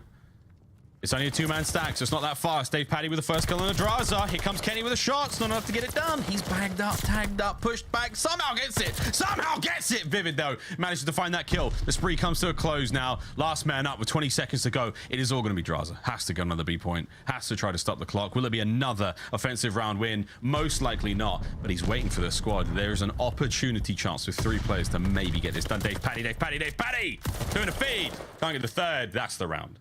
Yeah, that was the heads-up IQ play, I'd say, for Drazah, waiting for his teammates. But then, unfortunately for them, they ran into the brick wall of aBeZy, and obviously the support was in. Electric gameplay here, belly down. Whoa. Only ate a single bullet, and I mean, style points on the slide, but the gunny was all Dave. I'll take it. 27-20 for aBeZy. Match point Florida Mutineers. The LA Thieves on defense have not really been able to do anything. Aggressively average on defense. It's all been about the offensive rounds. Let's see how it goes there. aBeZy's first blood. Forward you go for the Mutineers. Clearing out Church. Can't get it done. Drazah's there to keep things spicy, keep it interesting. Managing to sell the kills through mid as well. And there's Kenny finding just non-stop all over the place. So over towards A we go, and no one's getting towards B. Again, LA Thieves turning up on defense finally. And they're really pouring the pressure on as well, flying through the middle of the map. Miles, what do you reckon when aBeZy casts a Patronus, what actually happens? Does like a big wake appear, or? No, it has to be an animal. I don't know. I don't know about Harry Potter, but I know it's not going to be a person. It's always going to be an animal. So when aBeZy casts Patronus, it's like a whale or a killer whale. It's something massive and dangerous. It's like I would contend that Big Wake is an animal, but I see your point. All right, here we go. Well, either way, 45 on the clock, 20 lives apiece. You finally get onto A for Florida Mutineers, but it's not quite enough. There we go. Now, we're starting to capture this one as Vivid. Might have to cast a Patronus of his own. Can't save him from Octane and Drazah. They fly forward. There's a lovely top-down view there of the raging fires of Tuscan. 30 seconds remaining, and it looks like, unless anything crazy happens, we might be able to see the mid hit, but Envoy's there to clean up a couple. aBeZy flying through. Towards B, we might be able to sneak it, but Kenny's there indeed. There's Kenny. Cut down. We're on B. We've stopped the clock. 21.2. Yeah, but it's Big Wake, the animal that is out and about on the point until he meets a grenade off spawn, and, well, that'll be his fault. Only 15 seconds left, and, well, we've actually talked about a few of these rounds have been offensively dominated. This one potentially could be shaping up to the rarity of a team not even being able to capture A. I think Florida feeling that pressure, get 2 bodies on the zone, but hey, Kenny's here for the trades. He's looking to get him off. You see Drazah in the feed as well. I think Thieves looking to clutch up and maybe force this to a round 5. It could well go. No one really there. The cap. 2 seconds on the clock. Got gunned him. Oh my God. Wait a minute. Wait a minute. Kills are there. Mutineers. Oh my God. Could it happen? Big Wake. Demon Joseph. Top radio, nice awareness. Nades are there. Slowly but surely, the capture on A. As B is pretty much done. Sky is somehow staying alive. This is embarrassing. This is embarrassing. He's still good. He's still good. Oh my God. Last one's up on towards A. 2 seconds, still good. Dave Paddy, it's pure magic, baby. It's magic. There's no lives left. It's a 3v4 with a minute on the clock. Pressure's on. I mean, you play this like a round of S&D. 2v4 now, the final 2 lives of Florida Mutineers, Vivid and Awakening. What can they make happen? Gunfights towards the middle of the map. Awakening stunned out and pressured. Gunfights ringing out. Vivid trying to help his boy. You got the Chow towards mid. Envoy causing problems on the flank in so many directions to look towards. Is right now, I mean, they are basically trapped. It's a 2v3. 30 seconds on this one. Kenny's got a corner, but Awakening. No, not enough. Kenny's corner prevails over to Vivid. He's fast. He's furious. It's a 1v2, 20 seconds. Oh my God, Drazah. If Drazah wins this, which he should, Vivid's no way going to turn around. There he is with a pistol, but Octane got eviscerated. LA Thieves by the skin of their literal teeth. It doesn't look like fun. Pure stress, even with a Kenny smile in their final round. Yeah, and I'd say, you know, the tried and true, as many Tuscans do, end up on the round 5. Definitely a more stylish way to get here, but round 5 nonetheless. And honestly, Miles, I'm starting to be under the impression all these teams that sort of underperform but always consistently say that in scrims they look good, maybe this is what their games look like in scrims. Ah, maybe. Big weight, tagged, bagged, no problem. Drazah's all good. 3 spree right now after the sort of the strange finish of the last round. Clutches things up in the 1v1. That's a 4. Any more to be had here? Slides into it. Oh, baby, that actually was not his kill. Either way, Octane's putting the work in while Kenny's hit the flank, and the boy can YY all he wants. There's no way. Oh my God. There's no way. There is no way. Does manage to get the 2-piece. I thought he might have YY'd his way into hell with that one. He's still going, doing his best Shotzzy impersonation. Flip floating around the inside of the spawn now of the Florida Mutineers, and catches a Dave Paddy. Finds one more. Absolutely running it now. Some of the best gameplay we've seen out of Kenny for quite some time. I mean, he is just playing at a lightning pace, and obviously this is a normal pace for the actual YY portion of the ordeal, but maybe unfortunate, gives away his position, and obviously that should make watching the flank a little bit easier, but the Chow too quick from Skies, and the gunny not quite delivered to Dave Paddy. He's actually Vivid there for the coverage. Florida, clean 4 in the feed. 1 man left on point. Everybody pushed up, and maybe looking for a couple spawn kills, looking for a little bit of pressure towards that other point. Fortunate for Vivid, he does get caught, but looks like Thieves at the very least have conceded A. I want to try to lock it down on defense over towards this B zone for next minute and 52. That'll be on the clock. Here we go. Right, over towards field side, trying to find the opening. Vivid's managed to infiltrate church side. There you go. Eyes on the first. Can't finish it. Does get that. No 2Bs. Kenny's still alive. Oh, he's going to reach out this. Not a problem for Reese Vivid, though. Envoy's got church covered. Sky's managed to do dead silence his way to the other side of the map. Nice shots out of Envoy there. Don't know how he managed to learn those. Minute 30 to play with 12 lives. Mutineers here on offense. Gotta finish your gunfights, kids. And, well, Awakening delivers. Nice little readjustment and re-snap over towards top ladder. And a couple kills going their way. Dave Paddy with the reads, ready to deliver the gunny. And gunny, thy name is this, capturing B zone. Awakening on point, but feeling the pressure of those grenades. Someone looking for spawn kills, but the teamwork for Thieves on point. How do they handle the flank? Drazah can't deliver just yet, but Kenny's there. Defense, if nothing else, always just a little bit easier to defend. Oh, good shots out of Sky. He's not have to get the job done, Envoy. Less than a minute. Single-digit lives for both teams here in this final round. LA Thieves might have to survive for 50 seconds to force another Tuscan hardpoint. Florida Mutineers, either kill him or cap it. You get the higher seed going into the major. Let's pick out Vivid. Sorry, I mean, Vivid's trying to make plays, but I just got to say, if Minnesota Røkkr was in this situation, I would trust them to win this from either side. But right here, right now, anyone's game. 6 versus 6, 30 seconds on the clock. It's still trying to make this one happen. They're on the point. 29.3. Stopped it. Awakening trying to clear at top church side. He's got eyes on at least one. There's the second. Beautiful teamwork from the Mutineers. The pinch is good. The pinch is on. Kenny now in a bit of trouble, but somehow manages to slip the net and he stayed alive. 20 seconds on this. It is not over just yet. You have to find Kenny. Drazah last man up, and it is a crumble there from LA Thieves. The defense has fallen. It is done. It's a 3-0, 2 in a single day. Never chalked, but there it certainly was. Mutineers, higher seed going into the major. And Skies is on his feet. I mean, just an electric performance. I think Vivid had himself a solid series. I know Dave Patty got the 40 bomb plus towards the end for the control, but I'd say the theme, if nothing else, for the LA Thieves throughout stage 3 was either 3-0 or get 3-0'd, and they're on the bitter side of it there as they fall towards Florida, but I suppose an expected result towards the end. Fantastic work out of Mr. Dave Paddington. 7th, the 9th, whatever the case may be, also led the lobby in damage as well, but big wake the Patronus not too far behind. I still maintain that it cannot be. I mean, look, the Harry Potter fans out there have got to honestly educate me because I don't know. But a 41 and 29, glorious performance out of Kenny, not able to walk away with the dub. 44 there from Dave Patty, truly a wizard. And double 5k damage there from the Mutineers, so big wake. If it was indeed his Patronus or just his partner in crime, putting in the work, clearing things up there. And a 16-minute long Tuscan comes to an end. And there we go. Mutineers are up, baby. Let's take a look at the highlights. We saw some fun stuff in this one, though, mate. I must admit, that two-piece was at the round 2 victory for the Florida Mutineers, where like Dave Patty was prone, sliding into the fight. LA Thieves got ripped there. It was a good-looking map. You know, taking advantage of those off angles and, you know, trying to keep the pace just a little bit tougher to read. But, I mean, overall, a decent little edge. I think something that stood out in the stat line as well is I think Skies maybe struggled a little bit on defense for the team, but hey, they were able to get it done on offense.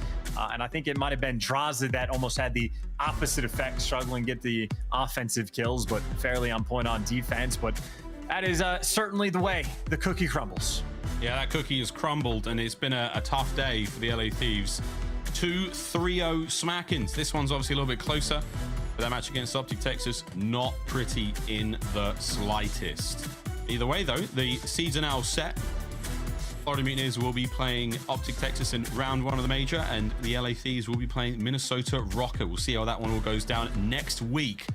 Is Major 3 here in the CDL will be upon us, and can't wait, honestly, mate, really cannot. It's going to be a very, very interesting tournament. How many teams honestly can win it now, Chance? We take into consideration what we saw in this matchup. Is it still 8 or 9, or is it? I think I'm going to stretch it a little bit and say 9. I definitely think once you get towards like the 8 or 9 teams, we're talking, you know, a 2 to 5% chance of victory. But definitely a lot of teams in contention. And again, even teams that are towards the bottom in CDL points, your Minnesota Røkkrs, your New York Subliners, your Toronto Ultras of the world, without question, are going to be in contention for the title. And if I'm being honest, I'm actually pretty excited now for the Thieves versus Minnesota Røkkr matchup, because I will remember this series very well going into that tournament, and I am very excited. I think especially so to see how Attach performs, because again, he has been top 5 in the game without question throughout this stage. Gonna be a spicy one indeed, but that brings to a close today's crazy festivities. Desk, what do you make of the action today? I need a shower. Yo, Florida is unbeatable, man, winning 2 games in 1 day. Not only that, Dave Patty with a 44 bomb to end things out on control. Heading into today, you know, Dave Patty had a 1.06 KD on control. Love that. He's absolutely frying, man. They absolutely had that was a great performance, especially on offense. And for the Thieves, man, really got to bounce back. I mean, the guys went 0-6 today across their map sets, so they have a lot to work on. I mean, yesterday looked fantastic. Today, not so much. A little embarrassing, to say the least. Well, and what's crazy is Mutineers are actually 2-8 in their last 10 S&Ds, not including today, obviously, but on Bocage specifically, they are 0-2, so a big win on that search and destroy for their matchup, because that is a map they are seriously struggling on heading into the major. Right, and also talking about the major, we have a bracket which is going to be coming up soon, but at the end of the day, Florida Mutineers are able to win their way. The bracket's ready. Let's go ahead and take a look, all right? Let's see the Florida Mutineers and their journey towards the end. The same thing with the Los Angeles Thieves. And it's like a teleprompter. So right now. Put it back up. I want to see if I can move it like Tony Stark. That'd be pretty cool. We'll get a bracket back. There we go. Hey. All right, so, check this out. Røkkr versus LA. Ultra versus FaZe. Wow. OpTic versus Florida. Listen, Mutineers have beat them before. Mutineers can do it again. They can do it again. Sub or no sub, it don't matter. Major 2, they sent them down. They sent them down, so there's no reason they can't do it again. And after that, it's Surge versus the New York Subliners. That is lit. Right, and take a look at the teams on the bottom side of the bracket as well. Boston Breach, Paris Legion, LAG, and London Royal Ravens will have one shot at things, starting off in the loser side of the bracket. Next Take a weekend. look at day 1 schedule, though. Yes, next week. You know what next week is? Tomorrow. That's how soon. That is true. It's gonna be insane. Sunday, the first day of the event, will be the Seattle Surge facing OK. Wow. That series is going to be my We're favorite. kicking things off with a banger. Yeah. Exactly. We're going to see just how good both of these teams really are. Which match are you guys excited to see? Røkkr and Thieves. Because if I'm Røkkr, I'm sitting there like, You're okay, heated, bet. bro. I can't You're wait to play you heated. guys. So Exactly. I'm that's taking gonna it be as good one. disrespect. Exactly. Ali, which matchup do you like? Honestly, you already brought up the Surge and New York ones, but the one following that, the Toronto Ultra versus FaZe, I feel like is going to be a lot bit better of a match than we are expecting. Yes. Now, also, ladies and gentlemen, listen,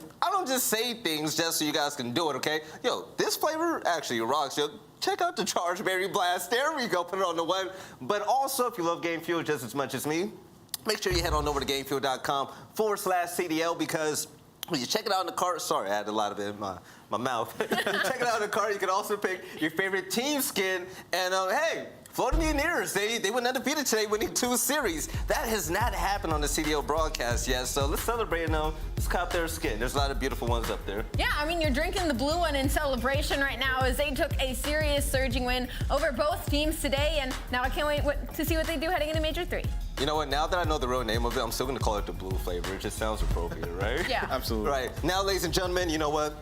This month has actually been really fun, and with Major 3 right around the corner, I do want to say this. I'm really excited. I'm genuinely excited to see all the beautiful fans out there. You guys have been loud and crazy when we were in Texas for Major 1. Major 2 was incredible. Hearing that Minnesota Røkkr crowd was insane. And the best part is, they rooted for everybody. That was insane. Toronto's going to be even better. Why? Take a look at the winner side of the bracket. Any one of these teams can win the event. So, when it closed down the desk right here, I'm Veli, this is Ali, and also Nameless, and we want to thank you guys for tuning in to the CDL. Stage 3 qualifiers has been amazing, but it's not going to compare to anything that we're going to see at this upcoming event this weekend. We'll see all of you beautiful people there, and I really can't wait. That's going to be exciting. We'll catch you guys next time for some more CDL action.